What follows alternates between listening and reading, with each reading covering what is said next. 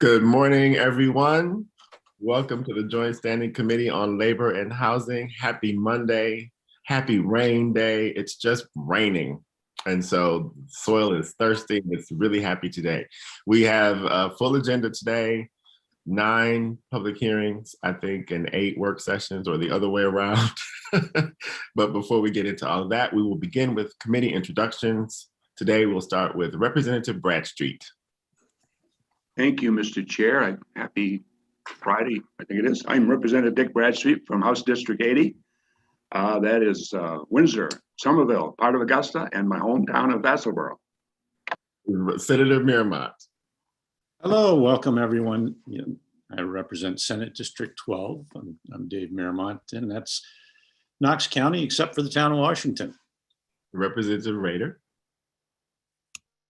Hi, I'm Representative Amy Rader. I represent Maine House District 125, which is a portion of Bangor, and I have work sessions and other hearings I'm bouncing back and forward to today. Thank you.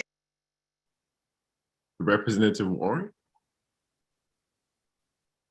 Good morning. I'm Sophie Warren, and I represent my hometown here in Scarborough Coastal District 29. Representative Pebworth. Morning, everyone. I'm Sarah Pebworth. I represent House District 133 in the Blue Hill Peninsula, where it's raining, but it's definitely Friday. It's the rainy days and Mondays always get me down. Like, that's what's on my mind, because it hasn't rained in a while. So Senator Garrett. Good morning. I'm Senator Stacey Guerin, representing Senate District 10 in Southern Penobscot County. Representative Morris.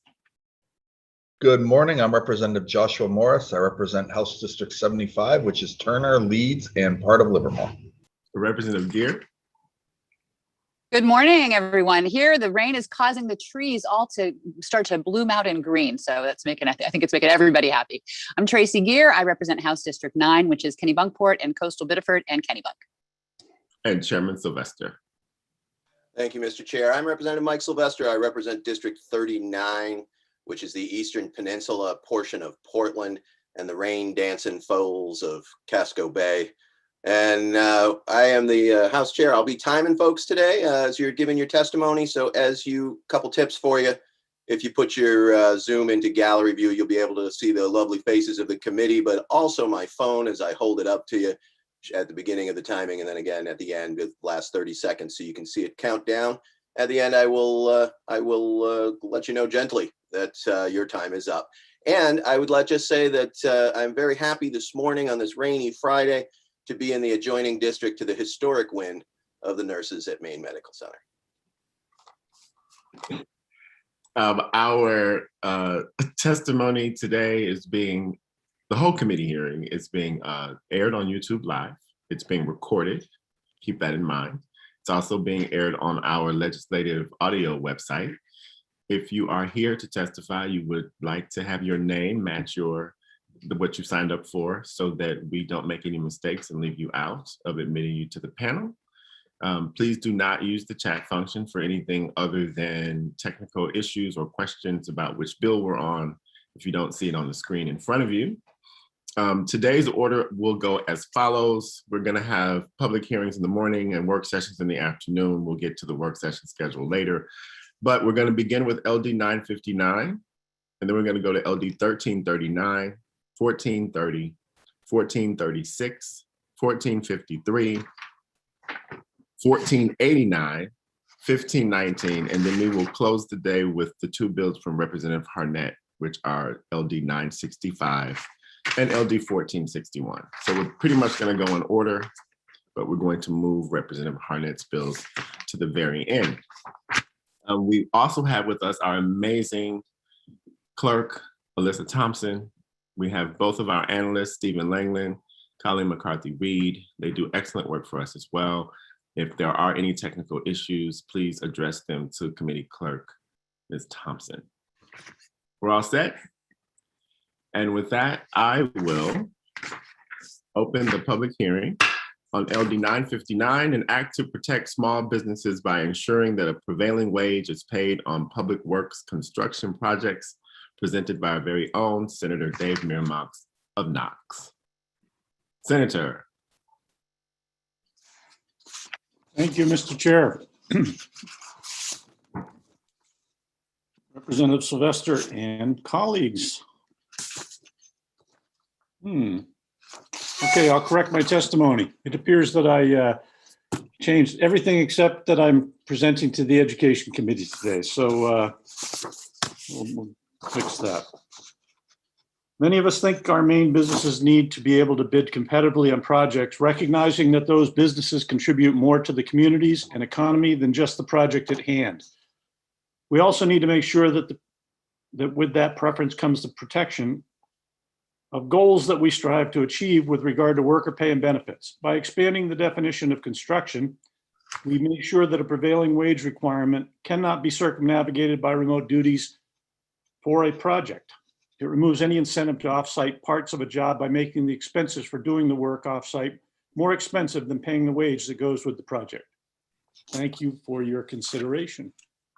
Thank you, Senator. Are there any questions from the committee on that very brief presentation? Thank you. Seeing none, we have 3 people signed up to testify on this bill. Grant Provost in favor, Matthew Marks in opposition, and Michael Rowland from the Department of Labor, neither for nor against. Ms. Thompson, if you could just let them all in, that'd be great. And as they come through the wormhole, I will welcome first Mr. Grant Provost from Brunswick to speak in favor of the bill. Good morning. I'm also enjoying the rain here. I have some apple trees in the yard I just grafted, so excited for that to come to fruition. Good morning, Senator Hickman, Representative Sylvester, and esteemed members of the Labor and Housing Committee. My name is Grant Provost. I'm the business agent for Iron Workers Local 7, and I rise in favor of LD 959, an act to protect small businesses by ensuring that a prevailing wage is paid on public works construction projects. This bill came about when prevailing wage for reinforcing iron workers went to $52 an hour. Reinforcing iron workers work on foundations and place reinforcing iron, rebar, in concrete to strengthen foundations, floors of buildings, wind turbine foundations, and bridge decks. To avoid paying that high rate on job sites, contractors started to do the work at their shops and shipping in the finished project to job sites. This practice makes it so only a few employees make the prevailing wage instead of many who would have normally. This curtails the whole point of prevailing wage, to offer a living wage to workers on state-funded projects. Now the employees suffer, and instead of a decent wage and a benefit package, they are working for a quarter to a third of the prevailing wage. They enjoy no benefit, while contractors will still bid using higher number, pocketing the difference. If a small business is trying to expand and they haven't the infrastructure of a larger company, then they would be forced to do that reinforcing ironwork at the site and pay the living wage that is intended by the prevailing wage. Paying a prevailing wage is meant to provide an equal playing field for good companies to be able to compete. When a prevailing wage project is built at a location other than the actual job site for a much lower hourly rate, no company that pays the prevailing wage or higher would be able to compete. If the state of Maine sets wages for public buildings infrastructure projects, companies should not be allowed to circumnavigate these laws at all.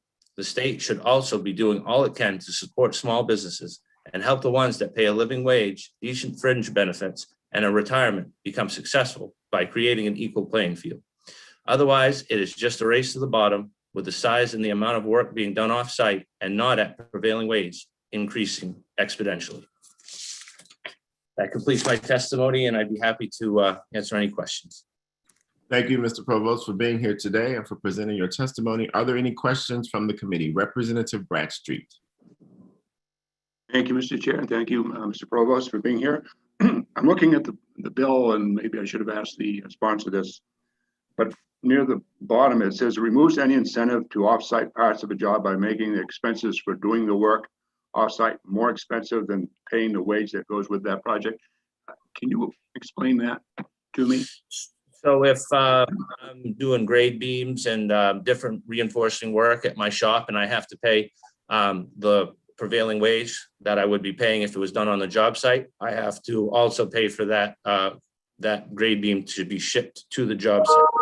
Trucking, the shipping, the offloading, when it's much more common for a company who is paying prevailing wage to all their workers to just do that at the site. Therefore, the material will be delivered to the project. The grade beam will be built in its location. So that's where the extra cost would come from if prevailing wage was you know, paid at the shop as well as the job site.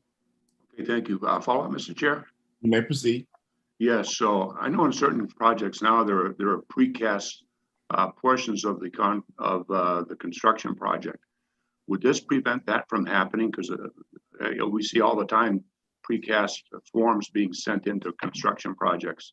So how practical is the? Yeah, well, that's why there was a percentage added to that. So, you know, if it's not more than 10% of a trade's work, then it would not apply.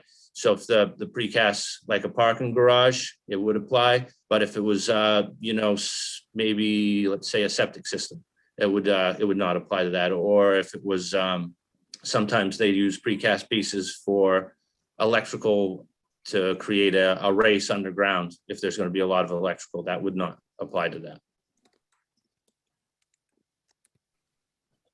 Representative Gear.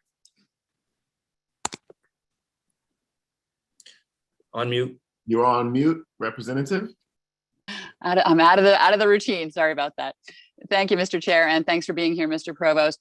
I'm curious as to whether you have a sense of how much of the work has started to be taken off-site of the work of this nature. Oh, I couldn't really put an accurate number on that. That is an excellent question, but I do know that if you can do so, the foundation wall itself, it would be pretty difficult to do that. You could do that in a few sections, but on the interior, you get to these areas where it's just a couple small mats and then a footer. And that would be for the whole interior of the building until the slab connects everything. And that's where the anchor bolts for the structural iron would go. So all of that work, I wouldn't know if that was about 50%, but you know, between 30 and 40. Yeah, and it comes about because I regularly organize members from the non-union side, and they constantly are like explaining how they feel like they have been not awarded the prevailing wage when they were working on prevailing wage projects. And I asked them the questions and they say, oh, I spent so-and-so time at the shop doing the work for this project. While my buddy, he was actually on the site and he made this amount. So that's the bill. Mm-hmm. And just, could I have a follow on, Mr. Chair? You may proceed. Thank you. And so are these workers typically of similar training and skill level, that whether they're on site or in the shop? Yes, they would be, you know, same job, different locations, different pay, same project. Great, thank you. Are there any other questions for Mr. Provost from the committee? Seeing none, it looks like we have one more person to testify in favor of the bill before we turn to opposition. That's Mr. Adam Good. We'll give him an opportunity to get through the wormhole. There he is. Good morning, Mr. Good. Thank you, Mr. Chair. Chairman Hickman, Chairman Sylvester, members of the Joint Standing Committee on Labor and Housing. My name is Adam Good. I'm the Legislative and Political Director for the Maine AFL-CIO. I was hoping to testify neither for nor against because we really haven't dove deep into this bill right now. I would say that Ironworkers 7 are an affiliate for the Maine AFL-CIO. Our understanding is that the building trades unions are supportive of Iron 7's effort to address this, what we would consider to be a loophole, and that by and large prevailing wages are great laws that are designed to make sure that people are paid fair wages for their work and that workers are not taken advantage of in any way.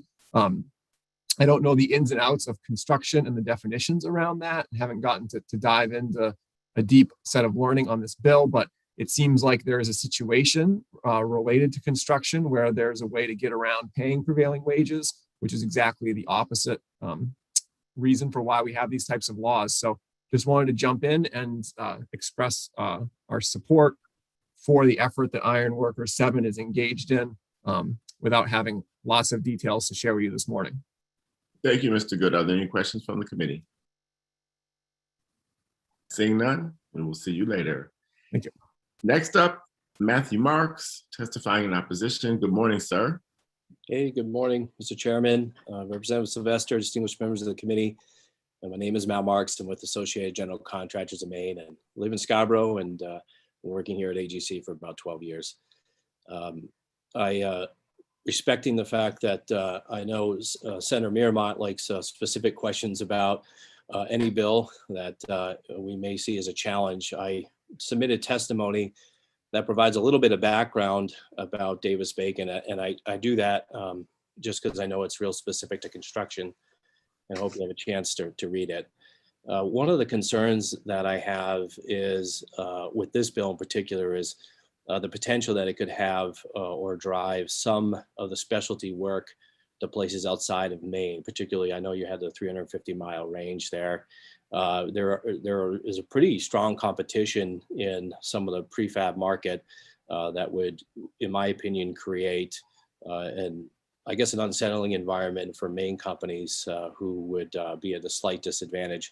And I don't particularly know if they would or wouldn't. Be honest, wages on prevailing wage are very close, if not just a minimum for many of our members who are already paying at or above. But one specific thing that I think is an issue is Davis-Bacon, which this would apply both to state prevailing wage and Davis-Bacon, whereas in many cases it'll say the higher of the two is not equipped for off-site work. Right now, Davis-Bacon only applies to on-site work, federal Davis-Bacon. So I'm assuming if that were the case, they would either have to go to what they call the conformance process, which they may not have a lot of data for the kind of work that's done off-site. And to be clear, there is some work that is done both on-site and off-site. There are conditions where that happens for sure. There are some other trades where that doesn't happen. A lot of the site may be built off-site. For a good example is precast work, where some of that can be the bulk of the project because of the specific type of installation, whether it be a large culvert or even a smaller bridge. There's some advantages to an off-site work. You know, we're seeing a lot more prefab work that may happen with as it was cited by the proponents. But I do think this could put Maine companies at a distinct disadvantage, and maybe even perhaps support some companies to our neighbors to the north in Canada who have some shops that do produce materials that are assembled on site later.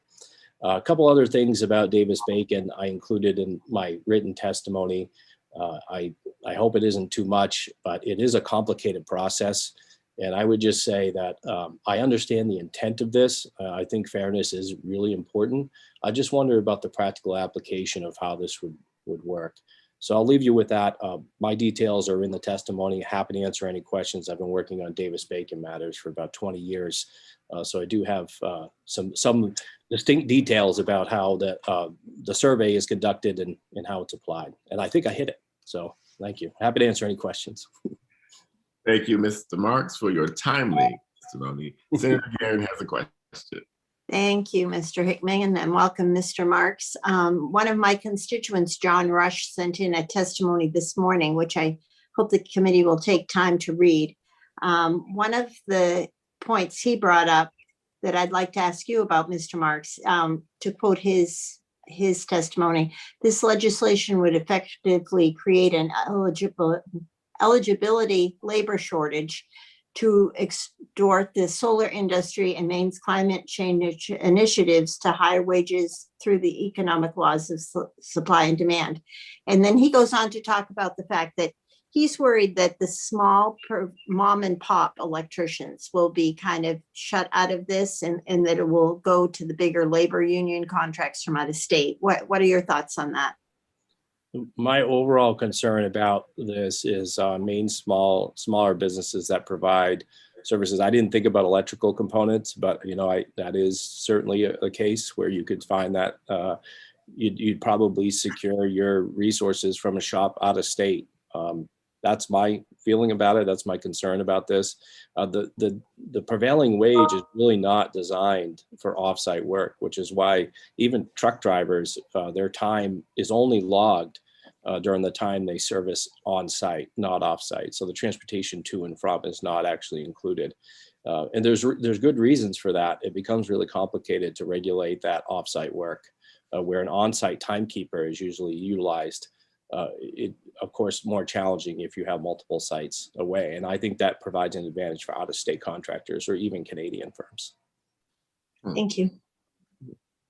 Representative Bradstreet. Thank you, Mr. Chair, and thank you for being here again, Mr. Marks. Talking about precast portions of a construction project, and I know technologies are changing all the time, and is there ever a case where in order to want to use something with the newest technology that there might be some limitations on who can provide it, and therefore you might be forced to go to a single source provider or anything like that? Yeah, some of the challenges right now on the supply end are related to, number one, pricing is a huge concern right now. As you all know, it doesn't take much to go to Home Depot and recognize the softwood prices through the roof. But yes, that is a case. It may even apply with weather. We had to adjust. I know there's a bridge project a few years ago that was coming up against some weather in Aroostook County where they had to do cast in place instead of bringing the materials in from away because they were running up against weather and permit. So in this case, I would say that generally speaking, I still feel that this is more about the small main businesses where they would be challenging. So if there is a single source project, for sure, that would be a challenge for most contractors to put this together. Chairman Sylvester. Thank you. Welcome, Mr. Marks. So you and I have been doing these bills together for a second here. Yep. You know, I've heard a lot of your testimony, and I think we can probably agree on one thing. I think that, you know, offsite is for convenience. Sometimes things should just be assembled better. Offsite is quality sometimes, right? Sometimes. But I think we can both agree we don't want the shipping and the cost of moving it offsite onto the project to be taken out of people's wages, right? Yeah, agreed. Yes, so I know that that's where you are. So we want the decision to be driven on those first two pieces, right? It's either more convenient to have it done off, the quality will be better if it's done off site, and to just be added into the cost of the bid. I mean, you think we'd agree on that? Yeah, no, I think you're absolutely right about the fairness issue on these matters. I think if more work is shifted offsite, that'll become a greater concern, and I think I agree with you on that. But generally speaking, I think this bill just provides more of a technical challenge than it does a fairness challenge in this case. That's my opinion on it, but I would agree. And I agree. I will wade through your testimony. I'm not a bacon expert, except in the morning, and so but I'll come back to you if I have questions. Thank you. Appreciate it. Are there any other questions from the committee for Mr. Marks? Thank you for being here today, sir. See you again soon. Next up is Mr. Michael Rowland from the Department of Labor.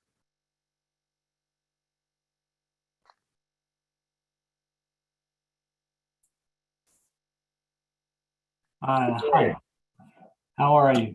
Great, how are you? It's raining, I'm happy. Oh, you're a farmer. Right. Yeah, okay. Always and forever. Yeah, it'll be May soon. So I'll get started. Good morning, Senator Hickman, Representative Sylvester, and members of the Joint Standing Committee on Labor and Housing. I'm Michael Rowland, the Director of the Bureau of Labor Standards at the Maine Department of Labor, and I'm here today to speak on behalf of the department, neither for nor against, for an LD 959, an act to protect small businesses by ensuring that a prevailing wage is paid on public works construction projects. The department understands the sponsor's apparent concern that construction activities traditionally conducted at or in some cases near a publicly funded construction site may increasingly be conducted remotely due to greater efficiencies or other factors. We are aware of some current and previous projects for which significant construction was or is performed off-site and is not subject to prevailing wages. We believe that in some cases it makes sense to include such remote activities in the coverage of minimum wage requirements for public works, and that doing so would be in keeping with the intent of Chapter 15. However, we see a few issues with the bill as written. Maine can't enforce state legislation outside of its boundaries, and the criteria of 350 miles within a project within which a project activity would be subject to applicable minimum wage might be better phrased as within the borders of the state while still retaining the desired effect. And similarly, the term 10% of construction work may be difficult to apply.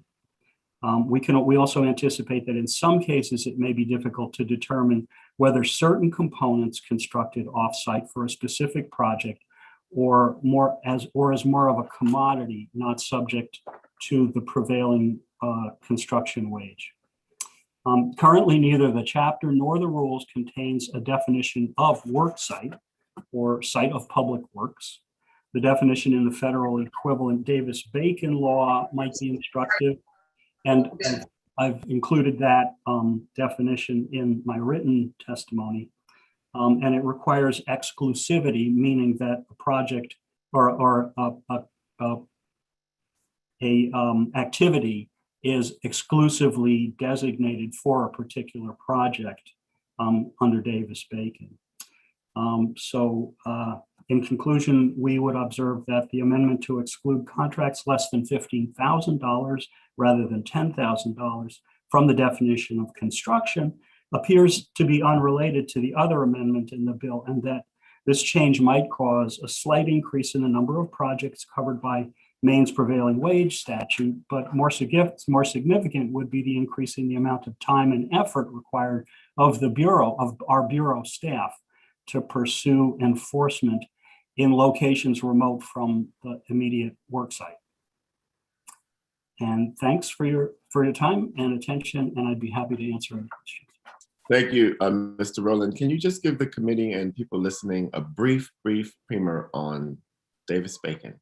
But Davis-Bacon is the federal equivalent of our own prevailing wage, or probably the reverse would be more true, that our prevailing wage statutes more or less replicate what exists at the federal level.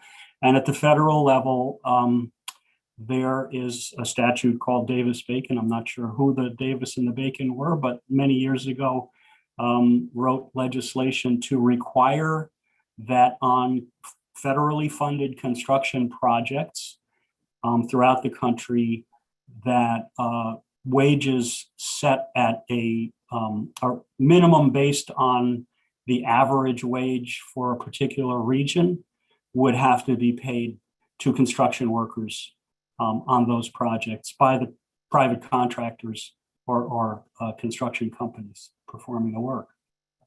Is that fair enough? Okay. I know it's a brief. I can give you more detail if you want.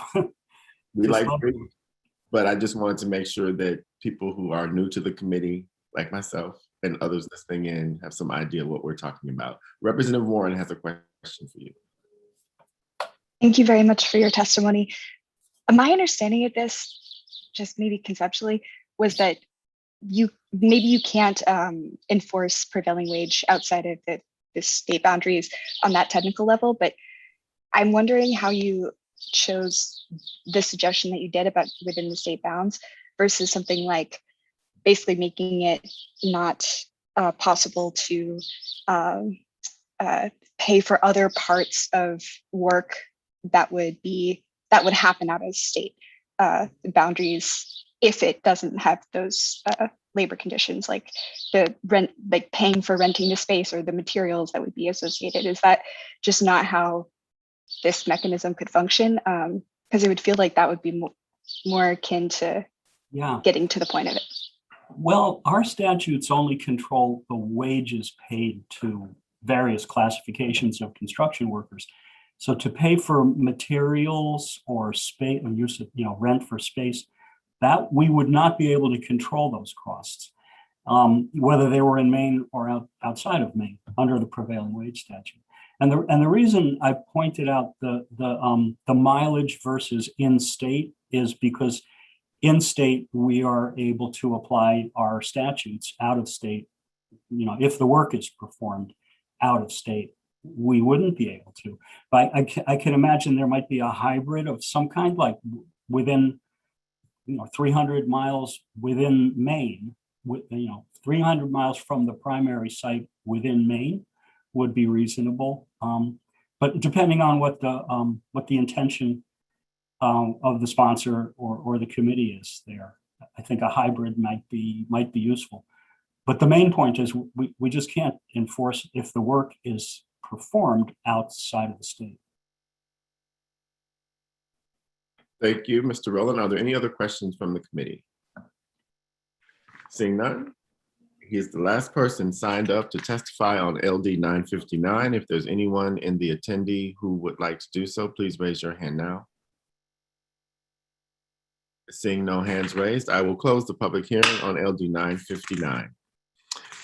I will now open the public hearing on LD 1339, an act to clarify that municipal firefighters, volunteer first responders, and substitute teachers are excluded from Maine earned paid leave, presented by Representative Randall Greenwood of Wells. And while we wait for him to come through, I will ask Representative Cuddy, who has joined us, to introduce himself. Good morning. I apologize for being late today. My name is Scott Cuddy. I represent House District 98, which is Winterport, Frankfort, Searsport, and Swanville. Thank you. Good morning, Representative Greenwood. The floor is yours. Good morning, Senator Hickman, Representative Sylvester, and the esteemed colleagues on the Labor and Housing Committee. I am Representative Randall Greenwood. I represent House District 82, which are the towns of Litchfield, Monmouth, and my hometown of Wales in both Androscoggin and Kennebec counties. I'm here today to present the bill LD 1339, as the chair just announced by name. This was brought to my attention by my local town office, who, we have volunteer firefighters, we have volunteer first responders, and when we were looking at the Earned Paid Leave Act back in January, we're trying to calculate how, what is the value of earned paid leave on somebody who's a volunteer. So it wasn't clear. It looked as though the Department of Labor had kind of lumped it in. So we were seeking clarification, and we weren't able to get it. So that's the reason behind the bill. For a record-keeping portion, it's also difficult for substitute teachers. Speaking with our school superintendent, tracking substitute teachers because they work in multiple buildings, different schools. It didn't seem feasible that was or even should have been in the intent of earned paid leave as a truly part-time worker. I wanted to be clear that when I was working with the revisor's office, I had asked it to be volunteer firefighters. They added the term municipal, which there is a language difference. So I'd like to work with the committee analyst and propose that amendment, that it would clarify that it's volunteer firefighters.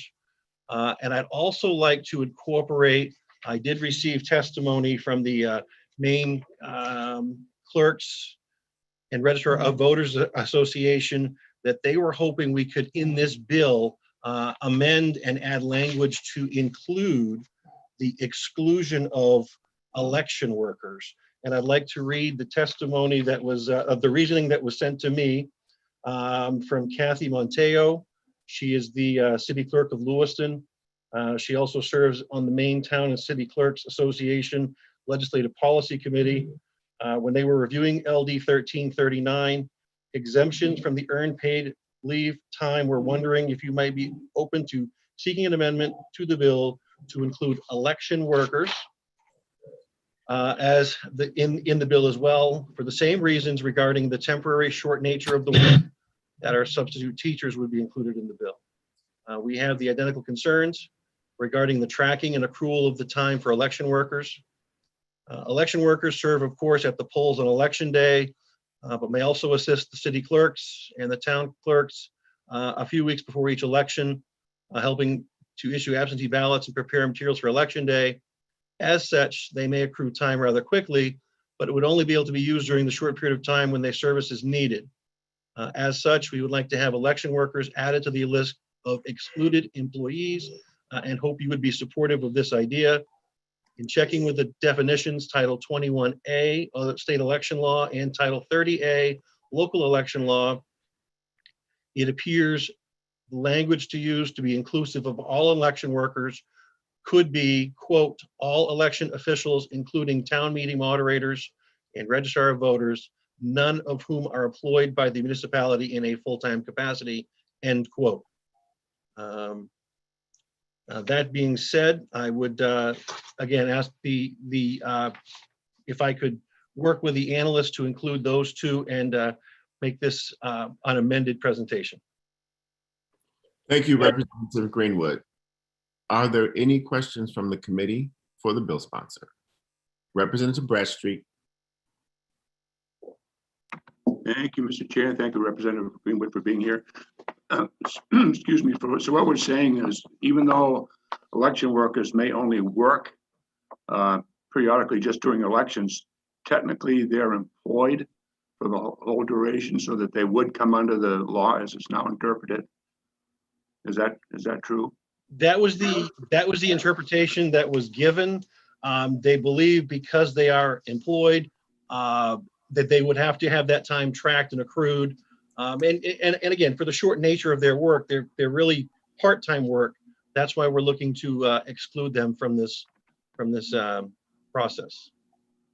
Okay, right. Thank you. Appreciate it.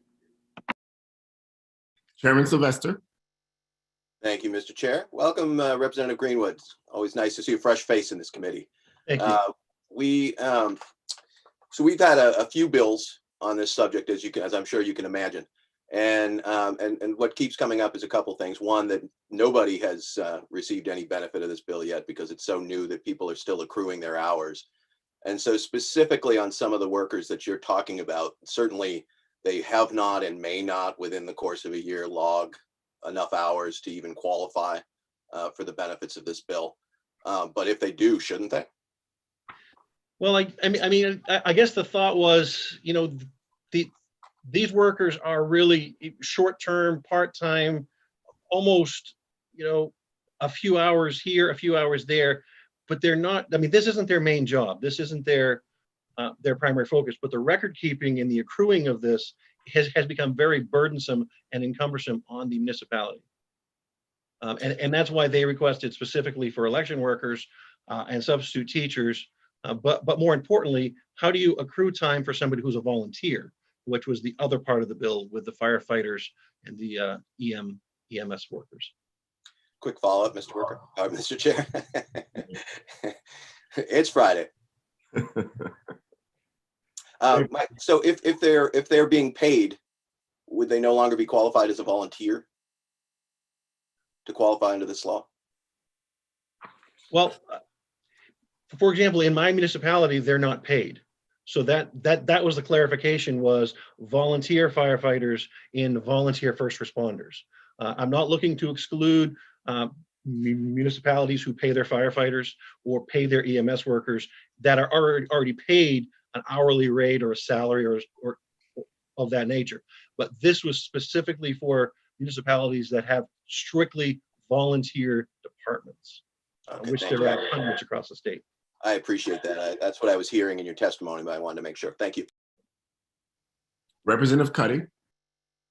Thank you, Senator. Actually, my questions were sort of dealt with in the last couple of answers, so I'm good. Representative Gear. Thank you, Mr. Chair. Thank you for being here. I mean, is it Greenwood? Greenwood, sorry. Yes, ma'am. Greenwood. Representative Greenwood, thanks. So as Representative Sylvester mentioned, we've heard testimony on various angles on this in the same topic and in other public hearings. And one of the things that I continue to hear from folks is something that you also mentioned, that the idea of tracking time for short-term employees or employees that don't work a full-time or basically part-time employees is burdensome. And so, one of the things I've done, my background, some of my background is in high tech and software. And so I've done some research on some of the ways that people are doing that task these days in terms of tracking time. And there are many, many free applications. Basically just you put it on your phone and you put in the hours and it goes into a little central reporting system. And then the person on the other end can see that. And, for older folks, maybe not have a phone, you can just write it on a spreadsheet or something like that. So I guess I'm just really curious about what the nature of the burdensomeness is that people are speaking of. What is burdensome about tracking time? It's from my municipal treasurer asked me, she's like, how are we going to track time of people that aren't paid an hourly rate? How do you track time on somebody who's not required to clock in, clock out because they're a volunteer? So that's where the bill nature came from. And that's burdensome because I guess I'm just trying to understand the nature of burdensome, because again, I see someone, you have the polls are open, you got election workers there, you got a spreadsheet. I was here 3 hours, I was here 4 hours. I guess I'm just struggling with that concept. So thank you. All right. Thank you for the question. So there's two parts that are burdensome here. First and foremost, there's the people who don't clock in, clock out, who are volunteers, firefighters, EMS. They don't punch a time clock. So that portion would be, if you're tracking on accrual, what is the value of that accrual if they don't have an hourly rate, if they're a volunteer? So that's the first side of this. The other portion with substitute teachers and election workers that was incorporated into the bill, central office at my RSU said it was difficult and burdensome to track substitute teachers. And I don't work in the central office, so I can't answer as to how burdensome it is, but that was the justification for the request. The testimony that I just read from Kathleen Monteo from the city of Lewiston as the main city and clerk of Voters Association, she just indicated that it was very burdensome to keep track of that time. So again, I'm basing my testimony on that. I hope that answers your question. Thank you. Are there any other questions for the bill sponsor? Representative Greenwood, I think that it might be helpful if for the work session, one of the folks you have mentioned could be available to us so that we can ask questions directly. Is the work session been scheduled yet?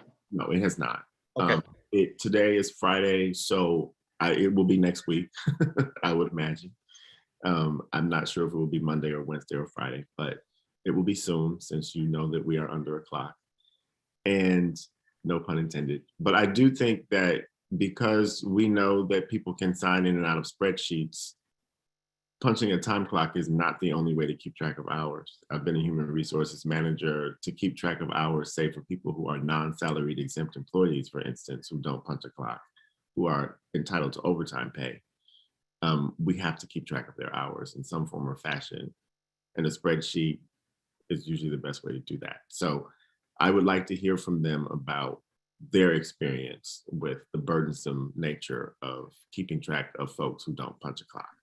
All right. Were you also, I just have one more question about, I saw that Patty Du Bois was signed up, but she's not here. So were you reading testimony on behalf of the Maine Town and City Clerks Association in her absence today? I was not. I was actually just reading the request that was sent to me directly from Kathleen Monteo.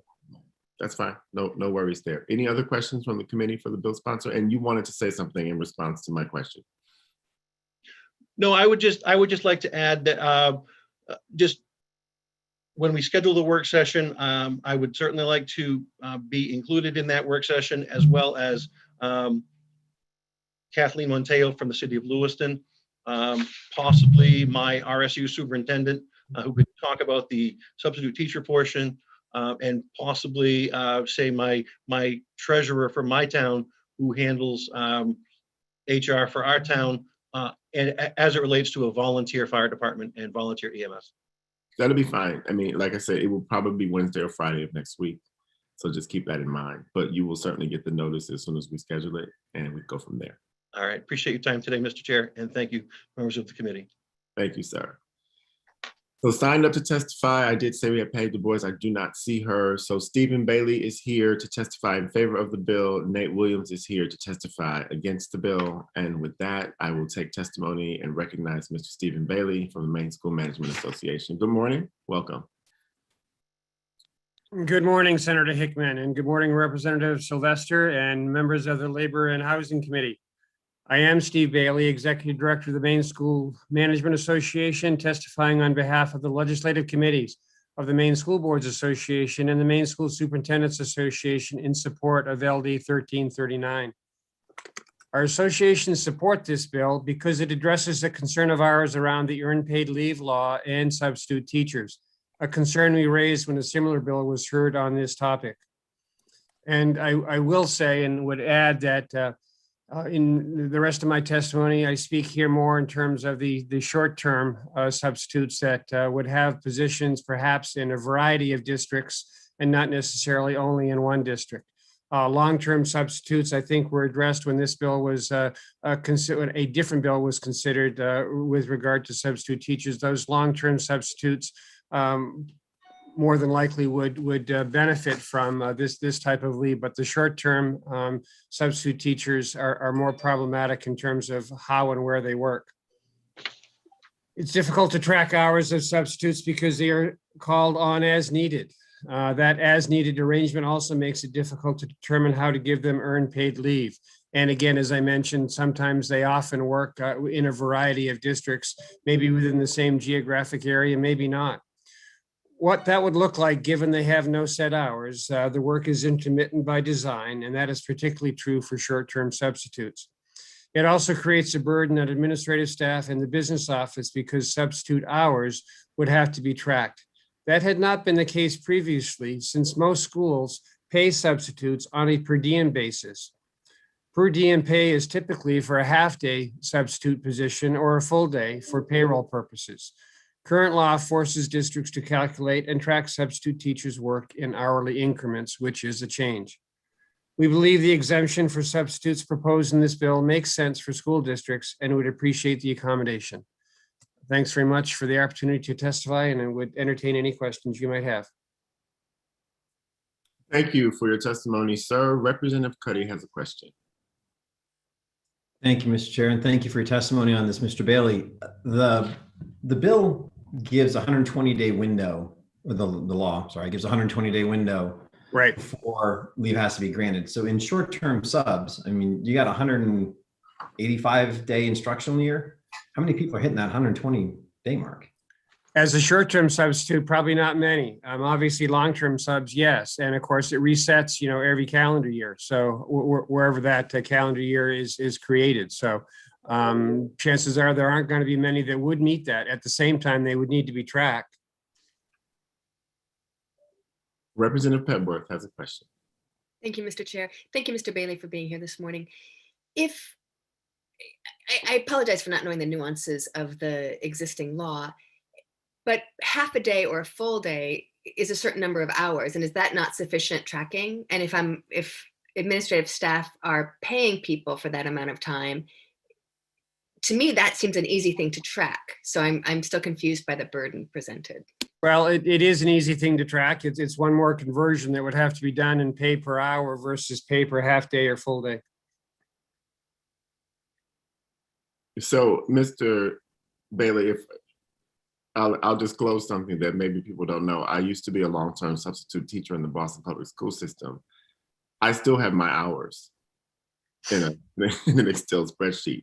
I keep everything. And so I guess I'm wondering about this burden to keep track of hours of people who are working. It's not registering with me at all. Well, it's just that it's not kept in hours in terms of the payroll departments. It's kept by half day or full day. It's just not paid by hours. If you work a half a day, then you have a daily rate. You don't have an hourly rate. And so it's either half a day or a full day.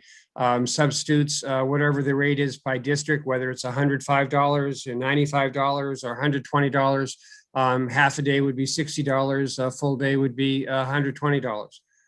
That's the way it's done. It would, it would just be a change. It would be a change. It would be one that would have to be calculated. How many hours are in a half a day, according to the per diem rate? Substitutes, I believe, typically are 7 hours. So 3.5 and 7. And so the difficulty in writing that down, the program is what? It's more time within the business office. That's all. Okay. Senator Miramont has a question. Thank you, Mr. Chair. This just highlighted another issue that came up in a previous bill that it applies everywhere. Whether you're salaried or you're not, or you're dealing with minimum wage or half a minimum wage, and when we have that horrible system of people who are tipped getting less than minimum wage, wherever it is, the hours need to be kept track of because it hits limits where people need to be treated differently based on hours. So keeping track of hours for anybody, for any business, forever, it just should be part of it so that that's not missed in any way. So if what, to me, Representative Greenwood, you've done two things for me. I now know there's a Wales in Maine, and the other is that that there's still maybe businesses aren't keeping track of this so that we can figure out when they hit limits, which could be arbitrary, but the Department of Labor says that the biggest violations in labor are around wages, and particularly around the sub-minimum tip exemption. So I hope that's what we're learning in this, is that we're still finding places where they're not keeping track of hours and need to be, and that there are free apps, and that it's easy, and that if you are a small business, you don't have to have a HR department, and if you do, then they ought to be doing it already. Would you agree with that, Mr. Bailey?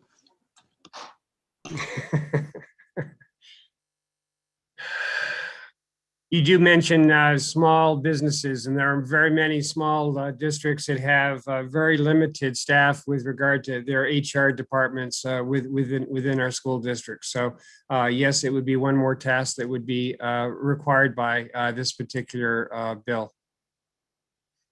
Chairman Sylvester has a question. Thank you, Mr. Chair. Welcome, Mr. Bailey. It's funny. I was having a conversation with Mr. Marks earlier, and you and I as well have seen a few bills together, and we tend to generally like to get to the heart of it. And so I think that what this bill seems to be asking is for us to weigh the inconvenience to an administrator versus the rights of a worker. Would you say that that's a fair summation? I would say that would be true. And I think the other part of that, though, is recognizing, and it was brought up before by the nature of the short-termness by Representative Cuddy, in terms of even those members that would hit or not hit the 120-day marker.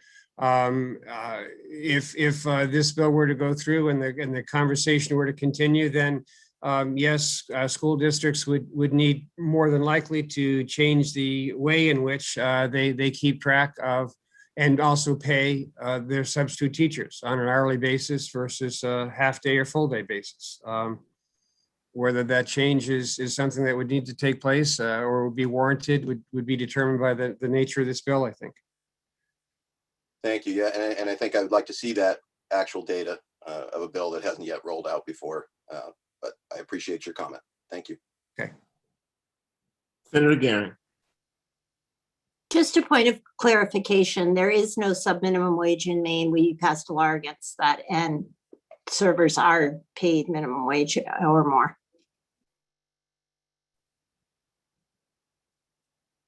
Point of clarification taken. I would hope that we all keep our remarks, including you, Senator Miramont, to the bill in front of us, so that we don't have to go off on those tracks. So, Mr. Bailey, are you suggesting that if this bill goes into effect, that it would force school districts to pay substitute teachers by the hour instead of per diem? I don't. Is that your? It wouldn't force them, but it would require them to keep track of hours, which they currently don't do.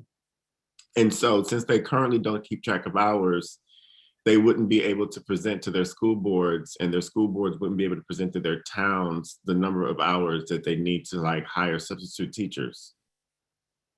If the communities wanted to know that, you're saying they wouldn't be able to provide that information? Not currently on an hourly basis. No, they would do that in terms of a day or half-day basis. But you could convert those days and half days to hourly just by doing, correct? That's correct. Okay, and what is the problem with that, in your opinion? If there is a problem with that, in your opinion? Because I'm not sure that you're telling me there's a problem with that. You're just saying that if it would be requested, that's a calculation that could be created if it were asked, and for sure that could be that could be done, and would be one more task that the HR department we needed to do, within each district. Okay. Senator Miramont. Thank you, Mr. Chair. Of course, my first year on labor too, so I didn't think about the tip credit for servers or others who receive tips not being called a sub minimum wage, since it's half of it. Senator Miramont, let's just keep They're talking. expected to bring to full minimum wage. So I used the wrong term. I apologize. I'll try to get my terminology correct for the bill at hand. This is about a bill. This isn't about that. So I just want to keep it to this bill. We'll get to all that in some other day. Representative Pepworth. Thank you, Mr. Chair. A couple of requests for the work session. One, I know with a couple of nonprofits that I'm involved in, tracking volunteer hours is really important and can be sort of traded for goodies when applying for grants and things. So I'd be curious to know if that's true with firefighters and first responders. And second, is there a way that we can substitute a per diem, a half day or a full day into hours without having administrative staff do that? If we can have that be an acceptable element to the existing law for the work session, please. Thank you. Thank you, Representative Pepworth. I'm sure that Mr. Langland heard that. Are there any other questions, clarifying questions for Mr. Bailey at this time from the committee? Seeing none, thank you for being here today, sir. Thanks for having me. You're welcome. We have Mr. Nate Williams to testify against the bill from the Maine Education Association. Good morning. Good morning, Senator Hickman, Representative Sylvester, and the members of the committee. I do have some prepared testimony that I will submit in writing, but I thought I would spend most of my time kind of addressing some of the concerns that were raised in the earlier testimony on this bill. Most of my written testimony is similar to LD 838, which was another attempt to kind of limit the application of the earned paid leave law. And our similar objection is that substitute teachers are not defined in this bill, and that there are long-term subs and kind of permanent subs are being hired now in some districts. And without further definition of a substitute teacher, they could be excluded from the earned paid leave law. But to address some of the other issues that have been raised, and I think some of the members of this committee kind of touched on what I wanted to say, is that substitute teachers' time is already tracked because you have to pay them for the time that they work. So if you're tracking it, whether you're paying them for a full day or a half day, you're tracking their time. And as the chair noted, that could be either 7 hours or 3.5 hours. And I think even Mr. Bailey recognized that subs are paid by either half day or full day, and there's a corresponding number of hours that relate to that. And I even say in terms of volunteers, those who have worked with volunteers know that they need to be scheduled. There needs to be a schedule, because especially if you're a firefighter or EMT, you can't have all your potential volunteers working for a 2-hour window and have none the rest of the day. So you have to maintain consistent coverage. So there has to be some kind of schedule that's tracking the time volunteers have worked. Although officially MEA takes no position on the volunteer inclusion, we're talking mostly about substitutes. That was just a point I wanted to raise for the committee. I think this bill needs further clarification. And also we've heard in LD 838 from the Department of Labor that they're asking for no changes to the earned paid leave law right now because it is new, because it's only been in effect since January 1. We need to see how it plays out and how it actually works in practice before we start making exceptions to it. And so I would say this bill is premature at this point. So that concludes the remarks I wanted to make, and I'm happy to answer any questions you may have. Thank you, Mr. Williams. Representative Bradstreet has a question.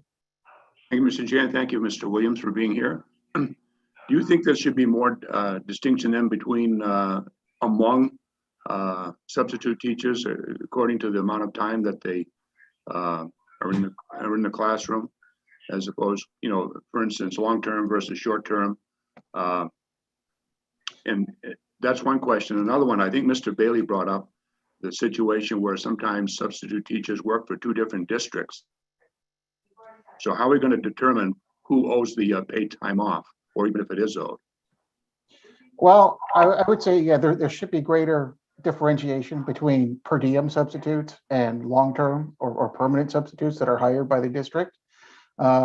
But I would say in terms of people who work for multiple employers, that happens in other industries where you've got part-time retail workers, or even if they work full-time and part-time, or work more than one job, their time is tracked by each employer so that they're paid the right amount.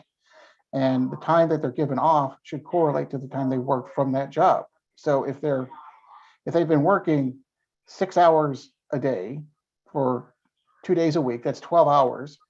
That would entitle them to, over the course of the year, X amount of paid time off from that job. So the paid time off that they would earn would relate to that job, at least as I understand it and how things work. When you work for more than one employer, you're paid according to the time that you work for that employer.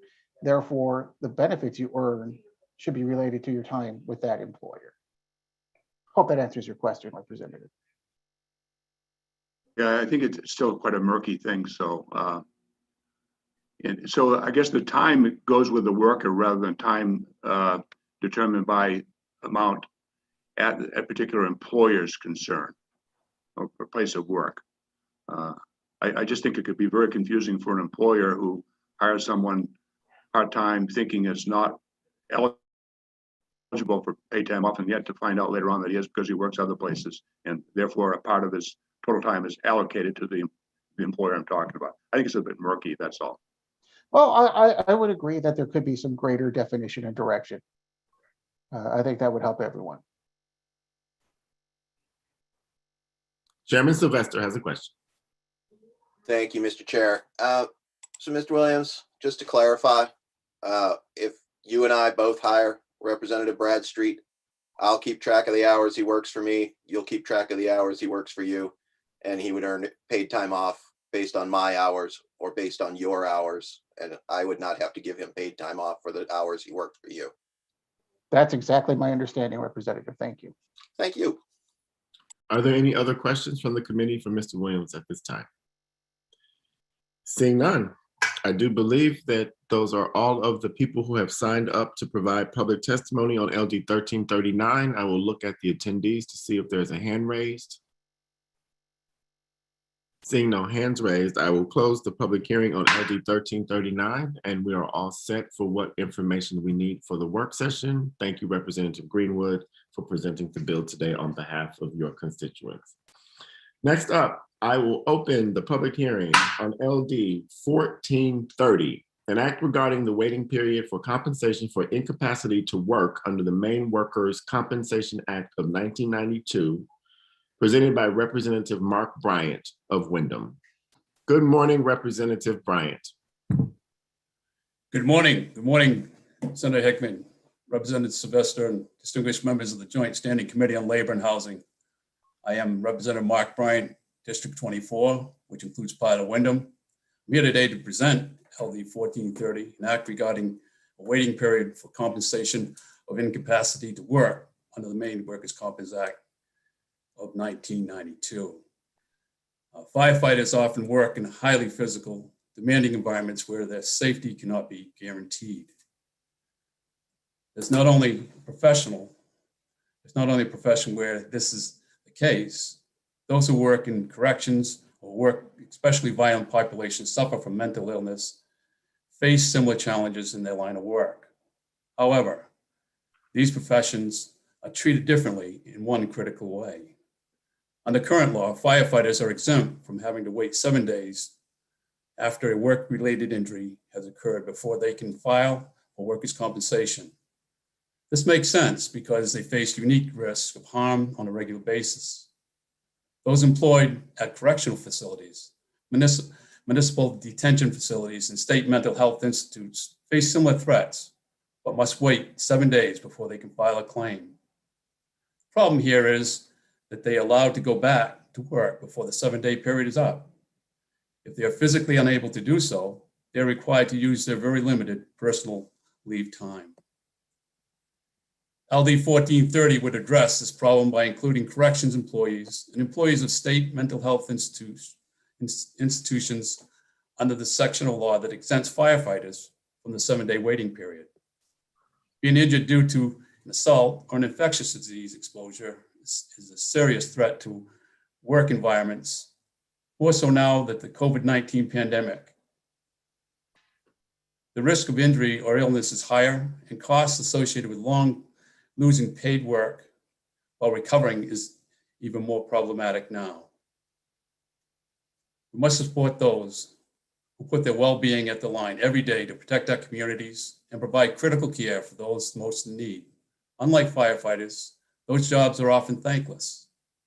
But with this legislation, we can do the right thing and ensure that they are appropriately covered when they become injured on the job. I want to thank you for your time, and I'll be happy to answer any questions you may have, and I'm sure there are others coming after me that with many clarifying answers. Thank you. Thank you, Representative, for presenting your bill today. Are there any questions from the committee for the sponsor? Chairman Sylvester. Thank you, Mr. Chair. Welcome, Representative Bryan. It's always good to see you in the committee. Appreciate you bringing this bill forward. I really thought we had heard every issue in the 30 some odd bills that got heard, but this is actually a new issue to be raised in front of this committee. So my question is, if you had delved at all into any of the history of how this 7-day came along, and knowing that Mr. Rohde is coming up behind us. I have not gone into in depth. I've looked at it. I've lived part of it. Obviously, I think that we had, back in the McKernan days, we had a battle with all of this before. But I just think it's unjust that anyone would have to wait 7 days in order to be paid, especially if they don't make the 7-day window. They only a couple of days, and they have to use that as their paid time, their own time. I just think that's unjust, regardless of who it is. But it's really egregious in this type of work when people are really putting themselves on the line and being injured, and there's no justification to hold back their pay. I appreciate that. Thank you, sir. Representative Gear has a question. Thank you, Mr. Chair. And thanks for being here, Representative Bryant. Good to see you. Are you, based on the history you just described, are you aware of the rationale at all for the 7-day waiting period, or just is that an unknown? I could say it's I can't answer that. I guess you're right. Okay. Thank you. Are there any other questions for the bill sponsor at this time? Thank you, Representative, for presenting this bill. It's new. It's a new issue. And even though I'm new on the committee, I hadn't heard of this before. So with that, we will now take testimony from the public. I have 2 people signed up for this bill, Mr. James Durkin and Mr. John Rohde. So we will promote them both. And I will recognize Mr. James Durkin for his testimony in favor of LD 1430.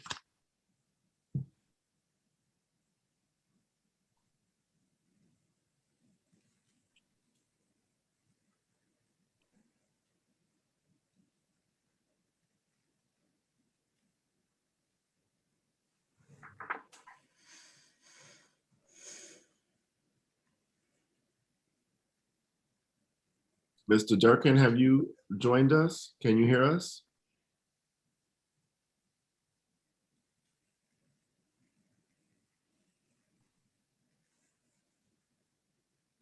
Doesn't sound like the wormhole has been completed yet. The transport can be difficult, especially when it's raining. Mr. Rohde, can you hear us? Yes, I can. Okay, so while we wait for Mr. Durkin, I will ask you please to present your testimony, introduce yourself, and we'll go from there. Good morning. Good morning, Senator Hickman, Representative Sylvester, and members of the Joint Standing Committee on Labor and Housing. I am John Rohde. I am the Executive Director of the Workers' Compensation Board. On behalf of the board, I am here to testify neither for nor against LD 1430, but as always, I'm happy to try to answer questions and provide information. With respect to Representative Sylvester's question about and Representative Gear as well, the waiting period has been part of the statute for decades and decades. I don't know what the original purpose was. I can try to dive into some treatises to figure out what the rationale for a waiting period is. It has varied over time. It's been as little as 3, excuse me, there's been 7 days. And because it sounds like this is the first time through with the waiting period in workers' comp, if you're injured, unless you're a firefighter, and that went into effect, I think, in 1965. your first 7 days of incapacity are not compensated unless you miss more than 14 days. So if an individual's incapacity lasts 15 or more days, they do ultimately get paid for those first 7 days. If you miss, which obviously means if you miss 8 to 14 days, you're only getting paid for those days that you've missed. And if you missed 7 days or less, there is no compensation for that lost time. So that's a quick tutorial on how the waiting period works. Happy to try to answer any more questions or gather additional information. Thank you, Mr. Rhodey. Representative Cuddy has a question. Thank you, Senator Hickman, and thank you, Mr. Rhodey, for being here to answer some of these questions. So if somebody is compensated by workers' compensation for lost wages, that's not a dollar for dollar replacement, correct? What can that replacement be? So the replacement under the Workers' Comp Act, I think it's since 2018, is 2/3 of an individual's average weekly wage. So if you're injured, the first step you take is to figure out what the person's average wages are. And in summary, it's supposed to be a fair reflection of what a person would earn each week over the course of a year. From the average weekly wage for current injuries, you then take 2/3 of that amount, and that is what's called the compensation rate, which is what's actually paid to the employee each week.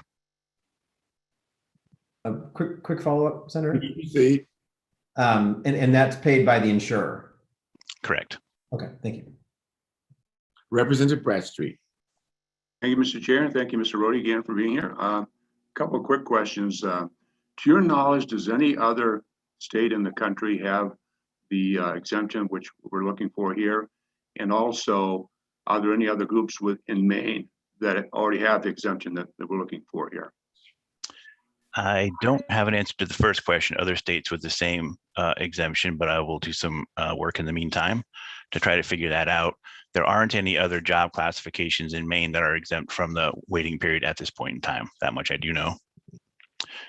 And that's in section 204 of the Workers' Comp Act. If you're trying to look it up, it's the waiting period when comp is payable is the title of that subsection or that section.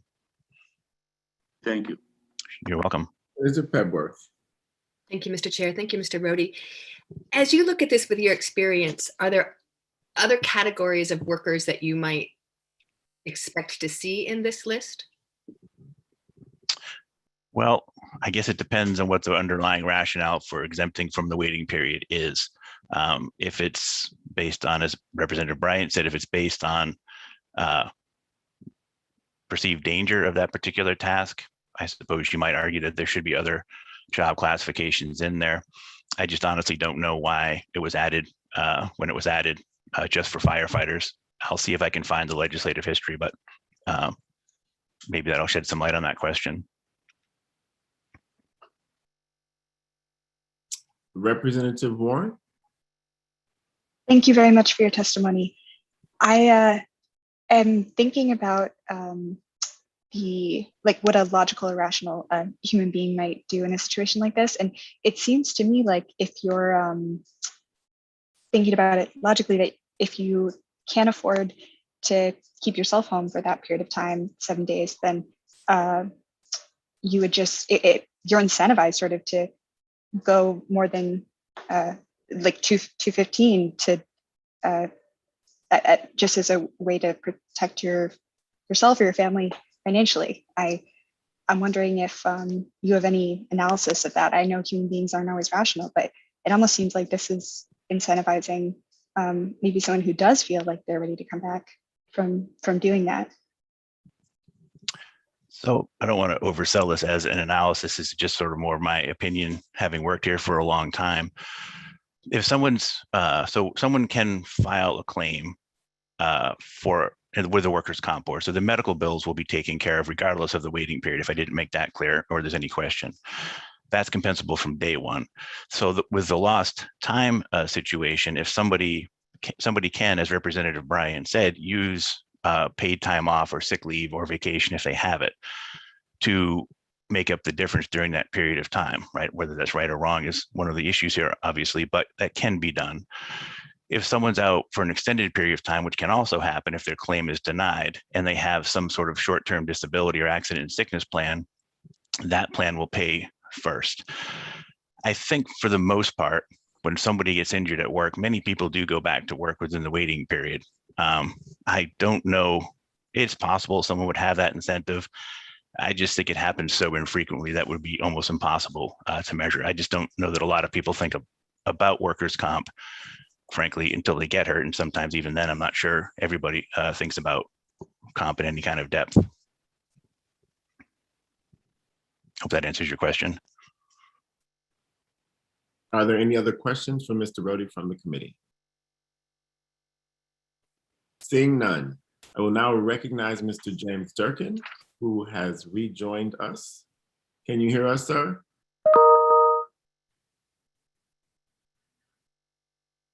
Mr. Durkin, can you hear us?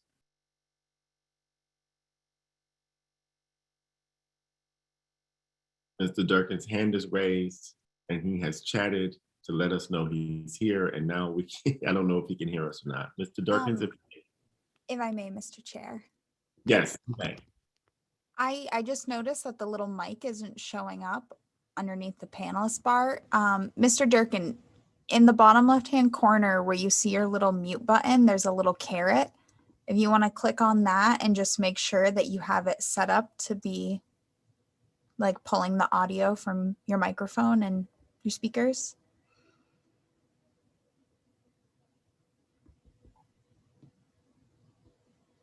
Thank you, Ms. Thompson, our technical. I don't know if it'll work, but it's my Yeah, only thought. Yeah, I see what you mean. There is no microphone for him, so maybe he has not connected his computer to the audio, which Zoom asks us to do every once in a while when we sign on. It says there's no mute button. Right, there's no mic. He's not connected to the computer audio.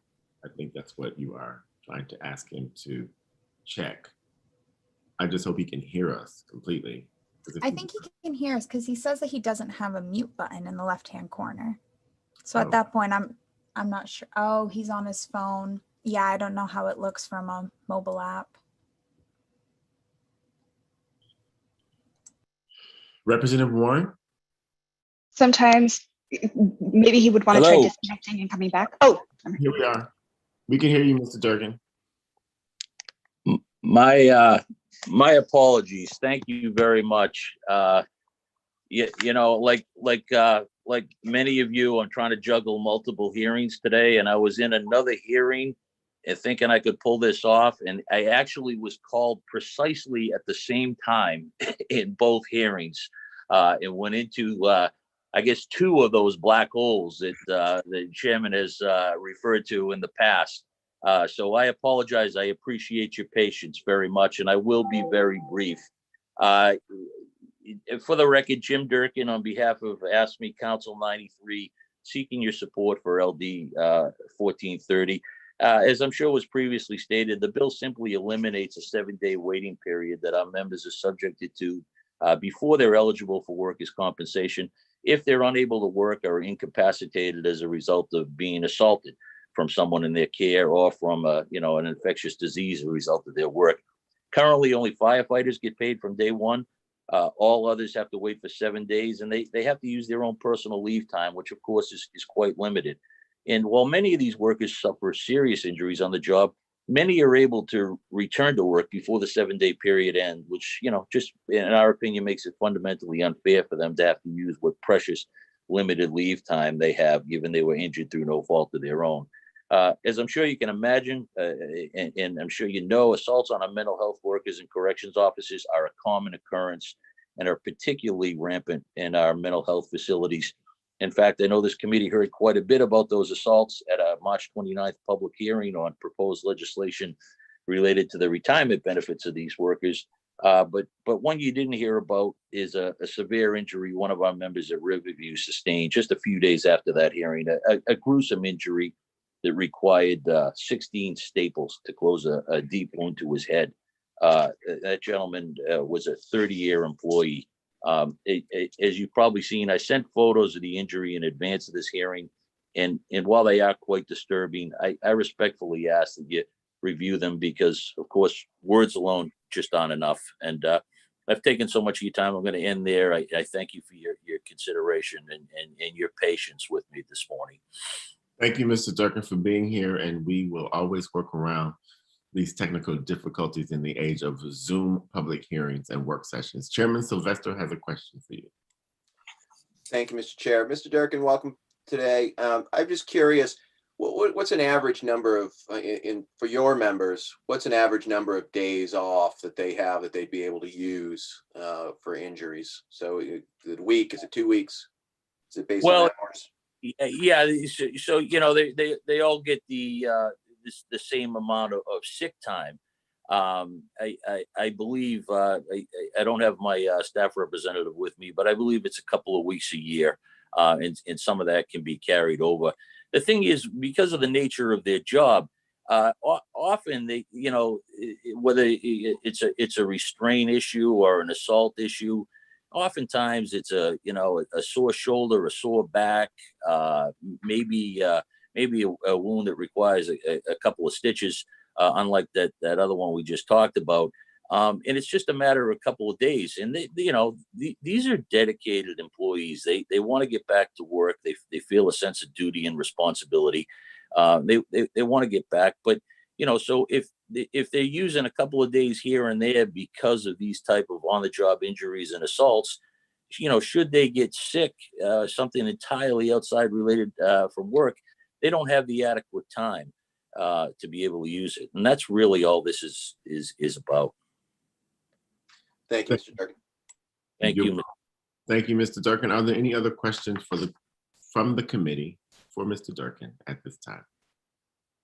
Seeing none, I do not believe we have any more signed up for this bill. Mr. Langland, for the work session, can we do an exhaustive look at the legislative record, including the debates for Section 204 of the law?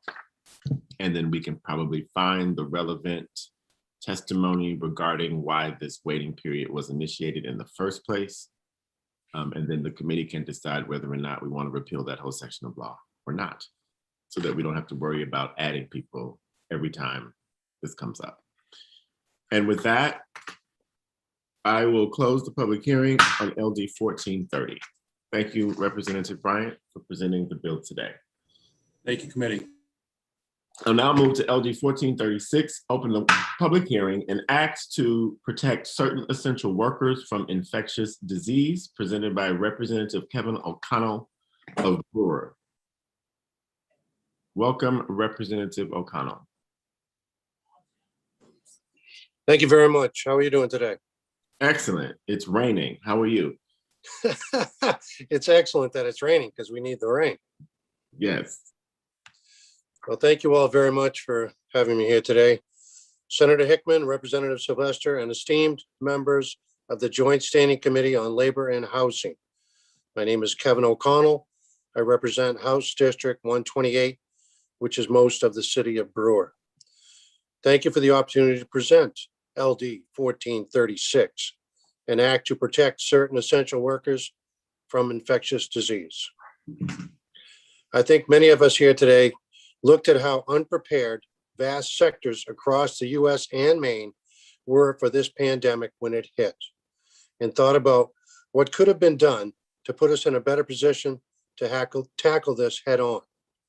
For me, I think about the videos and the photos of our frontline workers having to make do with homemade or improvised PPE when they were coming into direct contact and caring for people infected with COVID-19.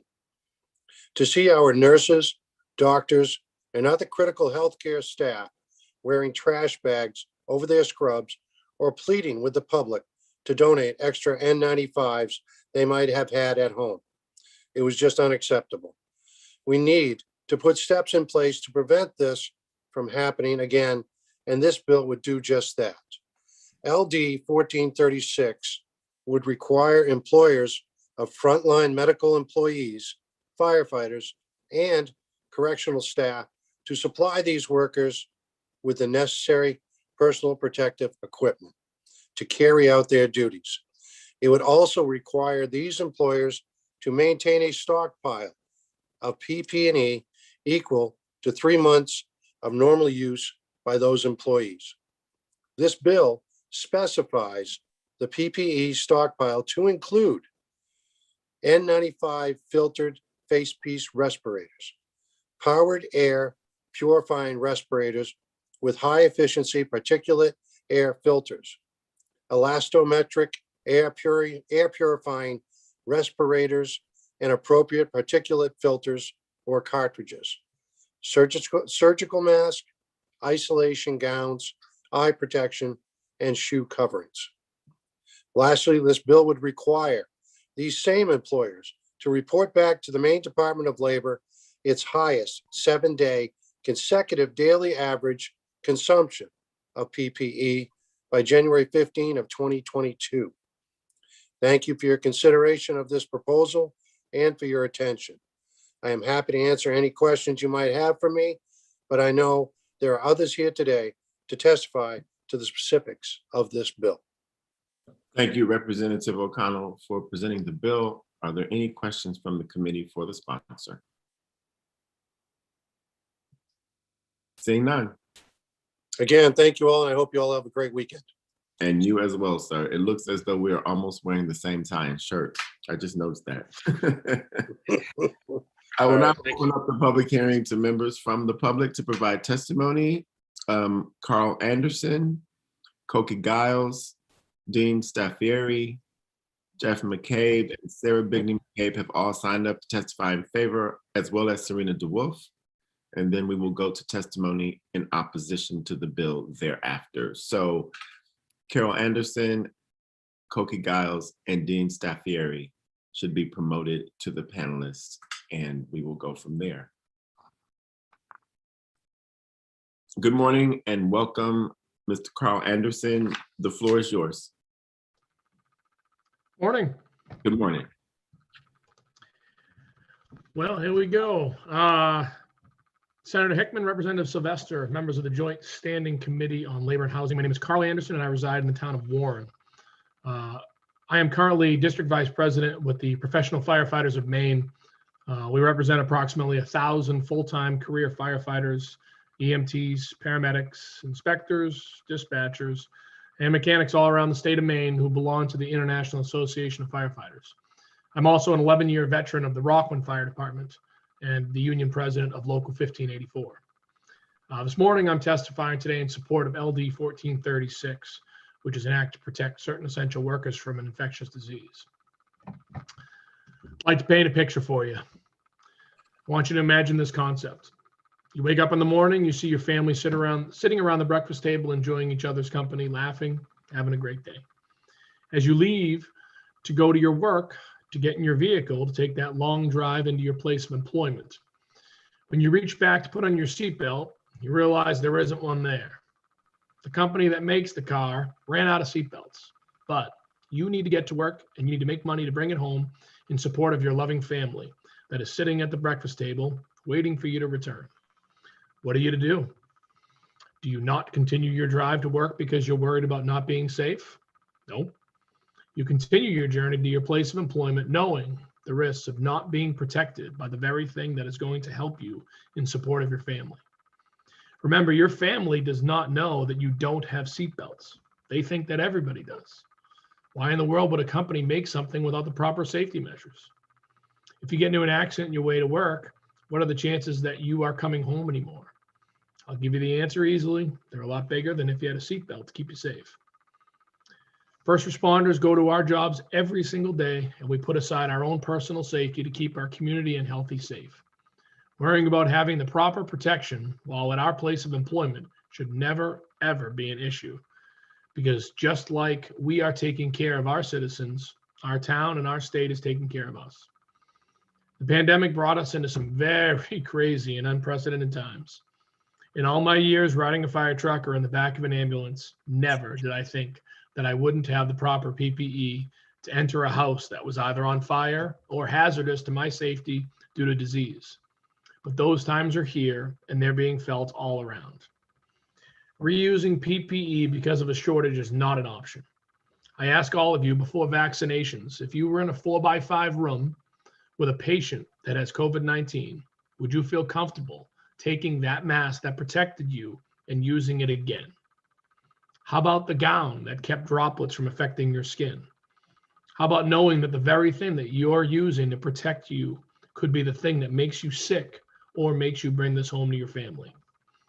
First responders, healthcare workers, and frontline employees are here every single day. They are here because it is their job to be here, love what they do, and they want to take care of all of you. Do your part, support this bill, and make it so that any of the scenarios will not happen again. PPE will be in constant supply, and then we can show all of our first responders that we are here for them just as they are here for you. Thank you very much, and I appreciate your time. Thank you, Mr. Anderson, for presenting your testimony to us today and for your service to the people of the state and your community. Are there any questions? Seeing none, thank you again for being here. Thanks, everybody. I now recognize Koki Giles from Brewer. Good morning, Senator Hickman, Representative Sylvester, and members of the Joint Standing Committee on Labor and Housing. My name is Koki Giles. I am a registered nurse at Eastern Maine Medical Center. I'm also the president of the Maine State Nurses Association. As Representative Sylvester said, as of the election results yesterday at Maine Medical Center, our union now represents 4,000 nurses and caregivers from Portland to Presque Isle. We are the largest union of registered nurses and healthcare workers in the state of Maine. It was just 1 year ago, March, when Eastern Maine Medical Center told us that nurses would not be provided N95 respirators while caring for all COVID positive patients. Can you imagine that? The second largest hospital in the state of Maine denied life-saving equipment to those who needed it most. At the beginning, a war with a virus that we did not yet understand. The reason they gave us was that supplies were low and that they did not have enough N95s on hand to protect us nurses. We were being sent into battle without the proper protection, and the exact results we predicted came true. Unprotected nurses got sick with COVID-19. Fortunately, all of our nurses recovered, but they might not have. Their young children and their spouses could very well have been robbed of that person in their lives forever, just because our employer was not prepared to protect them while these nurses protected the rest of us. Now, way back in January of 2020, our union contacted each employer where MSNA has members to make sure that there was enough PPE to protect everyone as COVID-19 quietly spread throughout our state. And each employer replied they had plenty. Just 2 months later, every single one of these hospitals and healthcare agencies was rationing their N95s because it turned out they didn't have enough, denying protection to the frontline workers fighting back against COVID-19. I'm grateful that our union had the foresight to get the information it could before COVID really hit, but mere verbal assurances from our employers was clearly not enough. And when the next pandemic comes, you better believe we'll get more words of assurance again. And the same thing will happen. There won't be enough PPE. It will be rationed and nurses will get sick and maybe die, unless you do something right now to make sure that doesn't happen. Please pass LD 1436. Thank you for your time. Thank you, and I apologize for mispronouncing your last name, Ms. Giles. Thank you for your testimony in front of us today. Chairman Sylvester has a question for you. Thank you for being here, President Giles. We appreciate always having you in the committee and your expertise on nursing issues. And I guess my question is, I know that nurses, even eventually when they did get the N95s, did not get them in all areas. And I'm wondering about the other staff in the hospital, you know, how the distribution was for non-frontline medical staff.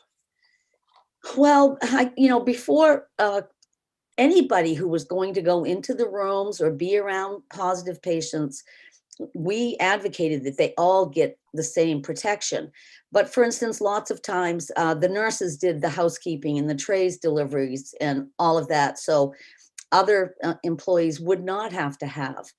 But because of limited just-in-time supplies, just-in-time staffing, they did not have supplies on the shelves because they always come with a great big mark on them that they're outdated after so many months, which the CDC drew that back. It's okay to wear outdated ones. It's okay to wear something that you were only allowed to wear one time.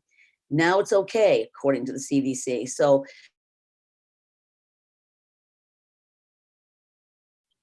Ms. Giles, you went to mute, I believe. I cannot seem to unmute you here. We lost your sound. Your mic seems to have cut out. oh, There you are. There you are. oh, okay. So, and once we ran out of, got scarce on the PPE, the N95s, then they wanted to collect them and reuse them, re-sterilize them, which there is no safe way to do that. Having, as Representative Kevin O'Connell said, having the, like the PAPRs and the elastomeric that can be reused, cleaned, reused over and over and over again is a much more economical way, but it took time to ramp up to that. Thank you. Thank you. Are there any other questions? Representative Gear. Thank you, Mr. Chair. And thank you, Ms. Giles, for being here and for your service to our state during these difficult times. Is it your sense that now hospitals have sufficient and ample supplies of these materials at this moment in time? Well, as I just stated, rather than relying solely on N95s, which there was a bottleneck, you know, we don't make a lot in this country anymore, which is another big problem. They went to PAPRs for the areas that mostly take care of the positive patients, so they can be given to a specific nurse and they will reuse and re-clean between uses. I can't answer everybody. I only know about, you know, my facilities. I don't know how strong non-union facilities were. I do know nursing homes were severely lacking in PPE, which pretty much shows you as far as what their, you know, casualties were during the first year of the epidemic. And just a quick follow-up, if I may, Mr. Chair. You may. And this is just for a layperson here. What's a PAPR? PAPR? If you've seen them when they were showing like Ebola, where they had entirely face covering and then they had a tank, an air to blow in air and stuff, it's really a better, it's better than an N95. Great, thank you. Welcome. Are there any other questions from the committee for Ms. Giles? Thank you very much for your testimony and for being here today. Thank you. Next up, Dean Staffieri. If I have pronounced that incorrectly, I apologize in advance. Welcome. Well, thank you. No, you did a beautiful job. You must have some Italian in you somewhere there, because you hit it perfectly. And I too am very happy to see some rain. I have a 64-year-old wooden boat, and we keep it in the lakes here, and there doesn't seem to be a whole lot of water in the lake. So let it rain, let it rain. Well, it is really good to see you all, and I appreciate being here. Senator Hickman, Representative Sylvester, and members of the Committee on Labor and Housing. My name is Dean Staffieri, and I'm the president of the Maine Service Employees Association, SEIU Local 1989.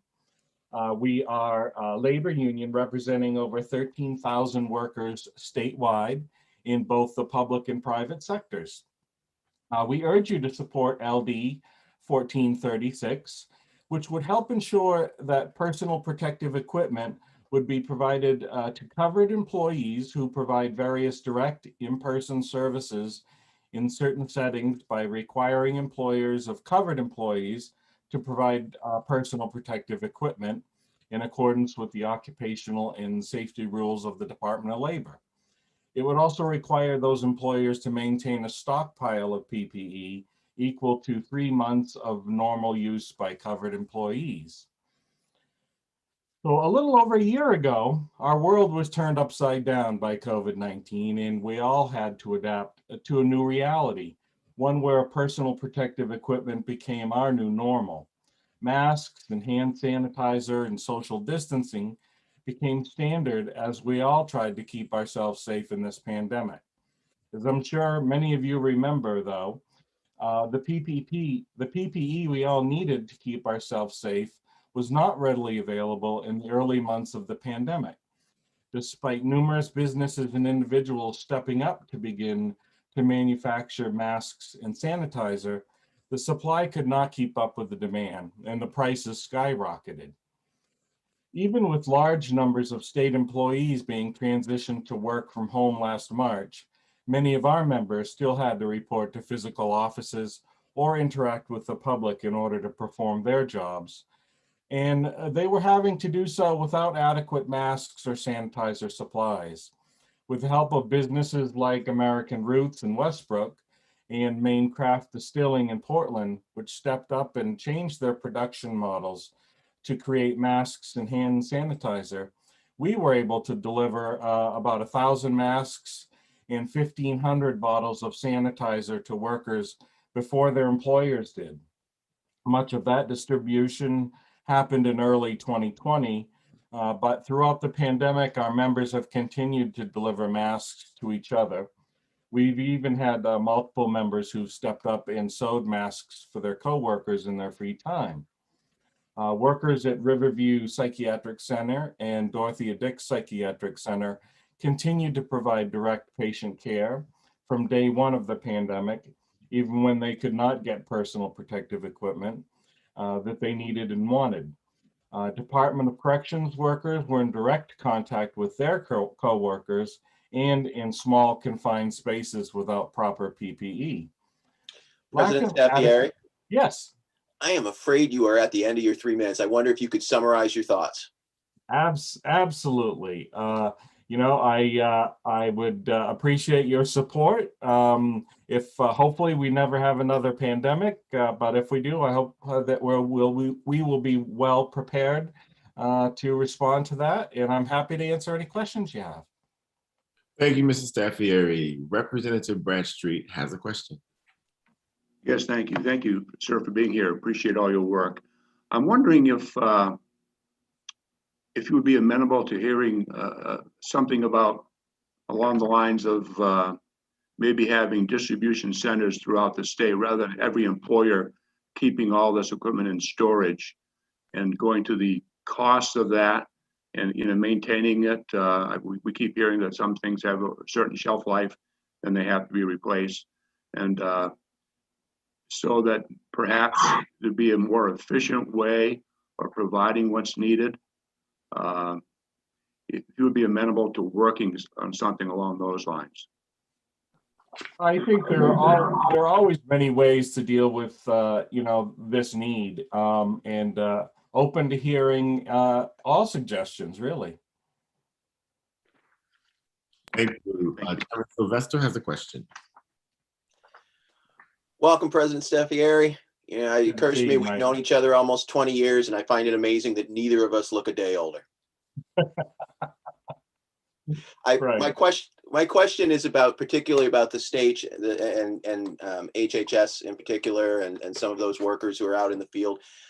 I know that the private sector stepped up. We've talked about that in this committee, really providing some of these things that were hard to get on the market. How long did it take for the market to catch up where the state could actually buy in a way that they would normally procure these items? How long was it? Was it 3 months, 6 months before the sort of the market opened up for the state to provide these in the normal channels?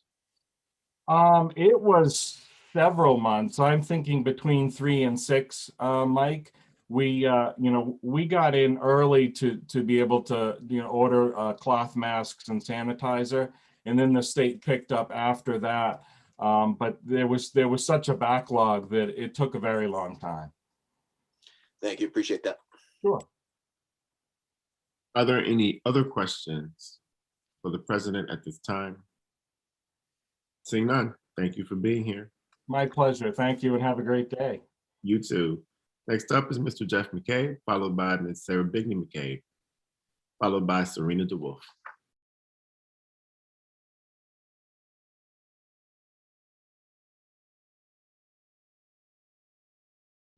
I do not see, I see Sarah Bigney McCabe. I do not see Jeff McCabe.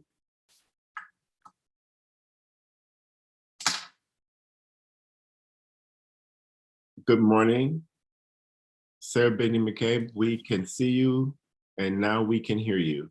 Good morning.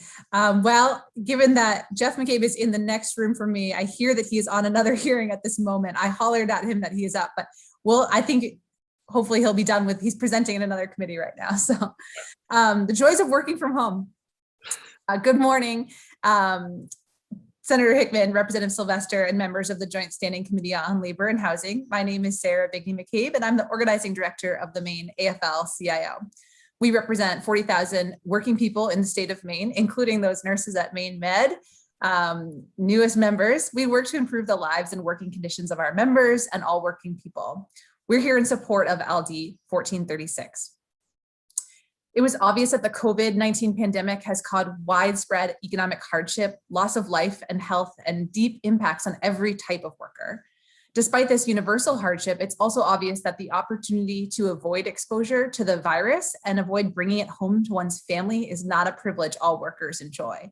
If you are an essential worker, a low-income worker, Black or Brown, or work in the service sector, you are far less likely to be able to work from home and avoid the virus than other workers. Simply put, not everyone can work from home. LD 1436 is one tool to address this fundamental inequality in the workplace. In order to ensure the safest working conditions possible, this bill requires that workers in employers that hire workers in medical and correctional settings or firefighters and emergency medical services staff to provide personal protective equipment to those workers. While many workers in these professions were able to eventually gain access to PPE, it was a major struggle. In many workplaces, the need for PPE was only acknowledged after workers made clear demands and after public sympathy for essential workers grew. A basic requirement as outlined in LD 1436 to require employers to stockpile 3 months of N95 respirators, air purifying respirators, surgical masks, gowns, eye protection, and shoe coverings should be the bare minimum preparation done by employers as we continue to navigate the COVID-19 pandemic and prepare for safe workplaces when a future pandemic occurs. This bill is designed to cover the most essential of workers, the people we expect to go into harm's way during a crisis. In order to meet their role of providing public safety in a crisis, employers should be prepared to provide appropriate PPE for their workers. There was a clear problem with workplace safety at this time last year. I remember talking to firefighters and nurses all across the state who were saying, we are almost out. This is really a bad situation. They were having to ration and decide which calls they would go on to use PPE or not.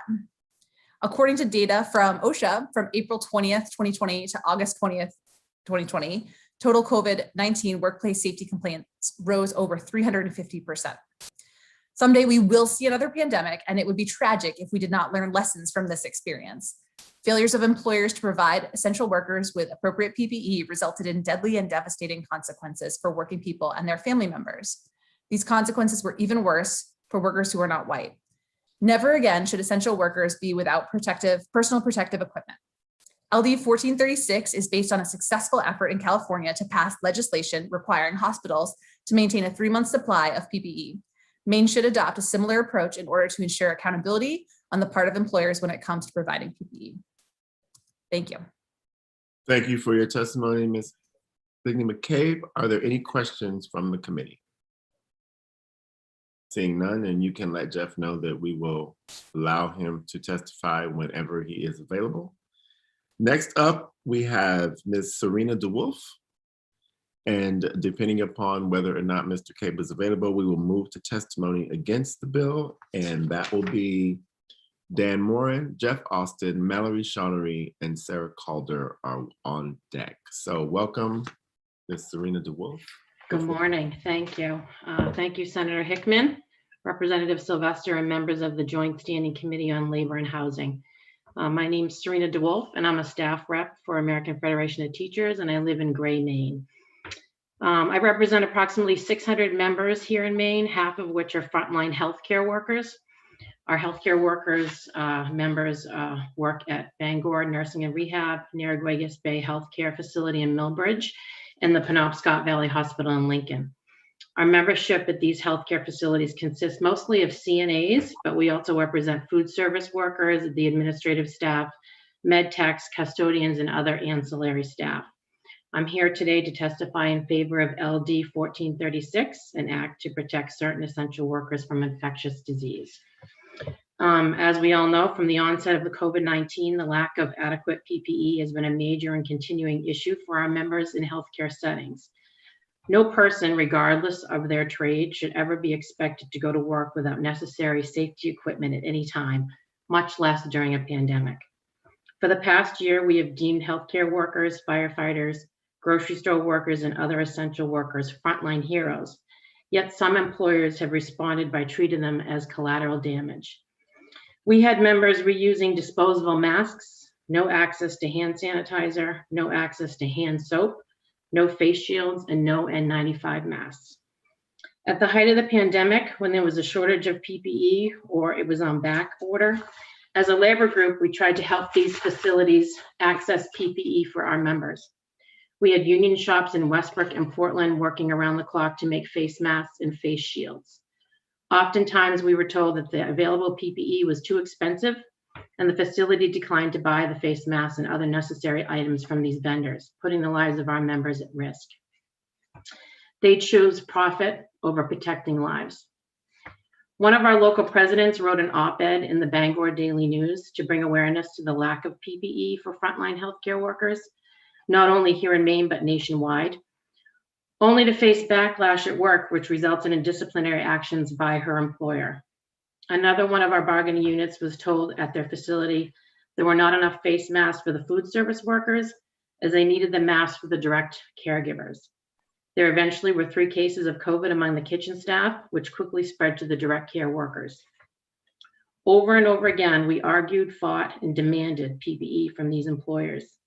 I like to call their response the COVID excuse. We were supposed to just accept that COVID could be the excuse for their irresponsibility. At one point during the pandemic, our national AFT office shipped 600 face masks and 300 face shields to me to deliver personally to our members. When I sent the information to one administrator, he initially refused to take our help. We had to fight with their attorney and the owner of the facility, and then threatened to publicly shame them if they still refused. We eventually won. I eventually delivered the PPE to our members, and our help was accepted. But frontline heroes should not have to threaten to publicly shame their employer in order to stay safe at work.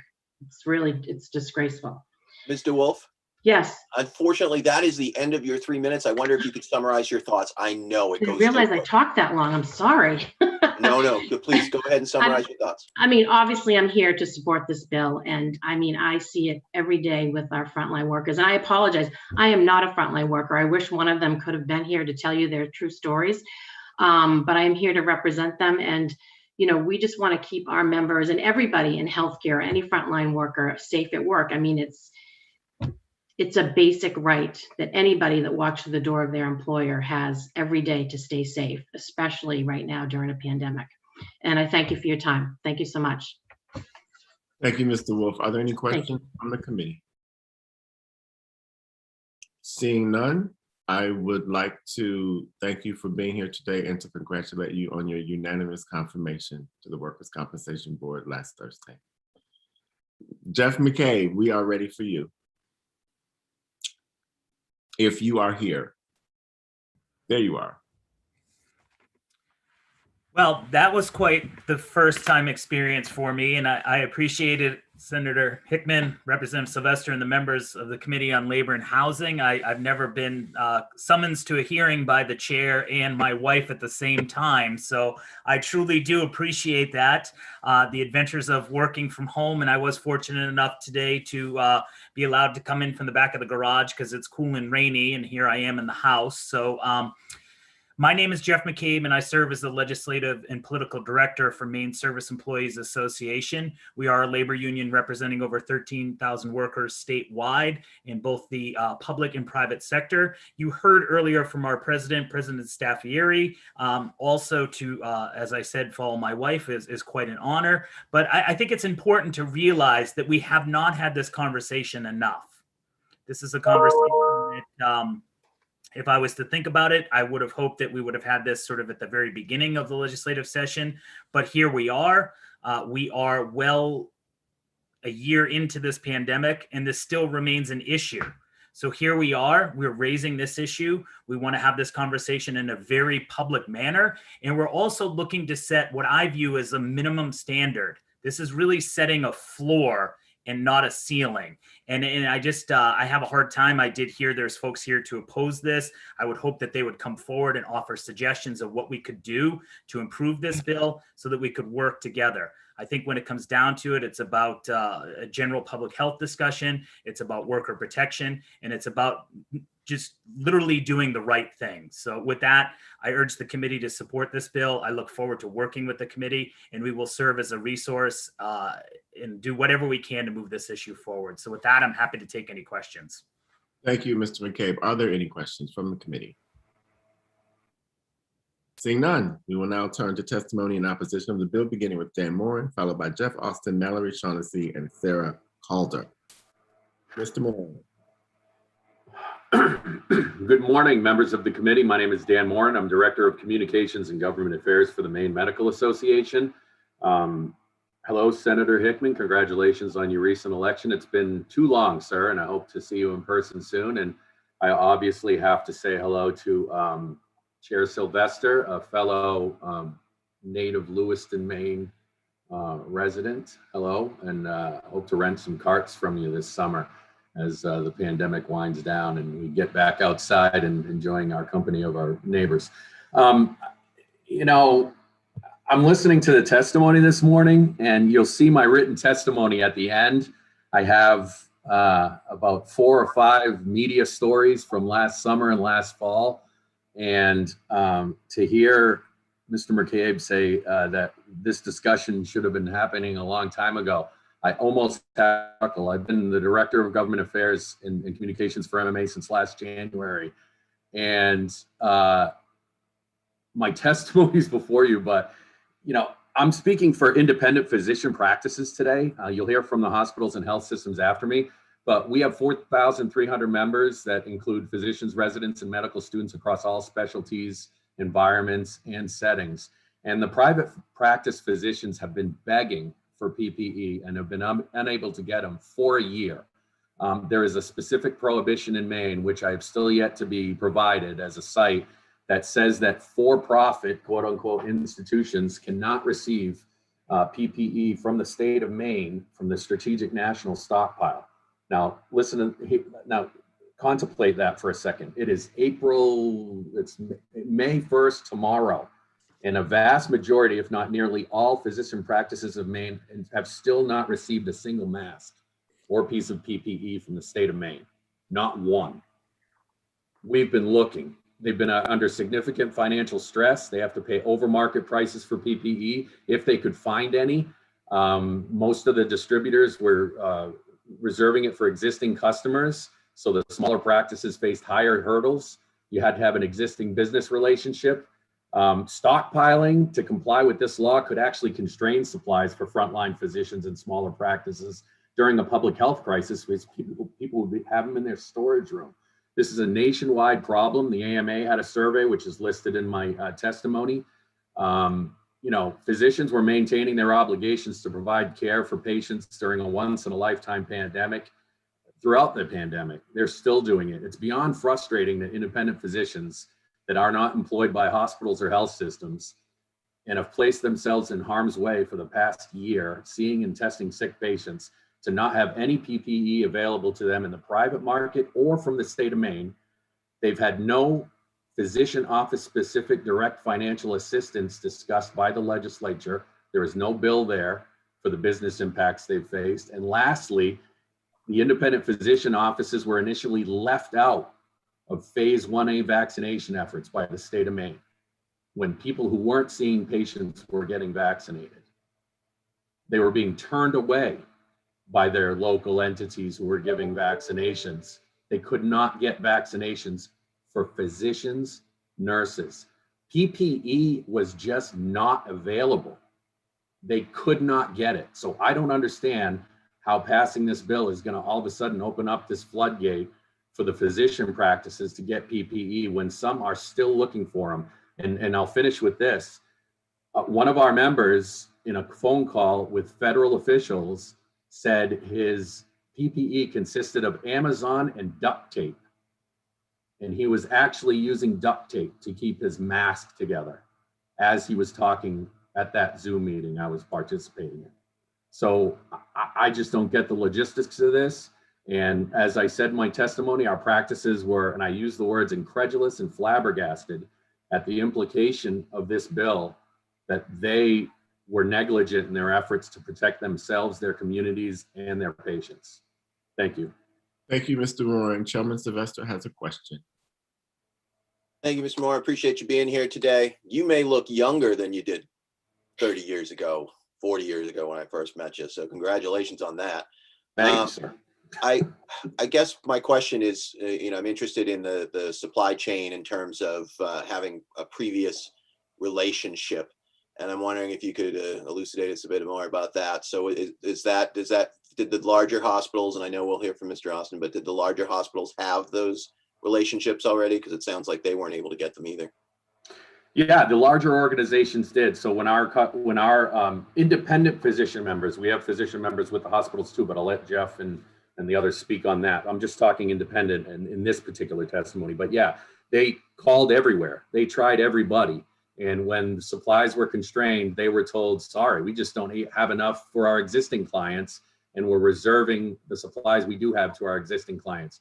We had one office who was dealing with Singapore trying to get masks, and it took them 2 months to get the masks, even though they were told they were coming. And when they came, there were no straps on it. There were holes in them, and they were unusable. And when they tried to call back to see if they could get a good supply, they never received contact back. And they were stuck with 1,000 masks that they could not use from a foreign country, and they could not track down where they came from. Thank you.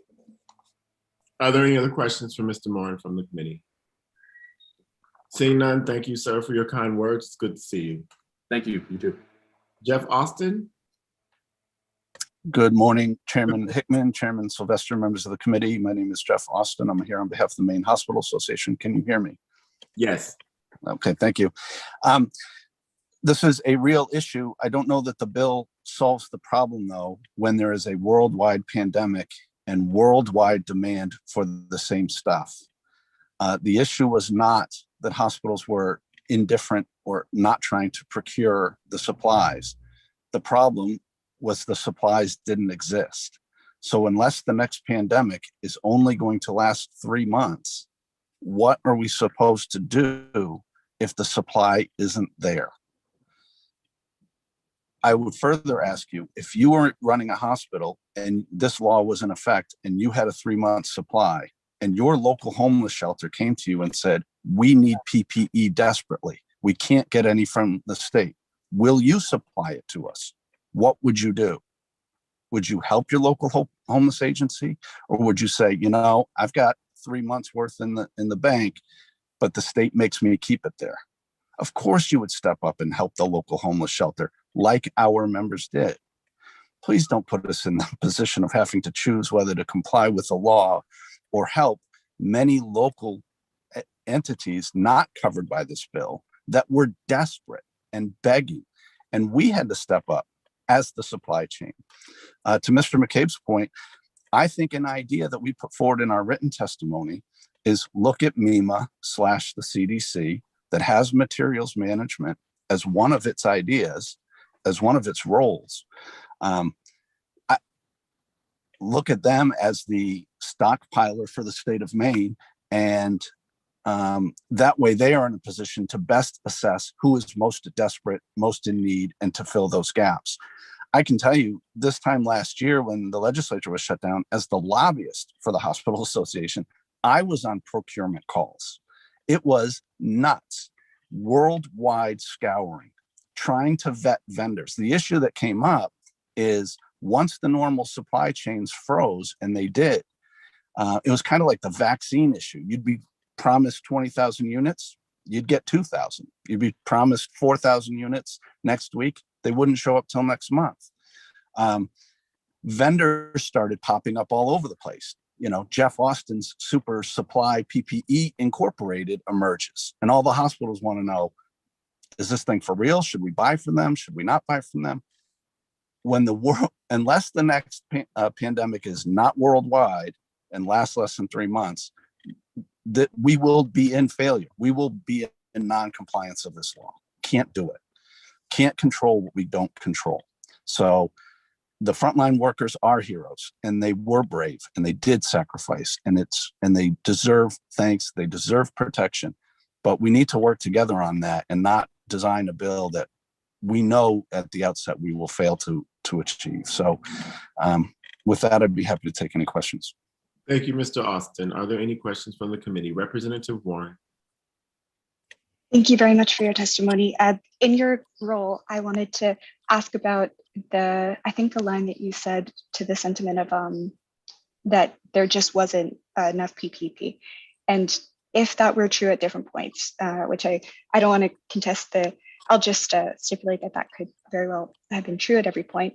There are other things that different hospitals did through the course of this pandemic or have been, that's been publicly reported on, that has to do with different supplies, like the vaccinations and certain people, like board members, cutting in line. And so I just want to ask you about that amount of credibility when it comes to supplies and equitable distribution of them. Do you think it's just good to have some of these things on the books to know what is an equitable or just distribution of resources in a moment like this? My understanding is the bill is silent on distribution.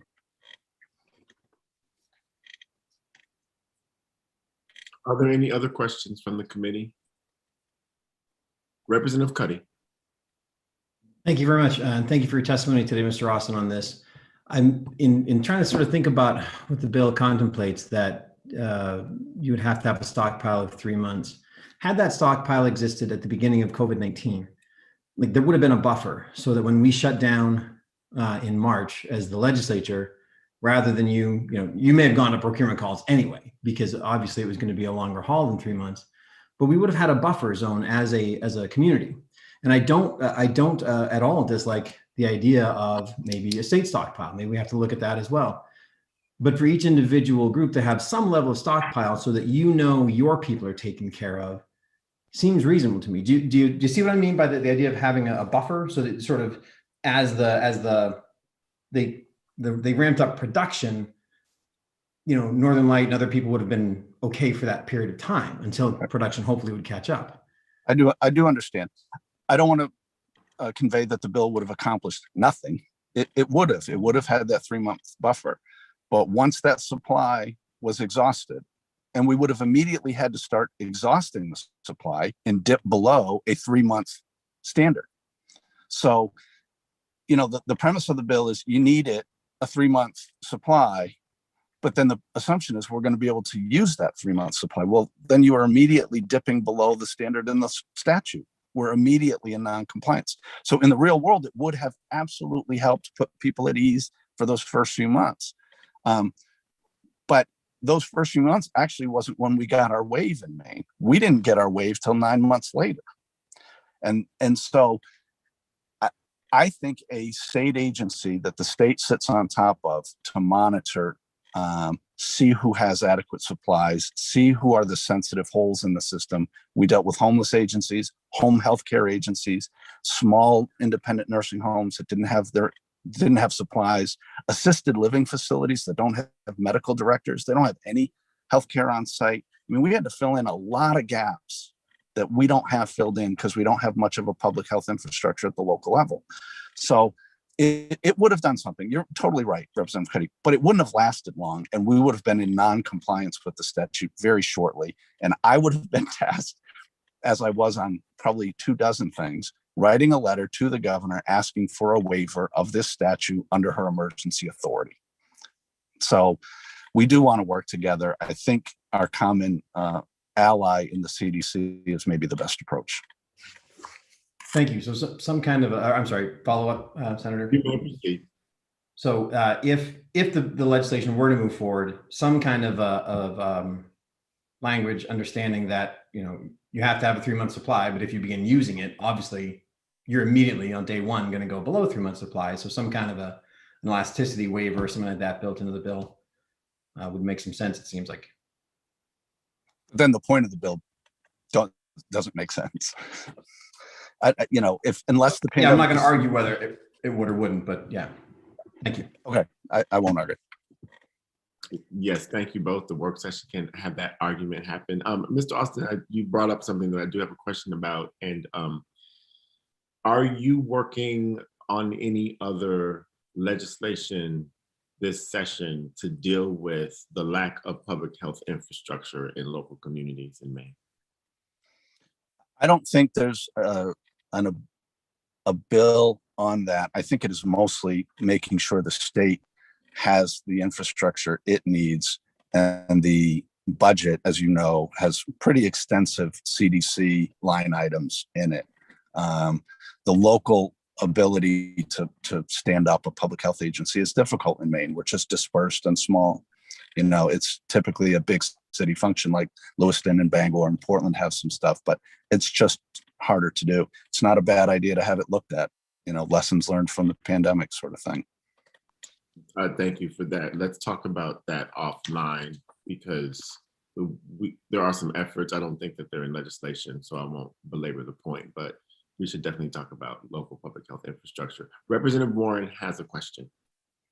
Yeah, there's kind of a couple different arguments, and I want to just clarify between two different that I think may be oppositional to each other. On one hand, it seems like you're saying that this just is infeasible, or like what could defy the laws of physics, perhaps at a certain moment in a time of emergency, or that you just don't think principally this ought to be done, and that we can trust that hospitals will always be doing the best by those that would need these PPP services. So could you clarify which side do you lean more towards, that it's just not feasible, possible, or that it just doesn't need to happen or shouldn't happen principally? Right. I think two things. One, in some circumstances, it will be feasible. In a COVID-like circumstance, it won't. If it's worldwide and it lasts longer than 3 months and the supply chains freeze up and the federal stockpile is intercepting our orders and stuff, just as, import and export bans occur, then we just can't comply. So in some circumstances, it will be, as you said, defying the laws of physics. I can't buy what doesn't exist. It's not that it's a bad idea. If you could guarantee me through state powers that you would flip manufacturers into producing this stuff, then we could ensure that we would buy it. But unless you can guarantee me the supply, I can't guarantee you I will buy it. But to the extent that there is an ability to do some stockpiling, instead of having every independent entity do it, maybe having a centralized state stockpile is a better approach.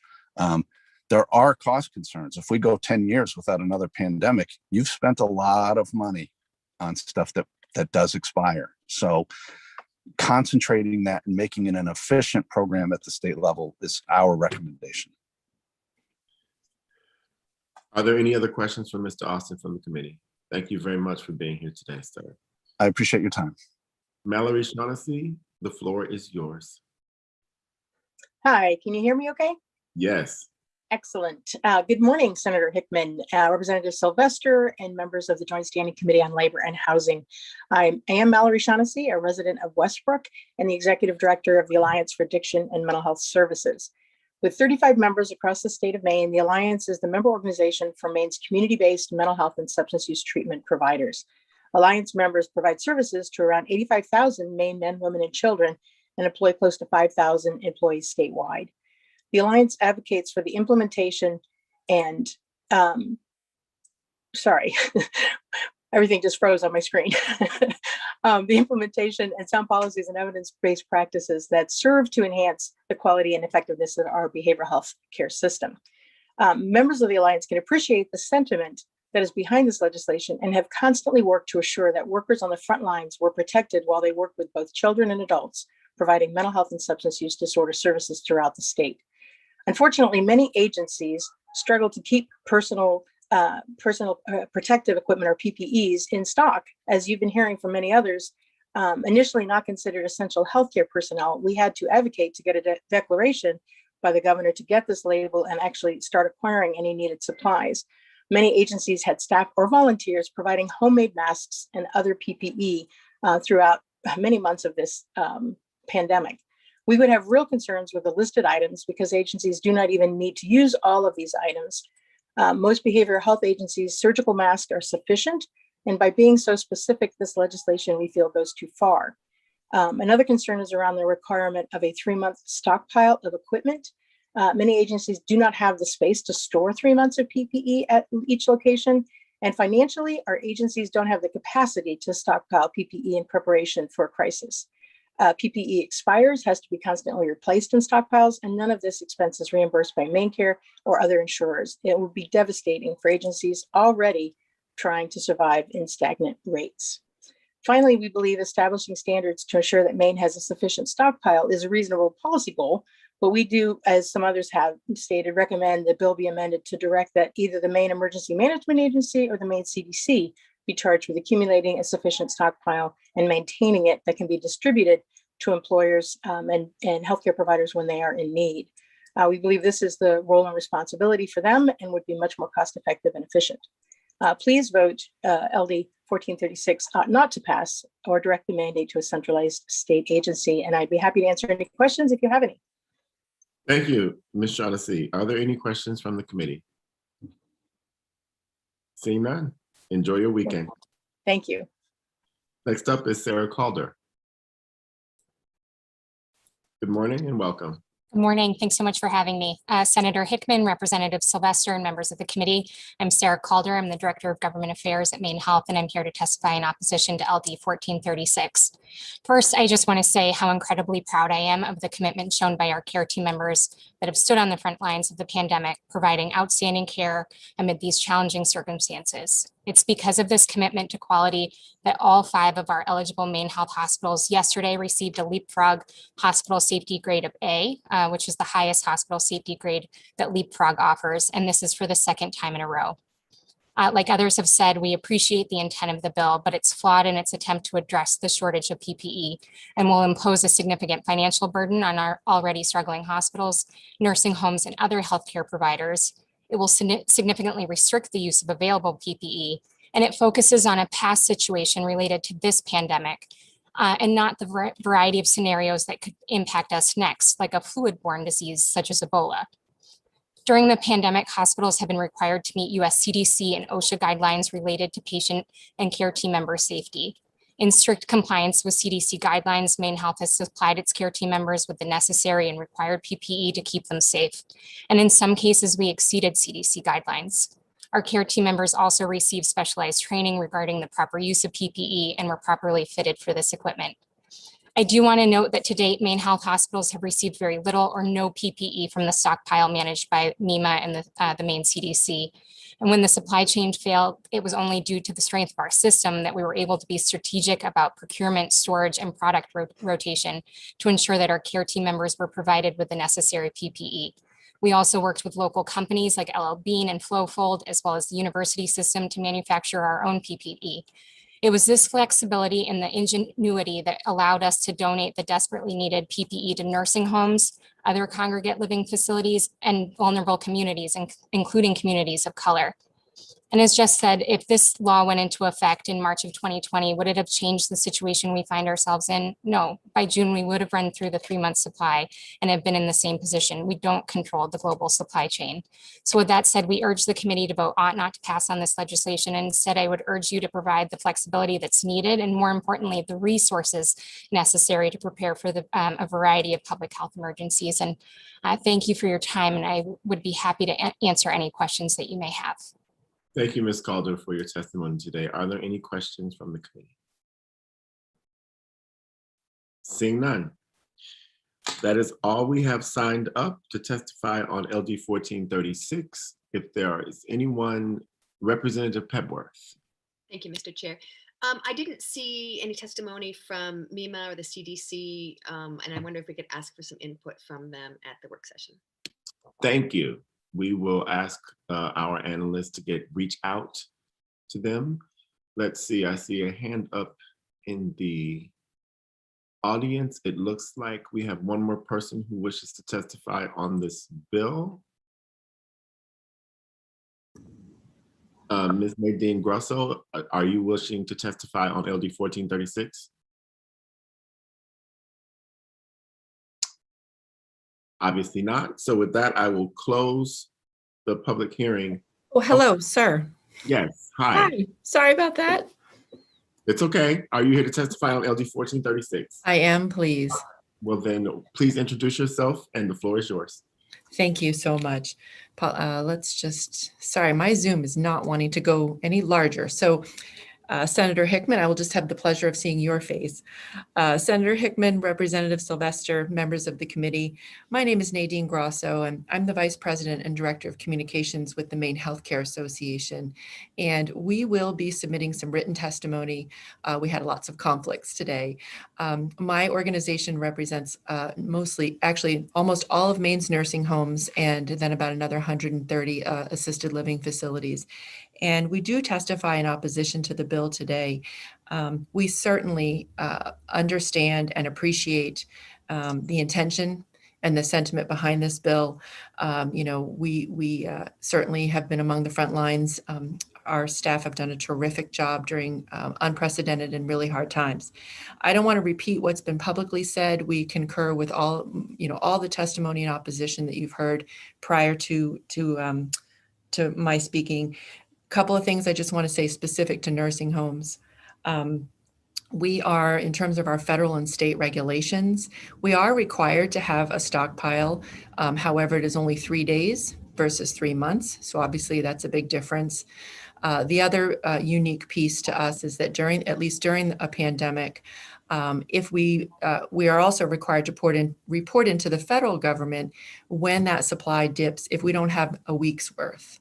And at that point, if you don't have a week's worth of PPE, that triggers a mechanism with the states to then be able to hopefully expeditiously get us the PPE that we need. But like everyone else has said today, while I appreciate what this bill is trying to accomplish, what we found during the crisis was that there just wasn't enough to go around. And so we share the same concerns about mandating a certain level if in fact we're not going to be able to procure that level on any given day. The other point I would just make for us in terms of the N95s, and that is it's not just a matter of having enough N95s on your shelf for 3 months. As you know, there's fit testing. Nursing homes have to have a respiratory plan approved to be able to use those. And the fit testing is as we learned during the pandemic, is no easy task. And for us to be able to have the fit testing, it could change in a 3 months time. And so if you've got, staff fit tested for your N95s, something changes, then they might have to be fit tested again. So 3 months is actually sort of a longer amount of time, at least in terms of the N95s for us.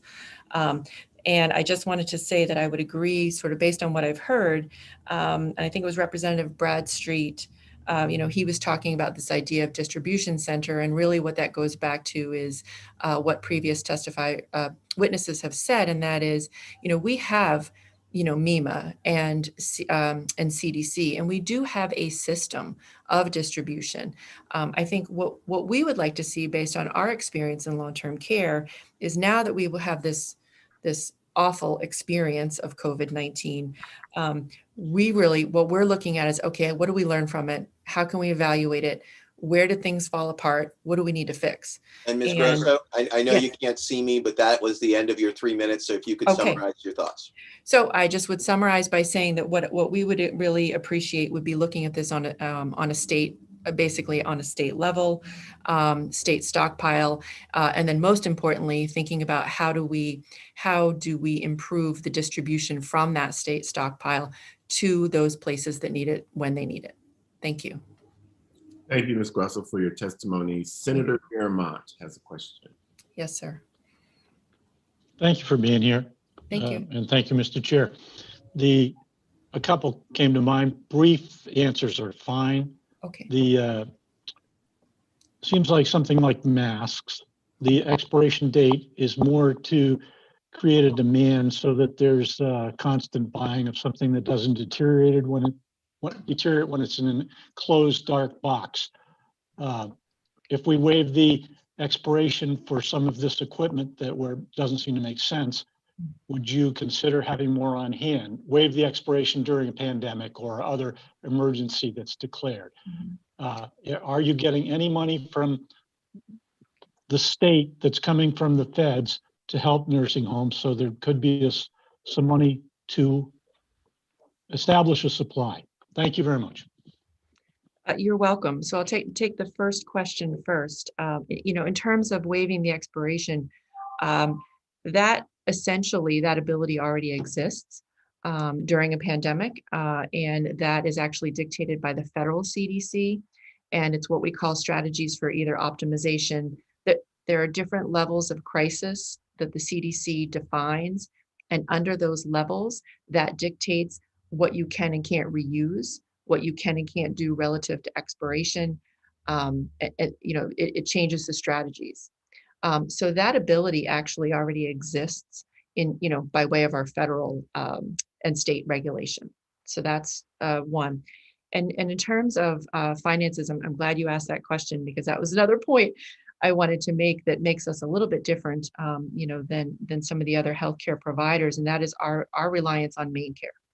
So 70% of our revenue comes from main care for nursing home residents, and it's about 72 or 73% even for assisted living residents. And by virtue of that, what we've seen during the pandemic is as our costs escalated, particularly in PPE, for example, we got a temporary rate increase that was designed to deal with some of those increased costs. That temporary rate increase under the main care program lasted a couple of months, was supposed to be reevaluated on June 30, and instead it was taken away. And so where we find ourselves right now is actually having those discussions with the department on, we still have ongoing COVID costs, and PPE being, significant along with staffing. And so we're actually working on that now, trying to figure out, because what happens is main care pays for some of the PPE costs, but not all. And so we've got we certainly have a large gap in that area. Representative Gear has a question. Thank you. Thank you, Mr. Chair. And thanks for being here, Ms. Grosso. Thank you. When you think about your members, I'm starting to think about this discussion a little bit like disaster preparedness or fire readiness, and I'm guessing that your members, have ample procedures in place for preparing for something like a fire in the facility or a natural disaster that would occur. I'm wondering if there's been any thought given to how the issue of PPE in this kind of a public health emergency would fit into those plans and measures. That's a great question. Thank you so much. And in fact, our requirements of participation, which is a federal regulation, as well as state, actually requires pandemic planning as part of that. So our emergency preparedness plans for long-term care already includes being prepared for pandemic, public health emergency, along with the other types of disasters that you mentioned. The other thing that is unique to us, or at least I'm not sure if it's unique to us, but it certainly pertains to us. We are required to have an infection preventionist on staff. And so that is a federal regulation, and that person is responsible for, among many things in terms of controlling infection, but also in terms of PPE procurement and training. So that individual is actually responsible for training, making sure that staff are trained on proper use of PPE. But yes, to answer your question, it's absolutely already a requirement. And in fact, The federal government has just released some changes to that on April 16th, in terms of incorporating what we've learned from this pandemic.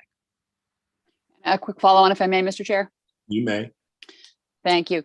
So I'm thinking about PPE in particular in this context, and thinking about would it make sense to have something like a regular PPE drill that would kind of do the spot check on what the supply is? Is everyone trained and fit tested? Does anything like that happen? And if not, should it? It does happen. It absolutely happens. And in fact, the state honed its own rules around this during the pandemic. There were emergency infection control rules that have now been finalized that actually do require that. And so the answer is yes. And in the context of that, what if you don't have enough PPE on hand? Is there some trigger that says, hey, we did the drill, whoa, we're short or something? Yes, in that sense, you could do a couple of different things. I mean, in the pandemic, essentially, as you've heard from other people before me today, we did everything and anything to get PPE to our facilities, right? So we borrowed, we graciously got from our hospital partners. We our own staff was literally distributing hand sanitizer from the distilleries, and we actually coordinated a statewide system to get it out to our members all over the state. So, but under normal, under ideal situations, what would happen is we trigger we would go through our local MEMA, and then that would trigger to the state CDC stockpile, and then that's how that would happen. And I think that's one of the things, and I think I forget if it was, I think it was Representative Bradstreet, but then also I think Representative Cuddy also kind of echoed that, is that what we would like to look at is where were those areas of breakdown? Now that we have this experience, how can we look at how the MEMA system worked and what can we do to make it better? And distribution in an emergency situation would be one of those things we would want to look at.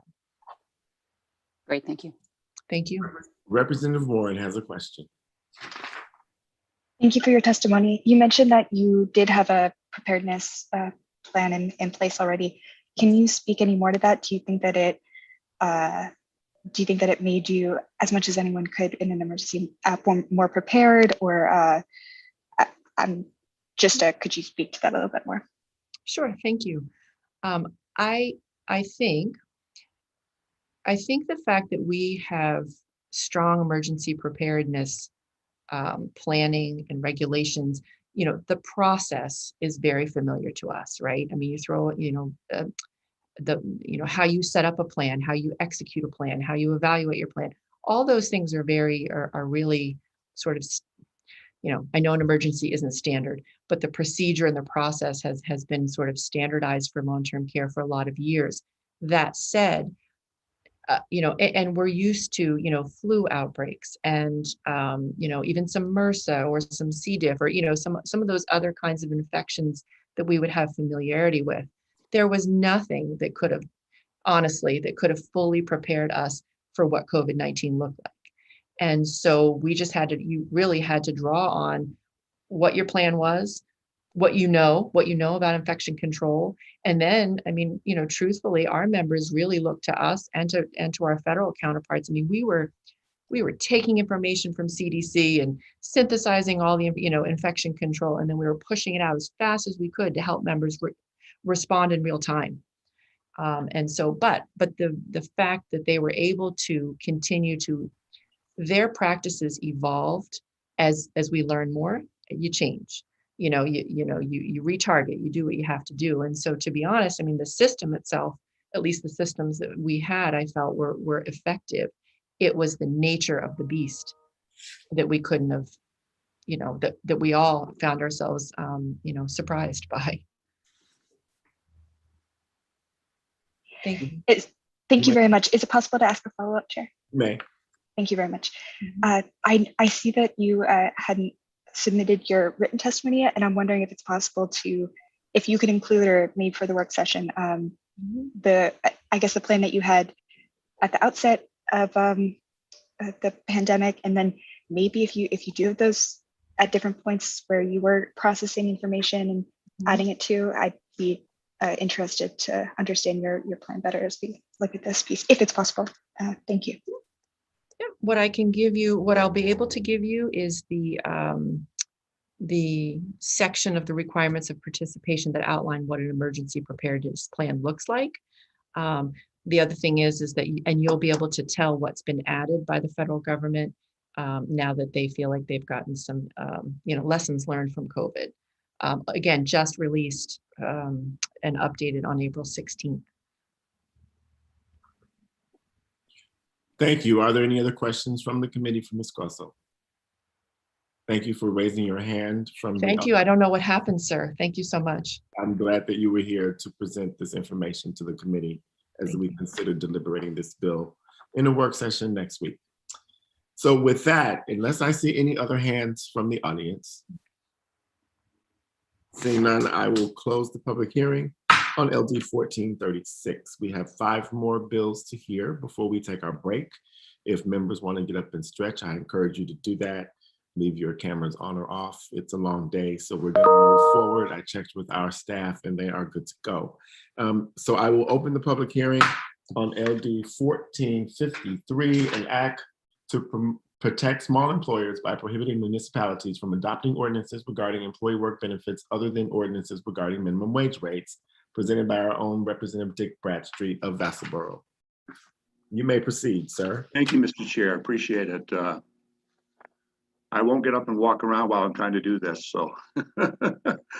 Senator Hickman, Representative Sylvester, and fellow members of the Committee on Labor and Housing, good morning. My name is Dick Bradstreet, and I am the representative for House District 80, which is comprised of Windsor, Somerville, part of Augusta, the unorganized territory of Ibis Score, and Vassalboro. I'm here today to present to you LD 1453, an act to protect small employers by prohibiting municipalities from adopting ordinances regarding employee work benefits other than ordinances regarding minimum wage rates. The bill will prohibit municipalities from enacting or enforcing an ordinance, regulation, or order regarding wages or benefits of an employee provided by an employer, except for an ordinance concerning a life safety matter or establishing a minimum wage rate for a particular class of workers during a particular period of time.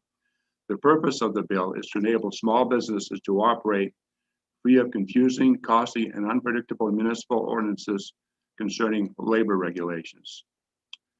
The recent initiatives in some municipalities in implementing the minimum wage levels that are higher than those of the state, along with several other related wage issues, lead to the question of what other work-related requirements can conceivably be instituted at local levels that are not in alignment with existing state laws or regulations. A small example of these may include the minimum tip wage, the overtime salary threshold, holiday leave, job applicant hiring process, etc. Without a state preemption, will municipalities be able to adopt ordinances that go beyond current Maine labor laws or regulate areas that federal or state laws do not speak to?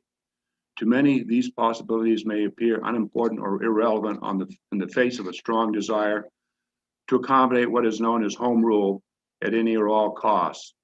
But I think as state policymakers, it is incumbent on us to look deeper into the subject. The Maine Municipal Association describes home rule as, and I quote, the right of a town or city to enact laws that are municipal in nature and do not frustrate or run counter to a state law and or which the state has not prohibited it from passing. The Illinois Municipal League says that, and I quote, the purpose of home rule is to allow for local solutions to local issues and problems. So the concept of home rule should not be without boundaries. I believe what has happened in Portland and some other places go beyond the proper boundaries. Maine should be concerned about local ordinances that step too far outside state regulations. At other public hearings, we've heard how difficult it is for many businesses, especially small businesses that are not able to absorb expenses in a way that a larger concern can, to not only pay these extra expenses, but also to navigate, their way through differing major compliance requirements that can vary from town to town. The administrative aspect alone can be a logistical nightmare for people who just want to get their work done in a quality fashion and in a timely manner. But you may say that this is their problem and it's just another cost of doing business, so they'll just have to adapt. If that is our stance, we're failing to acknowledge a truism. Businesses will eventually end up in a place where they are most likely to be successful. We want that place to be Maine. To be sure, entrepreneurs often find ways to adapt, and some businesses have been able to accommodate the local ordinances that go beyond state requirements. But at what point does it come when local employment-related mandates are too much? What's the tipping point? How much can a small business endure before it moves elsewhere or closes altogether? The answer is not what we as individual legislators think it should be, but rather what the people who actually create the jobs and pay the bills tell us it should be. We need to heed their input. We've already heard how Maine's reimbursement rates for healthcare providers don't even cover the increased wages that must be paid in light of Portland's new minimum wage ordinances. There is not an unlimited supply of funding we can simply dish out to cover these extra costs, let alone accommodate increases we will undoubtedly see in the near future if more municipalities enact well-meaning but counterproductive employment measures. Nor can we expect other communities to pick up the bill for the extra costs that some places have inflicted on themselves. The inevitable result will be fewer workers helping fewer people who are in a desperate need for help. We can't sit back and let that happen. Maine's policymakers have a responsibility to acknowledge and advocate what is in the state's best interests. As I have indicated above, complete adherence to the home rule concept when it is erroneous supply can cost the state dearly. We need to ensure to the best of our ability that Maine provides predictable, stable, coherent, and consistent statewide employment laws if we wish our economy to flourish. We need to enable businesses to not only do well, but that they can also afford to create the jobs that will provide the income that will continue to fund the state's obligations to the neediest among us. LD 1453 is a step towards helping us achieve this goal, and we really should pass it. Thank you. And I'd also like to point out a couple other things. The state, we do have an interest in this. Portland is a driver of our state's economy.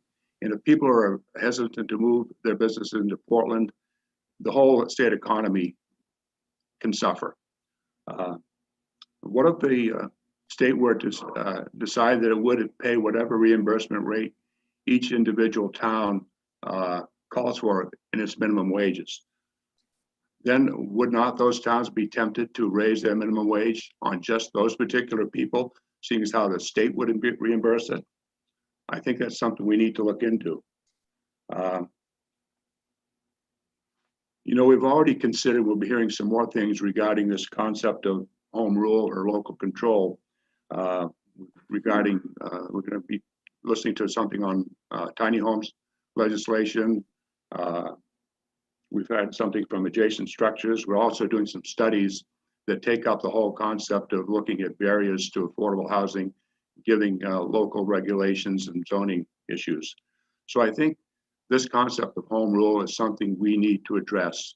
Regardless of what happens with this bill, I think it's a key issue. And as legislators, we need to look into the horizon to see a potential problem. And it's our responsibility to cure it before it happens.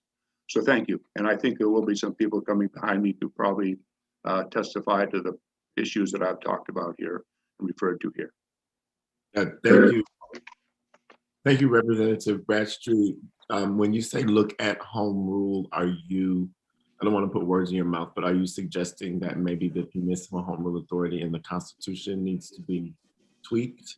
Well, I know it's in the Constitution. I think it's interpretation of it and what is municipal responsibility or authority and what is not. Normally, municipal ordinances cover what's going to happen within the community. It doesn't necessarily affect how an employer is going to have his work or employment relationship with his employees or her employees, especially when they know that that employer may have presence in more than one community. I just think it's something we're going to be talking about in other bills too, so it's a concept we're going to have to tackle. So you're really just speaking about preemption in state law? Preemption in state law, correct. Thank you. Chairman Sylvester. Thank you, Mr. Chair. Representative Bradstreet, thank you for bringing forward the bill. And I hope you'll take this in the spirit it is. This is an issue I think about quite a bit. I know you do as well. So the way that I'm hearing you, the interpretation that you would like to have is that home rule is the law of the state except for when the state doesn't like it. And that somehow being elected to these officers, these offices that we hold are somehow more important than the local offices that people get elected to? No, I don't think that at all. I think that it's a blurry issue right now. And it does have implications that go beyond what the local interests might be. We do have, I think as policymakers, we have a responsibility to review this. And if we just ignore it, we could be in for a lot more problems down the road. I'm not an employer anymore. I used to be one, so I understand what can happen. I think we have to look at the practical application of the way things, the law, the way they are. I have another bill coming up later on, another committee dealing with public hearings required on local initiated referenda. So, even something like that in a place at the time might have helped the situation in Portland, I think. But it's, we're state policymakers. We don't ignore what goes on at the local level, but I think there are, as I said, I think there are boundaries and we need to explore what those are. Quick follow-up. You may proceed. I would agree with you, representatives, that there are boundaries, but I honestly believe that those boundaries are on our side because we have so much power to cajole, to lead the states, to provide resources to move in the direction that we hope that they will, to get, and so I wonder, and while I appreciate your concern for my municipality, I wonder whether or not the framers of the Constitution already thought about that the state had inherently more power. And I wonder what you think about that. I think anytime you have power, you have to be careful how you utilize it. And I think, we can't pick and choose. I agree with how we're going to adhere to our Constitution, because there's some other issues that have come before this particular committee where we've raised constitutional issues, and maybe we've considered them seriously enough, maybe we haven't. So again, this is not a cut and dried issue, in my mind, and I think again we have to look at it and give some direction of what is going to happen in our state. You notice I didn't deal with the minimum wage. I know we had some bills previously to this that failed. So I didn't touch the minimum wage per se itself, just some of the things that would be attached to it, like some of those items I mentioned that some other people might even mention later on. I appreciate the conversation. Thank you. Okay. So there are some more questions from the committee, and I just want to ask that they be clarifying questions. We can debate our own member when we get to work session on this particular legislation. So next up is Senator Guerin. Thank you, Mr. Chair, and thank you for bringing this bill, Representative Bradstreet. What is a municipality's unique interest specific to their locations in adopting ordinances for employee benefits or practices? And how do you see the municipal interest is different from that of the state of Maine? Well, the municipal interests, I think I mentioned briefly before, deal with such things as ordinances. We'll be talking about some later in different bills regarding building ordinances, setback requirements, shoreline zoning, local governance, where state issues deal with things like the Maine labor law. I don't think any municipality has enforcement mechanisms in place to tackle what might be violations of a local ordinance regarding minimum wage payments. Only the state and federal government, to my knowledge, have that in place right now. And there are other people who could probably answer that as well as I could, people who were involved with it on a daily basis. Thank you. And if some of those people want to answer that, I'd be happy to hear their responses. Representative Warren. Thank you very much for bringing this bill forward and for your testimony.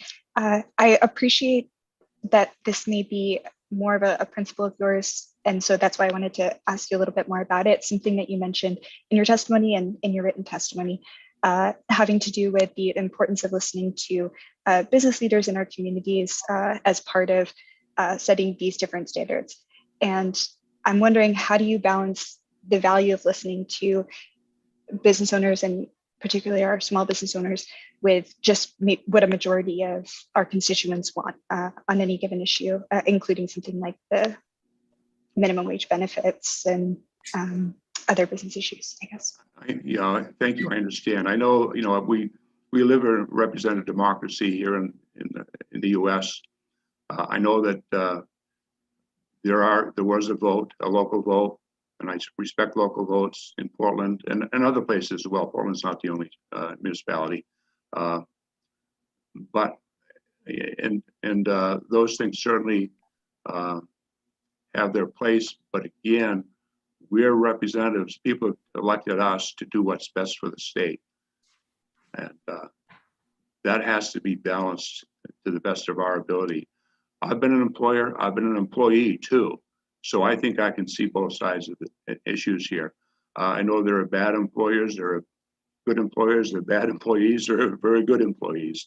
And I think I approach things with an open mind. I'm just looking at, some things have been initiated here in municipalities which could serve to undermine the state's ability to grow its economy, to be an attractive place to live. I think we need to show at least some appreciation for those employers who go to work every day, invest their life savings, do the best that they can, hire people, pay them the most that they can, and provide taxes to fund all the programs that we need funded. And it's in that perspective that I think we need to consider these issues. Representative Gare has a question. Thank you, Mr. Chair. And thank you, Mr. Bradstreet. Representative Bradstreet, I think I can share your perspective in having been both an employee and an employer, and recognize that there are all different angles on this question. You've heard me ask this question before in our committee, and I will ask it of you as well. When you formulated this bill, what particular problem were you trying to solve? What are you looking to address with the bill? Well, I think, I've heard testimony on other bills, and I've heard discussions from businesses in different parts of the state, particularly in the Portland area. And I think you'll maybe even hearing some indications of that later, that the problems this has caused for them to even operate. And if we do not listen to those concerns, I don't think we're doing our job. The ramifications are much more than just local, they're statewide, and that comes in our purview, I believe. But specifically related, your particular question comes from talking to Portland employers. Is that where the impetus is coming from? Portland employers, and actually from concerns that operate in a number of communities, one of them being Portland. And how do they balance what they do for employees in one town as opposed to another town that does not have these particular individual minimum wage requirements and other requirements as well? And what do you do about an employee who has employees who operate in Portland for a part of the day and in another town for part of the day? Those things, those are not small items. Those are significant items. And at some point in time, a business person is just going to throw up their hands and say, this might not be worth it for me to do this. Those are real concerns. And I think we need to be aware of what's going on, and we need to look ahead to find solutions to these problems. It's a difficult situation. This is not a cut and dried issue. It's something that we need to really dig into. Thank you. Okay. Are there any other questions for the bill sponsor from the committee? Thank you, Representative, for presenting the bill. We will now turn to testimony from the public. I have 3 people signed up to testify in favor of this bill: Curtis Picard, David Clough, and Eamon Dundon.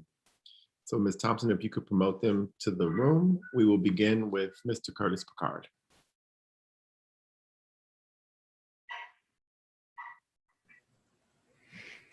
Good morning, Senator Hickman, Representative Sylvester, and members of the Labor and Housing Committee.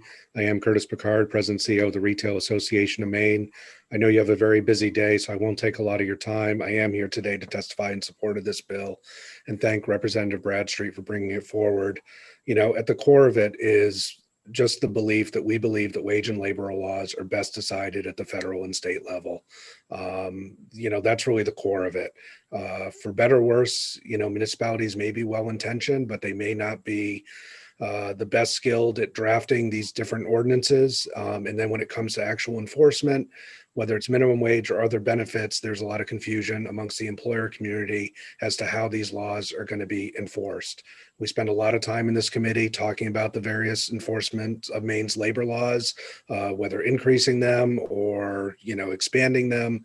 And there's a role for that. We have a Maine Department of Labor that is charged with all of these tasks. So that's why we believe this is the purview of the state. We do think this is worthy of discussion, but I won't take any more of your time, and I'm happy to answer your questions if I can. Thank you, Mr. Picard, for your brief testimony. Are there any questions from the committee? Seeing none. Have a great weekend. Next up is Mr. David Clough. Good morning, Senator Hickman, Representative Sylvester, and members of the committee. My name is David Clough. I'm State Director for NFIB, a small business group with thousands of members here in the state of Maine. Like Curtis Picard, I'm only going to highlight a couple of points. I've submitted written testimony.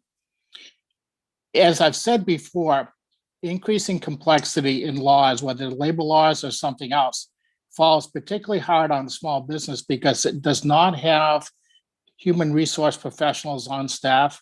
It does not have easy access to legal assistance and how to comply.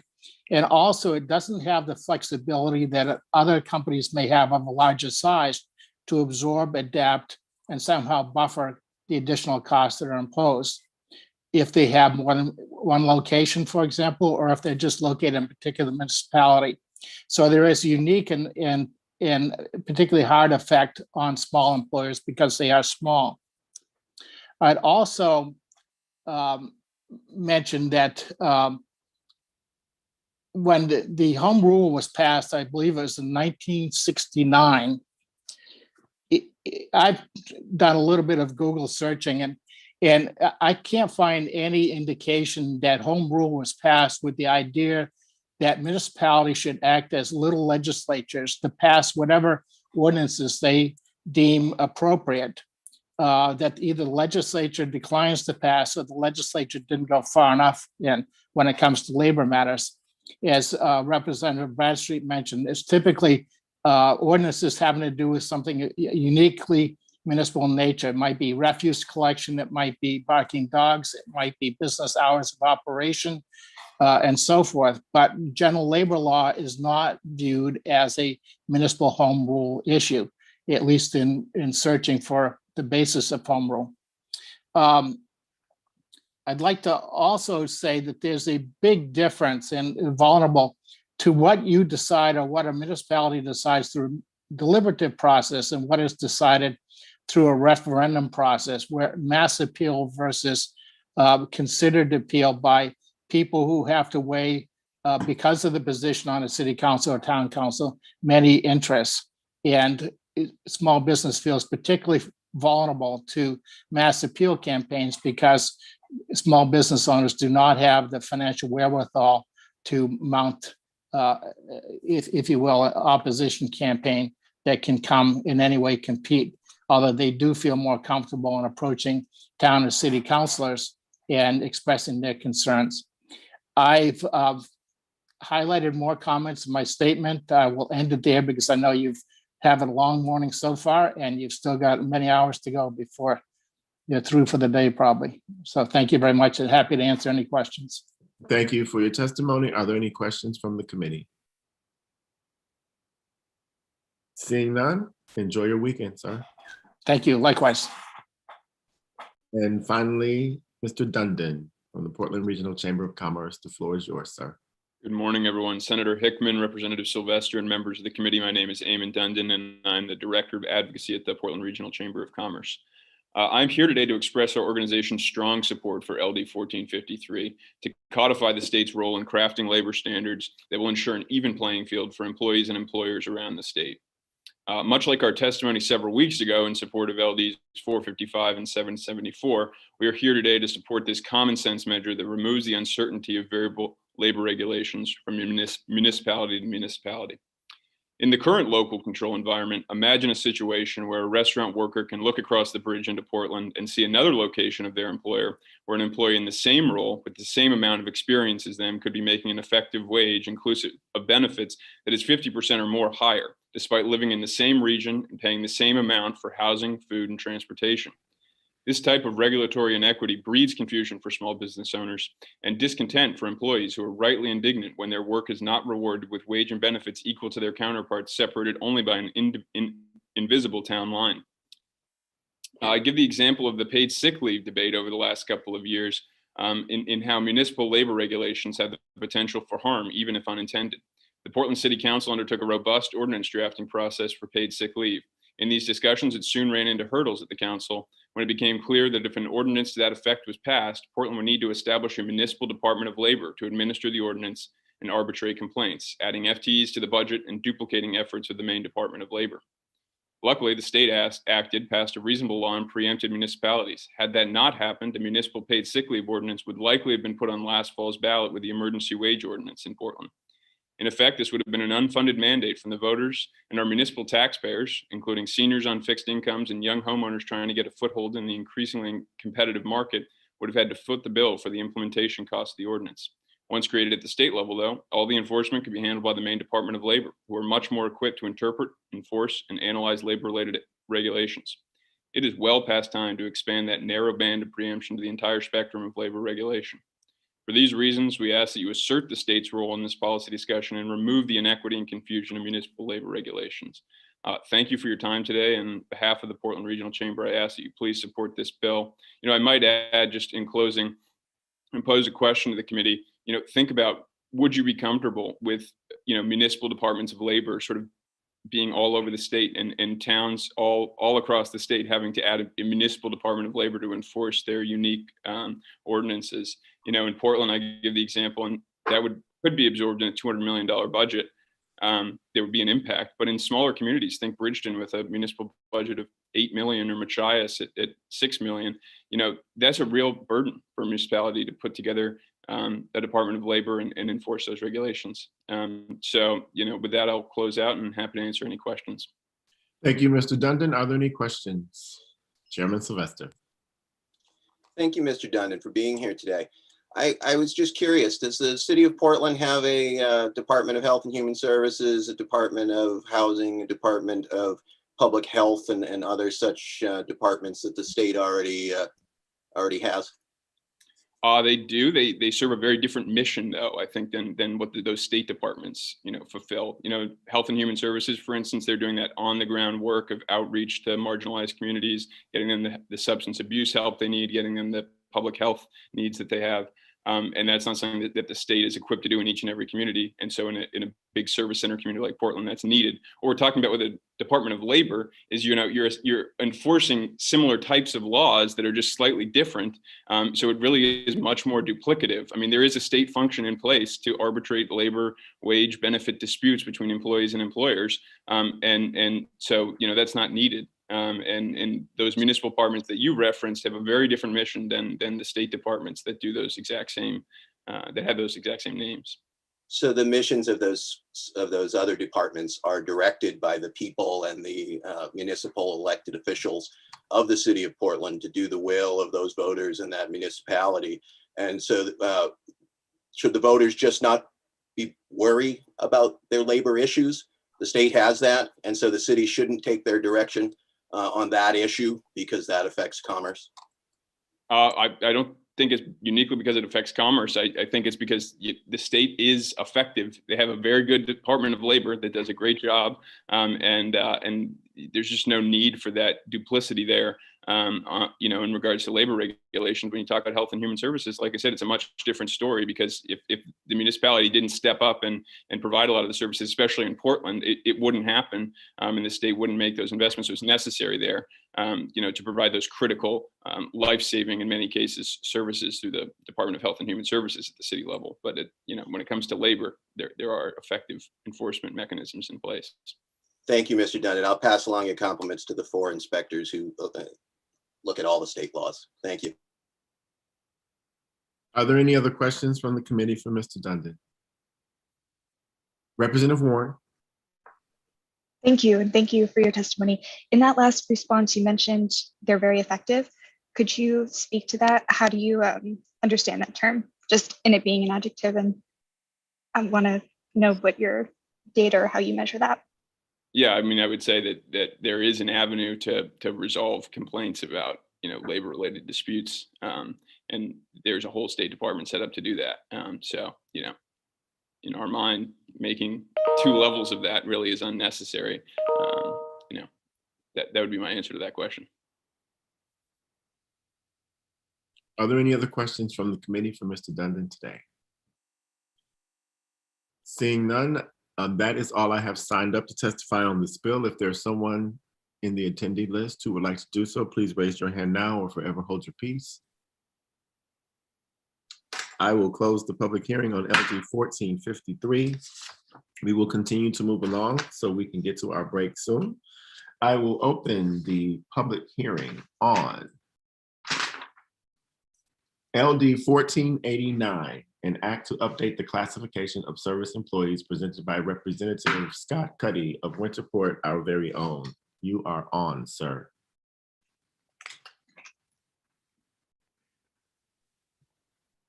Thank you very much, Senator Hickman.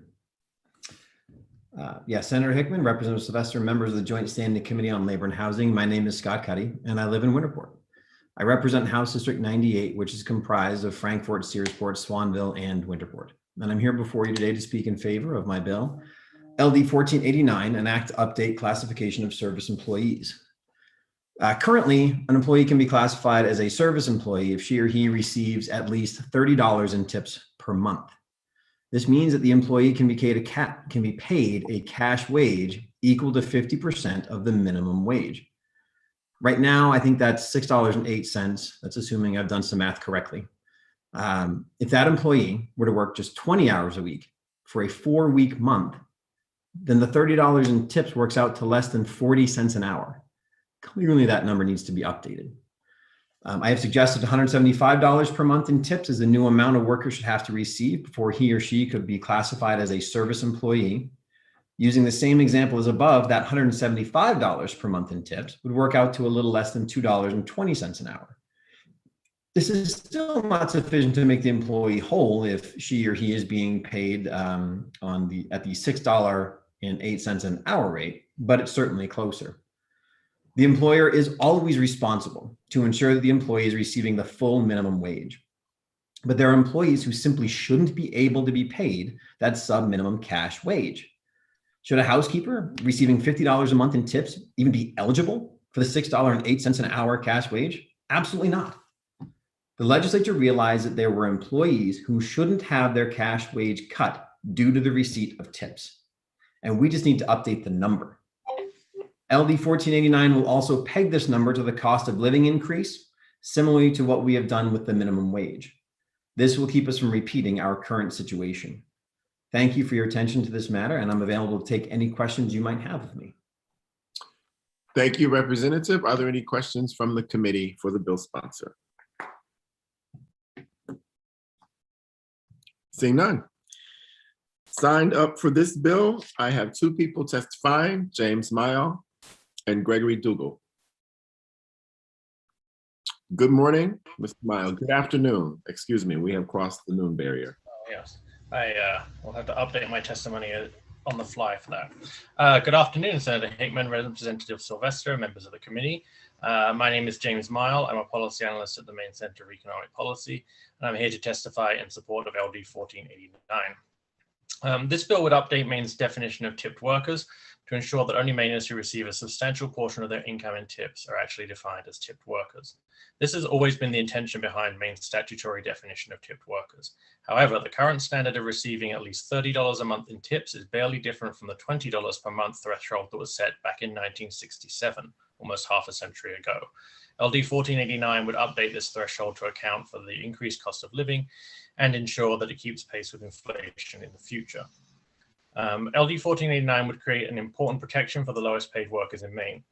As you've heard, it's currently possible to classify hotel cleaners, coffee shop workers, or any other worker who might only occasionally receive gratuities as a tipped employee and pay them accordingly. Today, that means a base wage of $6.08 an hour, hardly a fair wage for workers who might receive as little as $30 a month in tips. While the law does require employers to top up a base wage if the employee's wage after tips doesn't equal the regular minimum wage of $12.15 an hour, we know that this doesn't always happen. It's all too easy for an employer to forget to check a paycheck to ensure that an employee is receiving at least the statutory minimum wage. And a relatively small number of employers engage in this practice deliberately. MECEP's 2019 survey of Maine workers found that a small but significant portion of workers, equivalent to about 15,000 Mainers, said they had experienced wage theft through an employer failing to ensure a full minimum wage for a tipped employee. So we know that it is happening in Maine in some cases. LD 1489 will reduce the prevalence of wage theft, particularly among those lowest paid workers who are most vulnerable for the practice and least able to speak out against their employers. It's a little hard to get exact and precise information on this group, but our estimate is that around 1 in 7 tipped workers in Maine currently receive less than $175 a month in tips.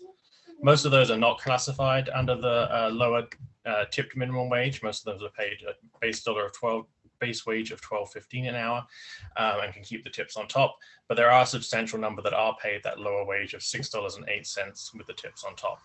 LD 1489 would reduce the risk of wage theft for these Mainers, as well as raise their take-home pay by an average of 33%, or about $60 a week. LD 1489 represents a common sense update to existing laws that will protect the wages of the lowest income Mainers and would be a meaningful step in tackling wage theft in Maine and improving the lives of Mainers in our service industries. Thank you, and I'll be happy to take any questions. Thank you, Mr. Miles. Any questions from the committee? Seeing none.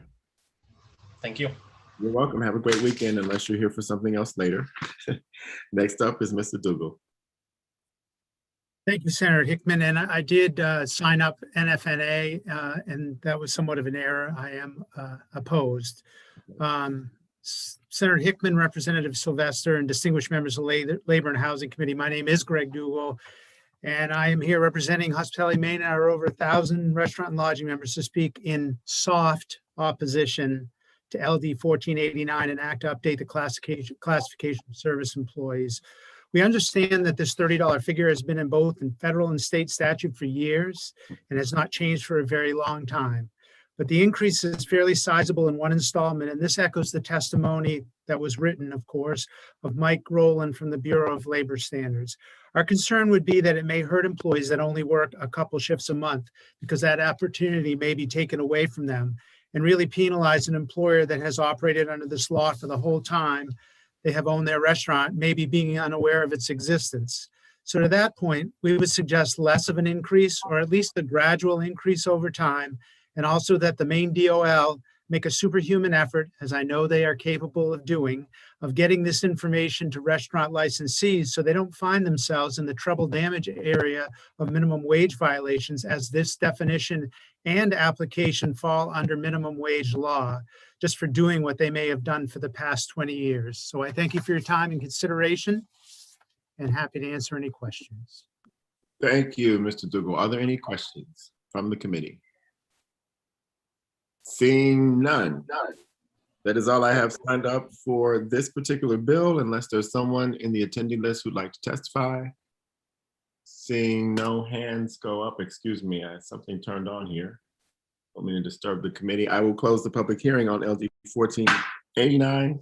We have 3 more public hearings. There will be LD 1519, LD 1461, and we'll close with LD 965. So we will open the public hearing on LD 1519, an act to increase workplace transparency with regard to arbitration agreements, the rights of employees, and legal remedies, sponsored by Senator Dave Miramax of Knox. Senator, the floor is yours. Thank you, Mr. Chair, Senator Hickman, Representative Sylvester, and colleagues. The body of this is the testimony that I've put through, and I'll highlight the summary. Ensures certain rights for employees subject to arbitration agreements as part of their employment. Provide a list of unconscionable terms in an arbitration agreement that may not be used against employees, and a list of rights for employees in their conduct in and out of the workplace. Others will make a case that, and I remember this, when you're trying to get your first job or your last, that you're sitting there with an employer, you are either really inspired or desperate for this job. You see opportunities, you're that close, they offer you the job and you'll sign anything.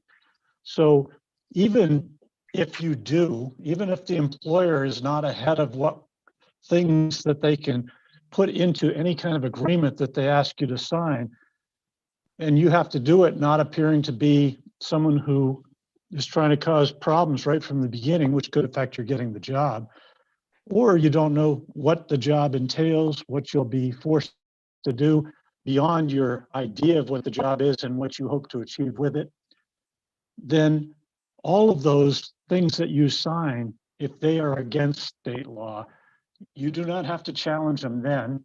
You can go in, and then the signature for those pieces that are not allowed under state law will be void, and you will be able to have the rights that were due to you in spite of that contract. That's the strongest piece for me.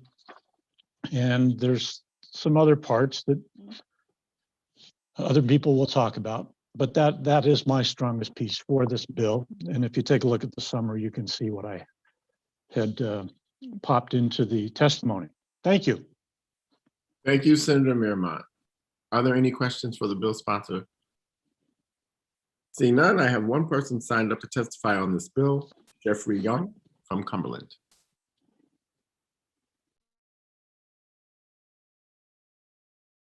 I do believe I saw Mr. Young. Yes, there he is, coming through the wormhole as we speak.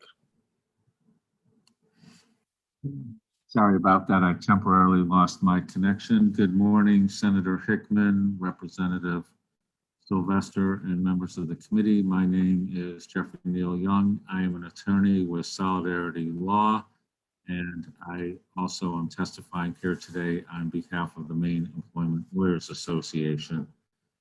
We are testifying neither for nor against this bill. Maine Employment Lawyers Association strongly supports the concept of the bill and the need to eliminate forced arbitration so as to allow individuals to pursue their remedies in a public manner in court. However, our concern with the bill is that it almost certainly is preempted by decisions of the Supreme Court, including a decision just a couple years ago in Epic Systems versus Lewis, which makes clear that class and collective actions are preempted by the Federal Uniform Arbitration Act. So that is the concern of NELA with the bill. The good news, as I've indicated in my written testimony, is that there is another bill which should be coming before this committee in the not too distant future. That bill has not totally left the revisor's office. Right now it's assigned the number LR 835. It was LD 1529 in the last session of the legislature. And what that bill would do would be to permit individuals to bring suit in the name of the state, which doesn't to enforce labor and employment regulations. That bill doesn't have the same problem with preemption because since the state is not a party to private arbitration agreements, the state is not preempted from doing so. And I look forward to testifying about that bill. I know it's a priority of Senator Jackson. I appreciate the time to speak with you this morning, and I'd be happy to answer any questions. Thank you. Thank you, Mr. Young, for your testimony. Are there any questions from the committee? Seeing no questions from the committee and seeing that there's just you signed up to testify on this bill, your concerns about preemption under a federal court, a Supreme Court ruling, I will ask both you and the bill sponsor on the record if you would object to proceeding into a work session on this bill when we do our work sessions later today. Because if we have another bill coming that will cover what is in this bill, I would like to get rid of this bill immediately. Any objections to doing that later today? You have an objection? I'll just say that I won't be available, Senator Hickman, for a work session later today. Oh, that's fine. I'll talk to the bill sponsor then. So with that, unless there is someone, and thank you for your testimony today, Mr. Young. I do not see anyone else signed up. Are there any attendees who wish to testify? And just to give public notice, we may go into work session on this bill later today, no matter what.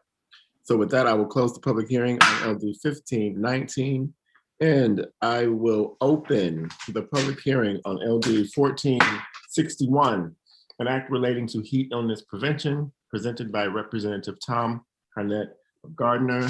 Representative Harnett, welcome back to the Committee on Labor and Housing. The floor is yours for the next. There's only one more bill in front of for the next two bills. Thank you very much, Senator Hickman, and thank you for the committee taking in accommodating my schedule today on these public hearings. Good afternoon, Senator Hickman, Representative Sylvester, and members of the Labor and Housing Committee. My name is Tom Harnett, and I represent House District 83, which includes the town of Farmingdale and the city of Gardner, where I live. I'm here today to introduce LD 1461, an act relating to heat illness prevention. This bill requires several things. First, it requires the Department of Labor to develop a safety and education training program for employers, supervisors, and an education program, addressing heat illness prevention, and requires the department to make the training available and accessible on their website by the end of the year. Next, it puts in place health and safety measures for employees who work in high heat environments, and several requirements of an employer with employees who work in high heat environments for more than 15 minutes every hour of the employee's workday. This includes, but is not limited to, providing readily accessible drinking water, a cooling area for employees to recover from high heat exposure, and seeking medical attention or providing first aid when necessary.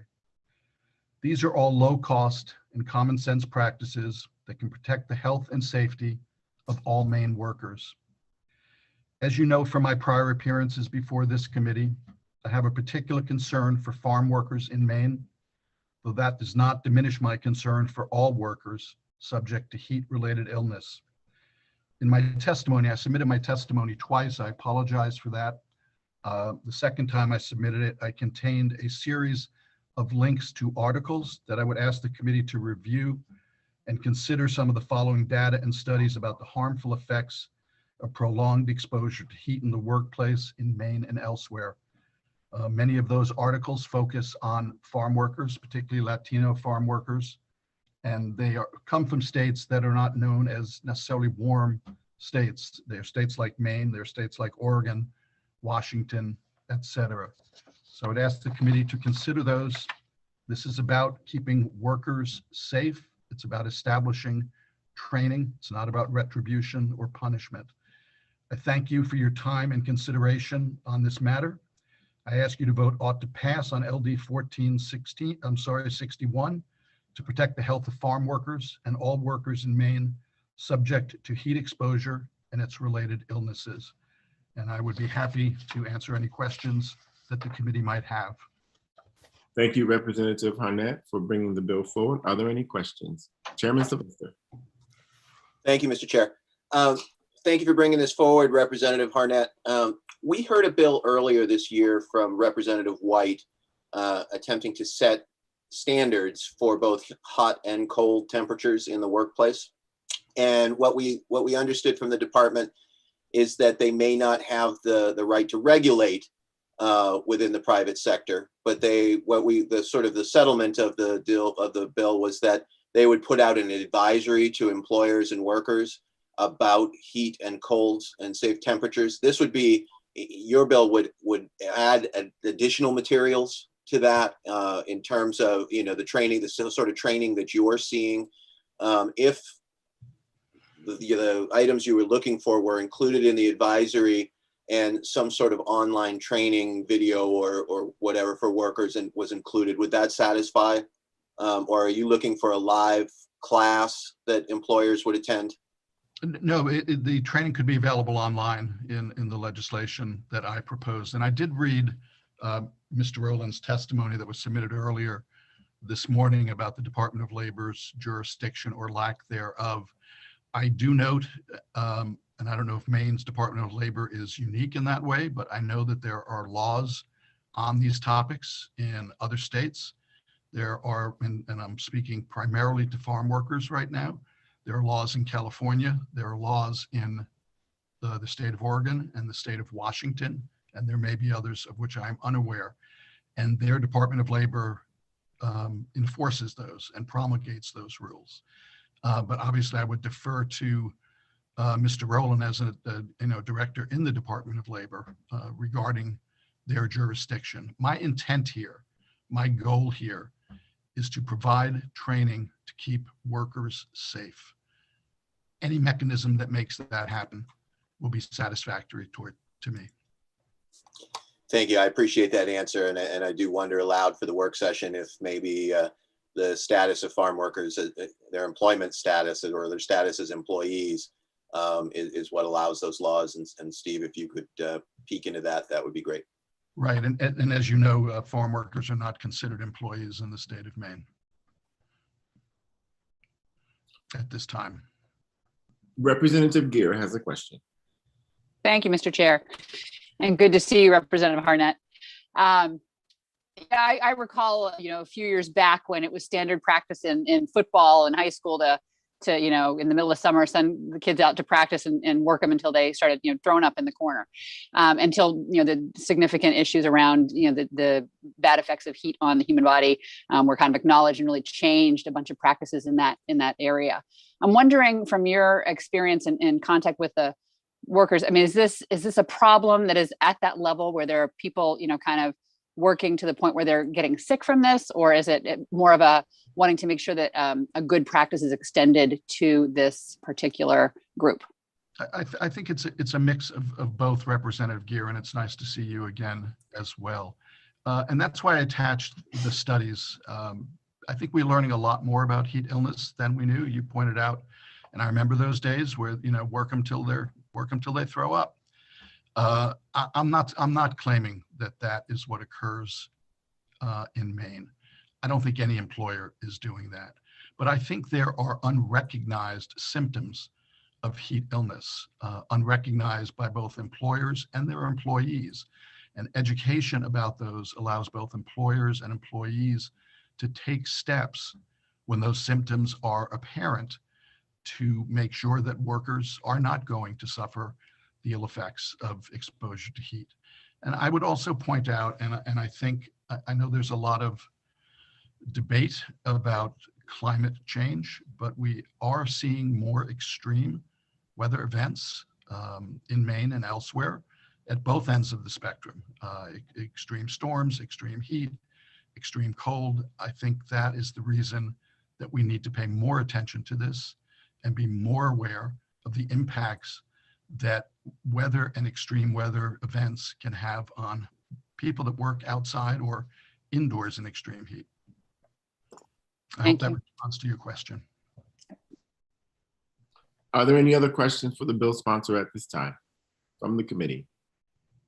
Seeing none, we will now turn to public testimony. I have two people signed up to testify in opposition to this bill, Gregory Dougal and Josh Tardy. Please promote them to panelists and we will take their testimony.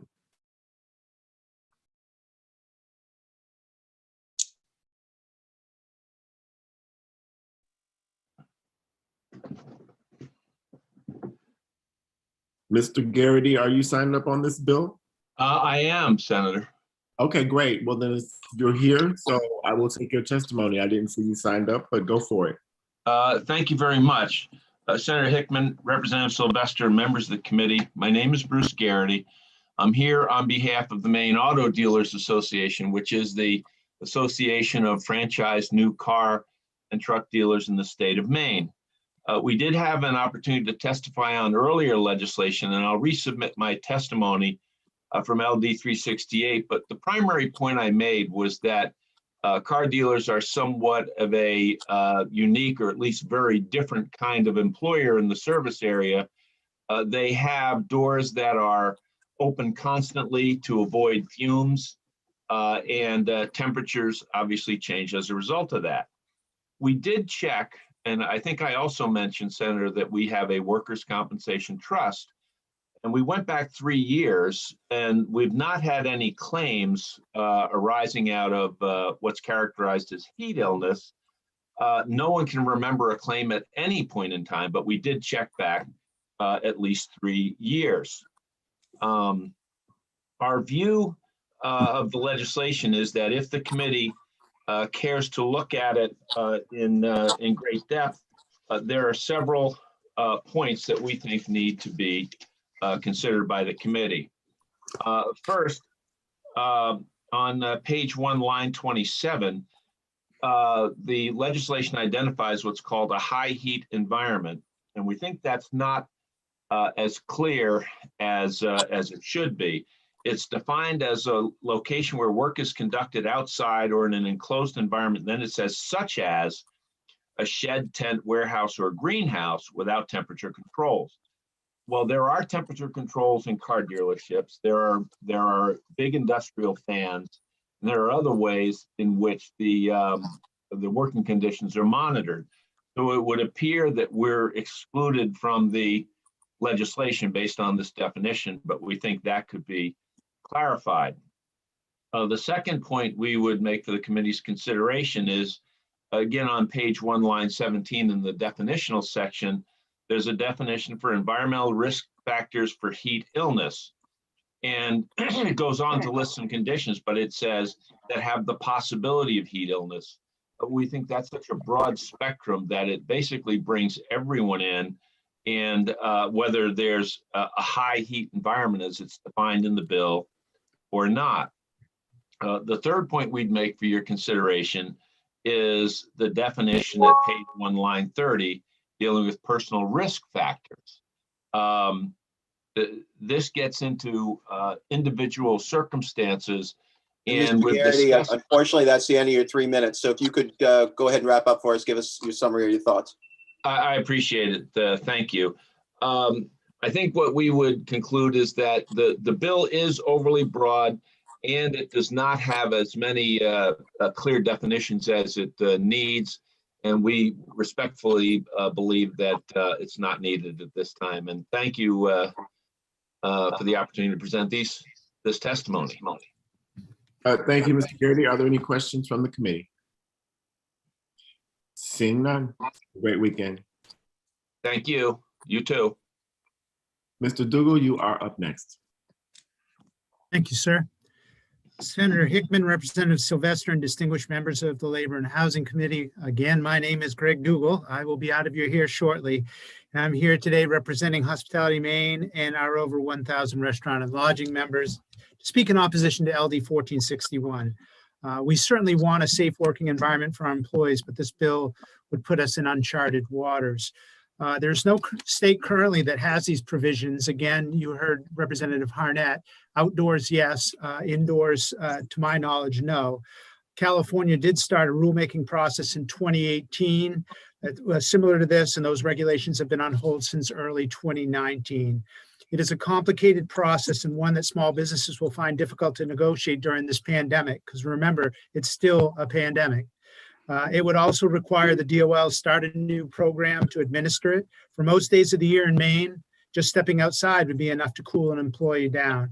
Where does the cooling area go in a food truck or takeout or a small restaurant with a 150 to 200 square foot kitchen? This would force many small businesses to close for lack of the space required to achieve this. A one-size-fits-all approach to temperature control could put many industries, most notably our industry, the restaurant industry, at risk. We've just suffered through the worst year our industry has ever experienced, and we certainly do not need additional costly laws or regulations to hamper our recovery. Perhaps it may not be a bad idea for the DOL to assemble information on this issue to be disseminated to employers. I do not know their capacity to do so, but I would think a date beyond December 31, 2021 would be advisable.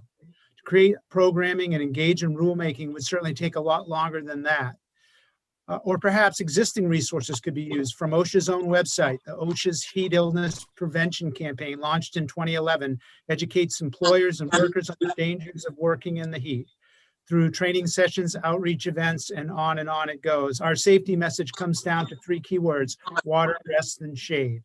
Perhaps the sharing of this already existing information would be a good first step to address the concerns of the sponsor. I understand that HHS also has a heat illness page as well. Unfortunately, I didn't have the opportunity to review it to the level that I should, so I won't speak to it today. So we do not disagree that employers should be required to take responsibility for their employees' safety, but to codify these stringent requirements would make it difficult for any small business, both in an operational logistical sense as well as a physical plant logistical sense. And we encourage you to please vote LD 1461 out, ought not to pass. Thank you very much. And thanks for your consideration. Thank you, Mr. Dougal, for your testimony. Are there any questions from the committee? Seeing none, have a great weekend. Yeah, same to you, sir. Mr. Tardy. Good afternoon, Senator Hickman, Representative Sylvester, and distinguished committee members. I'm Joshua Tardy. I'm a resident in Newport, and I'm standing in for Allison Susi on behalf of the Maine Tourism Association. We respectfully oppose 1461. Allison has submitted written testimony, and I won't read that back to you. I trust that you will review it. Generally speaking, we think this bill is overly burdensome, tough to apply to the tourism sector. I want to more or less echo the testimonial comments from Mr. Dougal, who preceded me. And I'd also point out that I agree with the jurisdictional issues raised by the Department of Labor in the gentleman's testimony, neither for nor against. But for all those reasons, including those submitted in our written testimony, we oppose the bill and respectfully request an ought not to pass. Thank you, Mr. Chair. Thank you, Mr. Tardy. Are there any questions for the Honorable Mr. Tardy? Seeing none, have a great weekend, sir. Thank you. Take care. Is there anyone else who is here to testify on this bill? Seeing none, I see that I know for the work session, we'll request the presence of Mr. Rowland from the department to discuss jurisdictional issues, educational program. Oh, I see a hand in the gallery. Let's make sure that we do have someone else who'd like to testify on this bill. Dana Duran is being promoted to us here today. Coming through the wormhole, there he is. You may proceed, Mr. Duran. Good afternoon, Mr. Senator Hickman, Chair Hickman, and Chair Sylvester, and members of the Joint Standing Committee on Labor and Housing. As Senator Hickman mentioned, I'm Dana Duran, Executive Director of the Professional Logging Contractors of Maine. And similar to Mr. Dougal and Mr. Tardy, I'm here to testify in opposition to LD 1461. I have great respect for the sponsor. I've known him for 20 years and coached him, his son in the basketball program in Gardner. But I am unfortunately here to testify in opposition to his bill on behalf of our membership. I also appeared before you back in February on LD 358, and Chairman Sylvester, I appreciate you bringing that up and the outcome of that bill. We are testifying in opposition on 2 reasons. One, we don't think it's necessary based on the fact that OSHA does not have a specific standard that covers working in high heat, quote, high heat environments, and therefore Maine should not become an outlier by creating a separate regulation. And then 2, the definition of quote, high heat environment is ambiguous and could be extended to any type of employment, whether it is indoor or outdoors with or without temperature control, because high heat can be very subjective to the individual. Specifically with respect to high heat environment, as I mentioned in logging and trucking, Employment is generally outside, but it could be applied to a harvesting machine, pickup truck, garage, tractor trailer, moving equipment, servicing equipment, operating equipment, or even walking to equipment. The logging and trucking industry works in harsh outdoor conditions year round. And the definition of what constitutes, quote, high heat temperatures at workplaces to ensure safe and healthful conditions is potentially problematic because it's subjective and almost impossible to maintain from one employee to another, especially in industries where employees operate equipment in remote areas almost exclusively by themselves.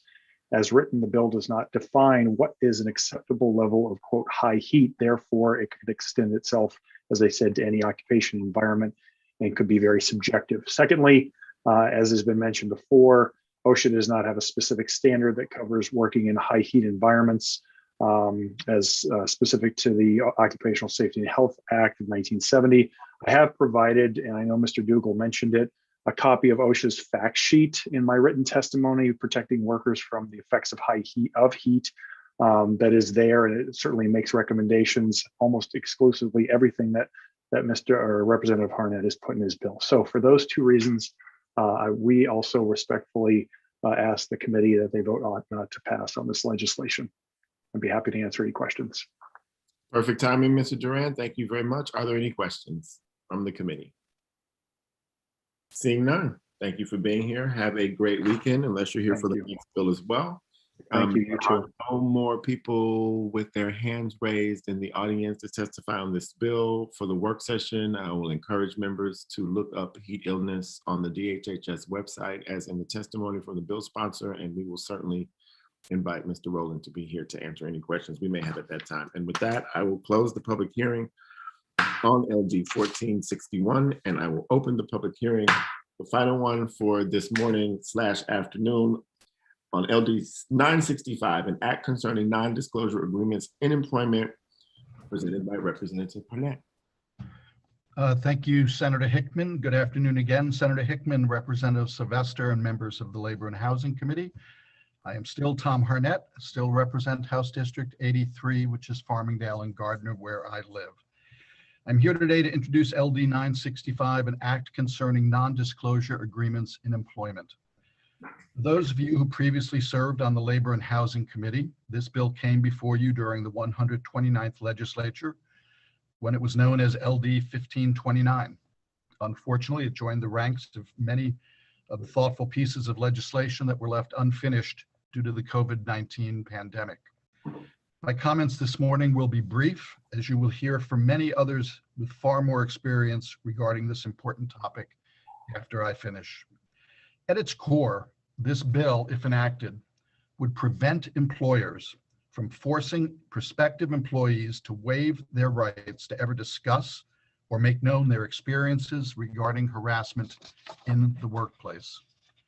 It would declare that it is an unlawful employment practice for an employer to require an employee or prospective employee to enter into a contract or agreement that, as a condition of employment, continued employment, promotion, compensation, or benefits, contains a non-disclosure agreement, non-disparagement agreement, waiver, or that prevents the employee from disclosing or discussing discrimination, including harassment, occurring between employees or between an employer and an employee in the workplace, at work-related events, or off the employment premises. All persons are entitled to work in a workplace that is free from discrimination and harassment. No person should ever be placed in the position of waiving these fundamental rights to speak out about workplace harassment and discrimination in order to obtain or continue their employment. If you think it is good public policy for an employer to be able to tell people looking for work or currently working for them, by the way, if you are discriminated against at work, or if you are sexually harassed, you cannot tell anyone and must promise me that you will not complain about it to the state or federal agencies, then you should not vote for this bill. If, on the other hand, you believe that all persons are entitled to work in a workplace that is free from discrimination and harassment, and that no person should ever be placed in the position of having to give up the fundamental right to speak out about workplace harassment and discrimination in order to get or keep a job, please support LD 965. Compulsory non-disclosure agreements are bad public policy and do nothing more than facilitate, promote, and indeed hide incidents of harassment and discrimination in the workplace. Compulsory non-disclosure agreements also prevent survivors of harassment and discrimination from publicizing their account, which for many survivors can help provide closure for these horrific experiences. Allowing survivors to share their experiences may also help protect others from being exposed to such behavior. On the other hand, non-disclosure agreements can also prevent survivors from sharing their experiences with state and federal agencies charged with preventing and remediating workplace harassment, and also protect those persons who engage in such behavior and may do so again. And anyone who has picked up a newspaper in the last couple of years has read about people who serially engage in this type of conduct, often due to the benefit of non-disclosure agreements. You will probably hear from opponents to this bill in either written or oral testimony today that no cases will ever be settled if non-disclosure agreements are banned or regulated. So to counter that, I have attached some links to background information as to why non-disclosure agreements are bad public policy and what other jurisdictions are doing about them and why they are doing it. And it is important to note as you look at that material that business goes on, cases get settled, matters get resolved, but they get resolved in a way that does not tell the victim, you need to keep quiet if you want to resolve this. That is simply unacceptable in my mind. Now, while I have provided this information, I did look through a lot of the testimony you will hear and that has been submitted.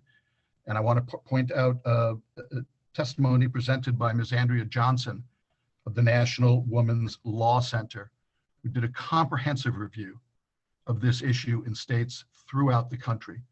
I would ask the committee to look at that material to see that these laws do work. They are good public policy. I ask you to consider all the testimony you will hear today and the material you will receive, and then vote ought to pass on LD 965. Again, I know you've had a long morning. I thank you very much for your attention, and I would be happy to answer any questions you might have, although there are people following me that will be able to provide you with far more knowledgeable responses. Thank you very much.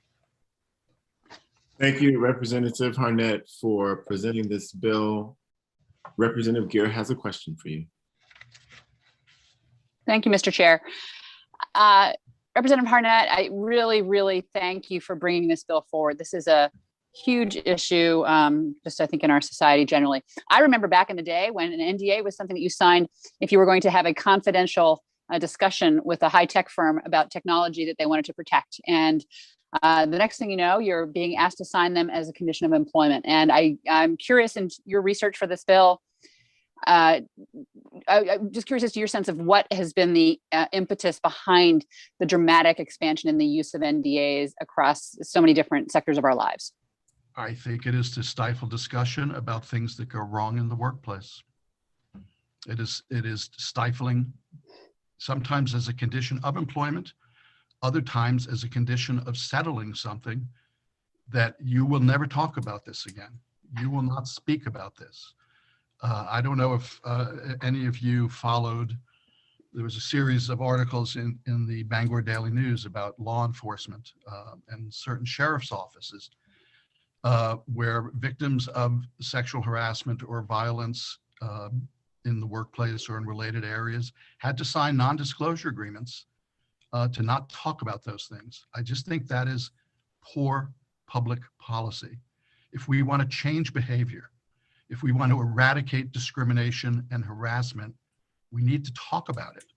We need to expose it when it occurs. We need to shine light on it so that it does not occur again. And a follow-on, if I may. You may. And I'm wondering also, there does seem to be such a fundamental conflict of NDAs with free speech.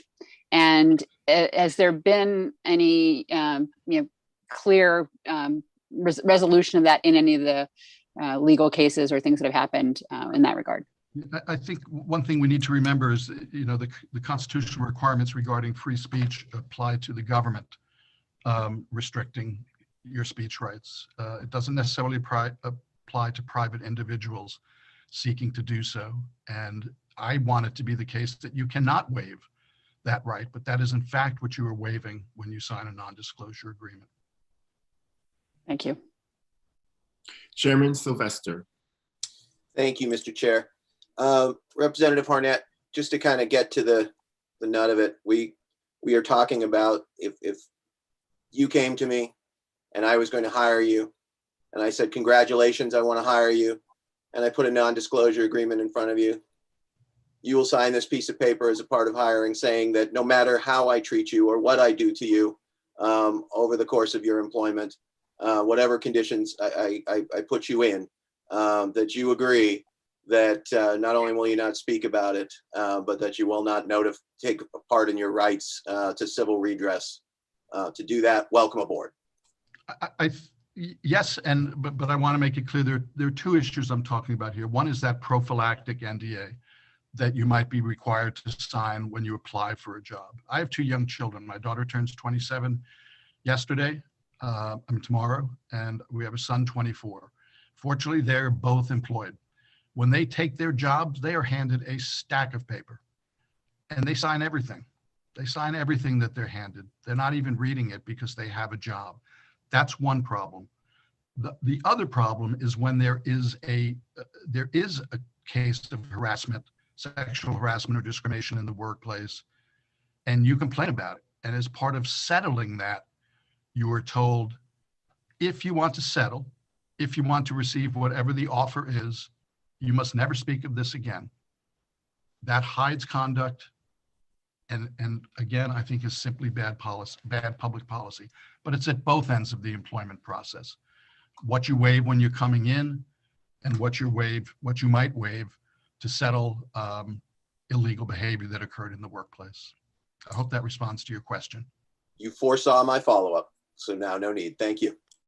Thank you, Representative Sylvester. Are there any other questions from the committee for the bill sponsor? Seeing none. Thank you, Representative, for presenting this bill. We will now take public testimony on this bill. Thank you. 1, 2, 3, 4, 5, 6. I think 8 people signed up to testify at this time, beginning with Andrea Johnson, followed by Desti Holman Sprague, if she is here, Elizabeth Ward Saxo, I see her, Jeffrey Young, I see him, and Kristen Aiello, I do not see, but probably could be here under a different name, followed by testimony against, or neither for nor against, from Stephen Bailey and Eileen King. So with that, I welcome Andrea Johnson, and the Zoom is yours.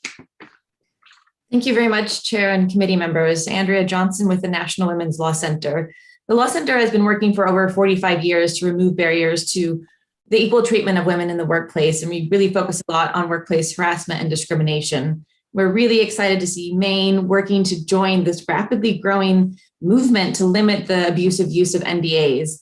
In just the 3 short years since #MeToo went viral, we've seen 15 states, from Tennessee to California, enact NDA legislation.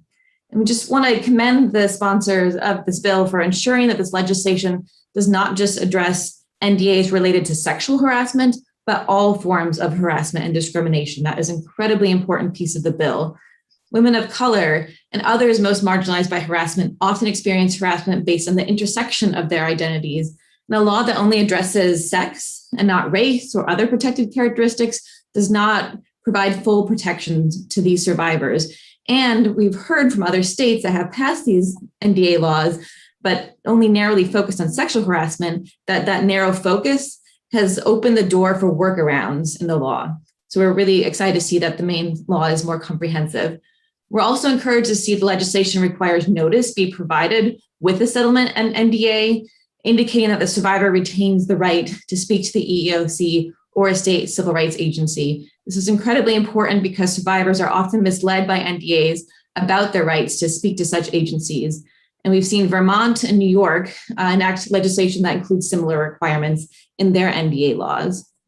And finally, we want to commend the sponsors for fully banning NDAs that are included in employment contracts as a condition of employment, as the representative pointed out. Workers should be able to speak about workplace conditions and not be chilled from seeking help. So a full ban in that context makes a lot of sense. Conversely, we want to commend the sponsor for not fully banning NDAs in settlements, but making it the survivor's choice if they want that guarantee of confidentiality.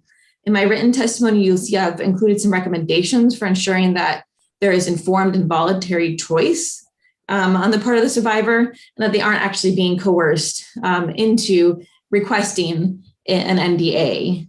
So there's important safeguards that could be, already some are written into the bill. There could be some additional ones to really protect against coercion on that front. I'm happy to answer any questions and just commend the sponsor and the legislature for taking up this issue. Thank you, Ms. Johnson. Your timing is perfect. Are there any questions from the committee? Seeing none, thank you very much for being here and for your testimony. The floor now belongs to Desti Homan-Sprague. If I've mispronounced your name, I apologize in advance, from the Maine Women's Lobby. Well, good afternoon, Senator Hickman, Representative Sylvester, and members of the Joint Standing Committee on Labor and Housing. I'm in fact not Desti Homan-Sprague, but rather Lucia Hunt. I'm on the board of the Maine Women's Lobby, and I'm speaking on behalf of the Maine Women's Lobby today in support of LB 965, an act concerning non-disclosure agreements in employment. We thank Representative Harnett for sponsoring this bill. Sexual harassment in Maine is pervasive. More than half of female respondents in a recent Maine survey report experiencing sexual harassment.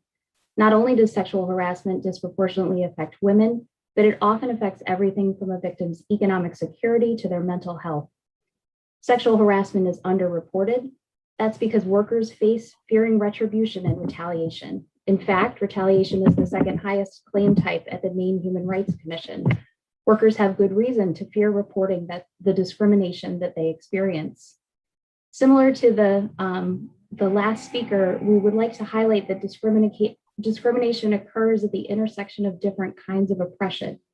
Discrimination disproportionately occurs in settings with less resourced people, like those working in low-wage jobs, and tends to affect women and people of color at higher rates.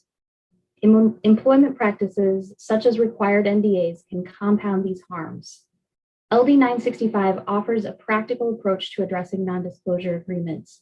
It ensures that employees cannot inadvertently enter into them, cannot be forced to enter into them, that they cannot be used to silence victims or protect illegal or unethical forms of discrimination or abuse.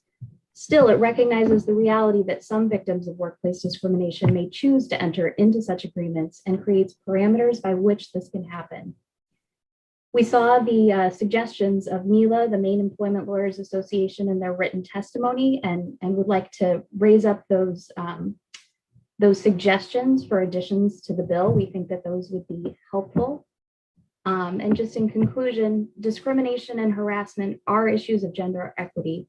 Requiring non-disclosure agreements have too often been used to reinforce the power differentials that many workers experience while protecting those who cause harm. We urge you to vote ought to pass on LB 965. Thank you, Ms. Hunt, for your testimony. Are there any questions from the committee? Seeing none, thank you for being here today and have a great week. Thank you. Next up is Elizabeth Ward Saxel. Good afternoon, Senator Hickman, Representative Sylvester, and distinguished members of the committee. My name is Elizabeth Ward Saxel, and I'm here on behalf of the Maine Coalition Against Sexual Assault, the organization which represents and serves Maine's sexual assault prevention and response programs. We're offering testimony in support of LD 965. Many thanks to Representative Harnett for sponsoring this legislation and for his persistence on this issue.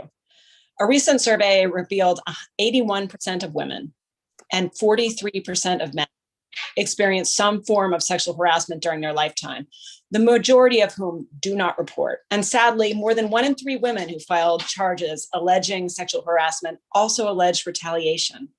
Sexual harassment can have long-term impacts on victims, can decrease workplace productivity, and impact morale, as well as the bottom line. Research indicates there's a range of factors that can significantly increase the likelihood of sexual harassment in the workplace. Unfortunately, many are common features in our workplaces across Maine. They include significant power disparities with high status employees, board members, or donors who may feel emboldened to exploit employees who may fear possible ramifications of making a report.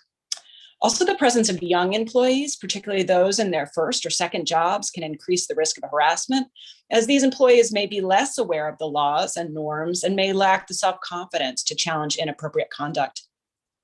Also, homogeneous employees, where employees are primarily male, sexual harassment of women is more likely. Likewise, as the previous speakers have spoken about, these are intersectional issues. Workplaces which are predominantly one race, in Maine, usually white, can also contribute to harassment. Isolated or decentralized workplaces also create challenges. Harassment is more likely when employees are physically isolated, have few opportunity to work with others, and where there's limited communications between levels of the organization. There are fewer eyes on. Given the pervasiveness and impact of sexual harassment in Maine's workplaces, it's time to carefully examine the range of laws, policies, and practices which allow harassment to go unchecked and which disempower its victims. Among these practices are NDAs as a term of employment or the result of changes in a contractual relationship. I want to be clear, as the other speakers have been, that we're not talking about banning the use of NDAs, but rather shifting the balance of power. Mandatory NDAs limit victims' self-determination, which is counter to trauma-informed approach and complicates significantly the path to healing. It's critical that Maine's workplaces empower survivors and support a survivor's choice whether or not to enter into an NDA in cases of discrimination or harassment. Thank you, and I'd be happy to answer any questions you might have. Perfect timing. Thank you very much for your testimony on this bill. Are there any questions from the committee? Seeing none, thank you again for all your work and have a great weekend. Thank you for your time.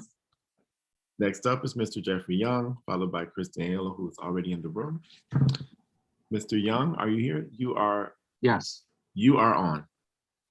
Good morning, or good afternoon. It's morning where I am. Senator Hickman, Representative Sylvester, and distinguished members of the committee. I want to thank you for the opportunity to speak. I'm speaking on behalf of the Maine Employment Lawyers Association here, and I particularly want to thank Senator Arnett for his, Representative Arnett for his persistence with respect to this bill. It did pass the last legislature and then fell victim to the pandemic. NELA strongly supports LD 965. We think it's one of the two most important pieces of employment legislation before the legislature this session, the other one being the arbitration bill that I referenced earlier this morning. The bill strikes, as the speakers before me have noted, an important balance. It does not make NDAs mandatory, but rather it shifts the balance so that an employee who has been the victim of harassment or discrimination can decide for himself or herself whether to make that a settlement, and I'm focused on settlements here, public. There are many reasons why some individuals would want to have publicity and others do not. Reasons for publicity include alerting other employees to the predatory behavior of the Harvey Weinsteins of the world, to get closure with respect to the harassment and discrimination that individuals have faced, and also to prevent, and as a corollary to that, preventing discrimination and harassment in the future. On the other hand, many individuals want to retain their privacy. Being the victim of harassment and discrimination can be a matter of embarrassment and humiliation. And many employees whom I represent are fearful that if this is publicized, that in the future, they will have difficulty obtaining other employment. So putting the employee in the driver's seat is an important aspect of this bill. It does not prohibit NDAs altogether. There are a number of features of the bill which NELA applauds, and I think some of them have been added to the previous version of the bill.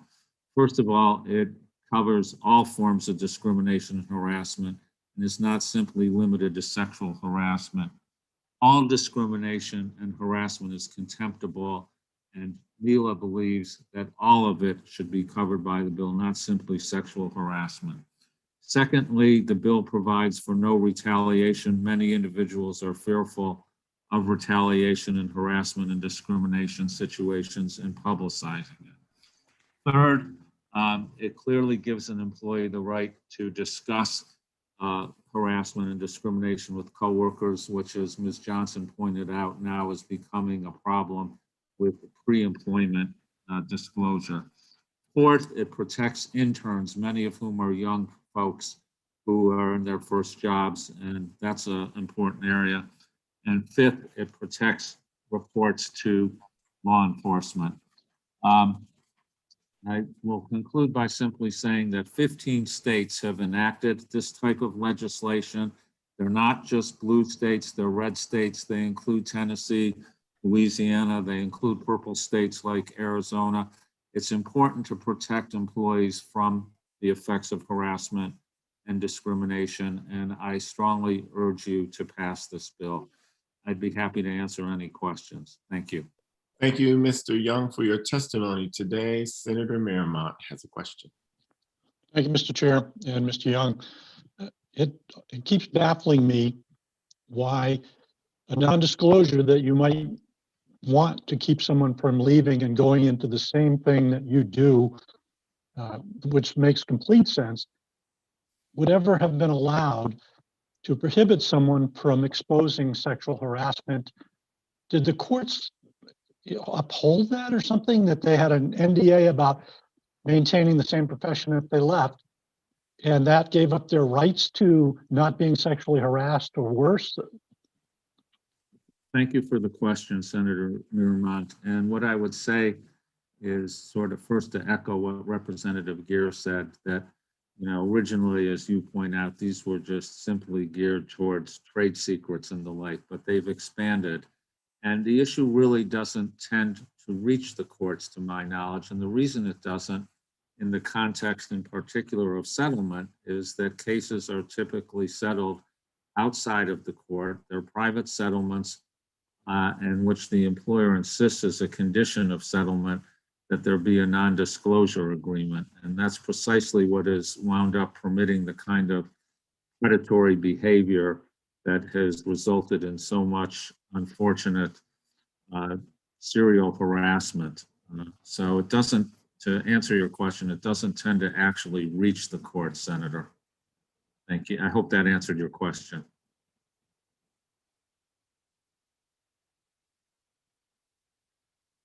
Any other questions from the committee for Mr. Young?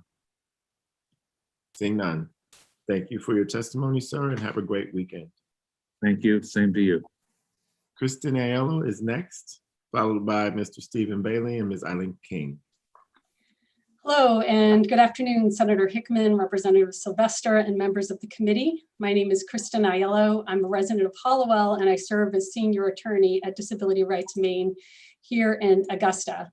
I come before you with over 20 years of experience litigating and resolving employment discrimination claims for people with disabilities. I've also served as a commissioner on the Maine Human Rights Commission. Our clients enter the civil justice system after they've been terminated because of their disabilities. They often, or denied reasonable accommodation or harassed. They often decide to resolve their claims on fair and reasonable terms if this can be achieved, including injunctive relief such as ADA training and ADA compliant policies, as well as back pay and other compensation. Over the past 20 years, I've reviewed and negotiated countless settlement drafts from opposing counsel, representing some of the largest and most wealthy employers in the world to some of the smallest Maine-based employers. I would tell you that these agreements are problematic. And I also want to pick up on the last point that was made about these being private settlements. We have to remember that the vast majority of cases are not tried in court anymore. They're settled. They're settled in private and often private agreements, but not always. And I want to talk about that in a minute. Some of the problematic terms are certainly mandatory non-disclosure agreements and also no rehire provisions, which California and Vermont and some other, I believe some other states recently banned. These no rehire or don't darken our doorway clauses are standard practice in employment discrimination settlement agreements. So just to give you an idea, if you're a young person, you're working at a retail place in your hometown, large place or a large employer, you get you settle a case because you were discriminated against. You've signed away your right to ever apply again. That means that you have no right to gain employment in your own town at this employer for a lifetime. So that's a pretty heavy result from a settlement agreement when you're a young person or any age. I want to echo everything everyone has said up until now. I want to address a couple of points as from my perspective as a practitioner. There's been concern by the employer community that cases will not settle. That's not what's happening in practice now. When the EEOC and the Maine Human Rights Commission is party to a case, for example, they don't allow confidentiality, and these cases settle. I settle them with the EEOC, with the Maine Human Rights Commission sometimes. And pieces of that, like the report and any terms of public interest, are not confidential, and business goes on. Also, the option to not settle because of a lack of an NDA would be foolish, a foolish business decision. These cases are super expensive to try, and if the employer loses at court, they're going to risk paying the attorney's fees for the plaintiff's attorney. Employers have expressed concern that there will be bad publicity if plaintiffs have an option for an NDA. That certainly may be true in some cases. We can't control everything. But in my experience, most plaintiffs don't want to publicize their settlement. This is a painful experience. Ms. Ayala? Yes. Unfortunately, that is the end of your 3 minutes. I wonder if you could summarize your time, your comments. I'd be happy to, thank you. I guess my last point that I wanted to make is that I would urge this committee to look at my testimony around the no reemployment clauses that are rampant now in settlement agreements. They're really bad for public policy. I've included some language from California in my comments. Vermont's done it, and this is just as harmful, if not more harmful, for some individuals as NDAs. And I very much thank the sponsors of this bill, Representative Harnett, for bringing these points forward. I've been a practicing attorney for a long time, and I still have to spend a lot of time reining in these provisions. I can't even imagine what it would be like being an individual trying to manage this sort of a document. They just don't have a chance. Thank you for your protection of the public and for making sure that people's civil rights are protected.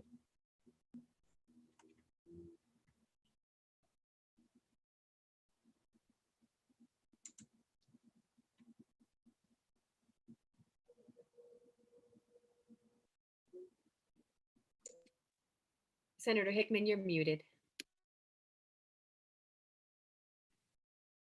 Thank you, Ms. Ayala, for your testimony. Thank you, Representative Rader, for reminding me that I forgot to turn my mic back on when the phone was ringing.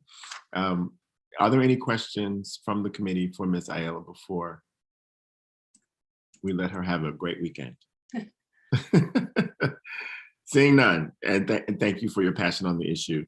Thank you very much. Yes. Mr. Stephen Bailey will be next, followed by Eileen King if she is here. Welcome back, Mr. Bailey. Floor is yours.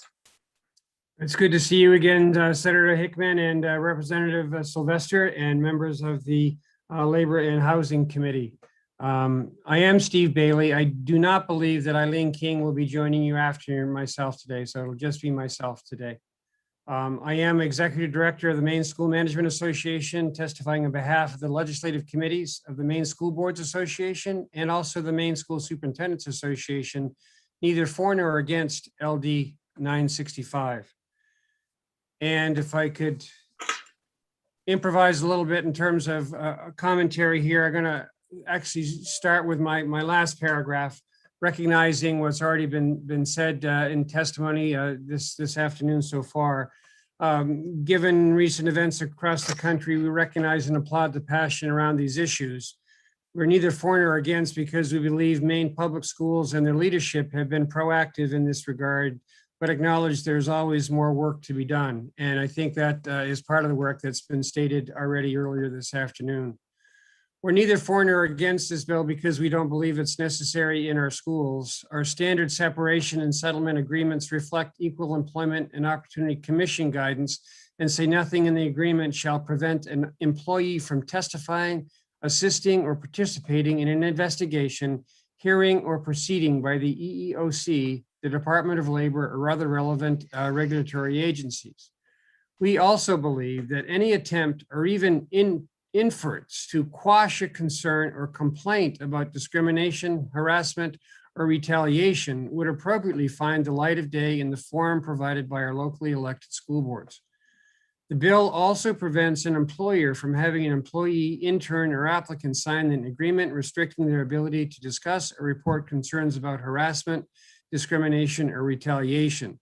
According to our attorneys, they have never seen such an agreement in their dealings with Maine Public Schools, nor would they expect to, because it's an anathema to what we stand for as public school leaders. We have mandatory school board policy, ACAB-R, around employee discrimination, harassment in Title IX sexual harassment complaint procedures. And we want to underscore that the federal Title IX statute, specifically directed at public schools, is an added protection against the behavior described in this bill. Board policy states, employees will not be retaliated against for reporting suspected discrimination or harassment or in an investigation. Retaliation is illegal under federal and state non-discrimination laws, and any retaliation will result in disciplinary measures up to and including discharge. And again, I'll end where I started. Given recent events across the country, we recognize and applaud the passion around these issues. We're neither for nor against because we believe Maine Public Schools and their leadership have been proactive in this regard, but acknowledge there's always more work to be done. We do applaud the passion around these issues. I'd be glad to take any questions if there are any. Thank you, Mr. Bailey. Are there any questions from the committee for Mr. Bailey? I have a feeling that we're hungry, and so we probably won't ask. Seeing no questions, are there any attendees who wish to testify on this bill who were not previously recognized or signed up? Seeing nothing, is the committee all set for the work session? Any requests for the work session? Seeing none, I will close the public hearing on LD 965. That completes our work from this morning into the afternoon. And it is 1:18. I'm going to suggest that we take a break, of course. And I will also suggest that because there are amendments to bills that are going to be presented in our deliberations, that we caucus as we go, if we need to caucus as we go in our breakout rooms, so that we can all have a free lunch in the sense that we don't have to discuss any of the work for this afternoon amongst ourselves. If you choose to do that, knock yourselves out. I'm going to say that we will reconvene at 10 minutes of 2. We'll take a half an hour for lunch. And then that means that we can just probably finish our work before 5. And that's what the goal will be today. So we will see you at 1:50. 1:50, 10 minutes to 2. Enjoy your lunch, everyone. Get some fresh Chair, air. Senator Merrimont has a hand up. Oh, thank you. I didn't see that. Yeah, sorry, it looked like I was waving goodbye. But could we have a caucus room set up in case we decide to use a few minutes of our lunch before? My personal page that you got last week is live all the time, and I will resend it just in case folks want to do that. That's perfectly fine. That was good. I was about to say, thanks for the challenge. So great for resending. Thank you. Representative Gear? And thank you, Mr. Chair. Do we know the order of the bills for the work sessions? We intend to take them up in the order that they are presented. We will not be taking up LD 1312 today, however. Okay. Thank you. Thank you.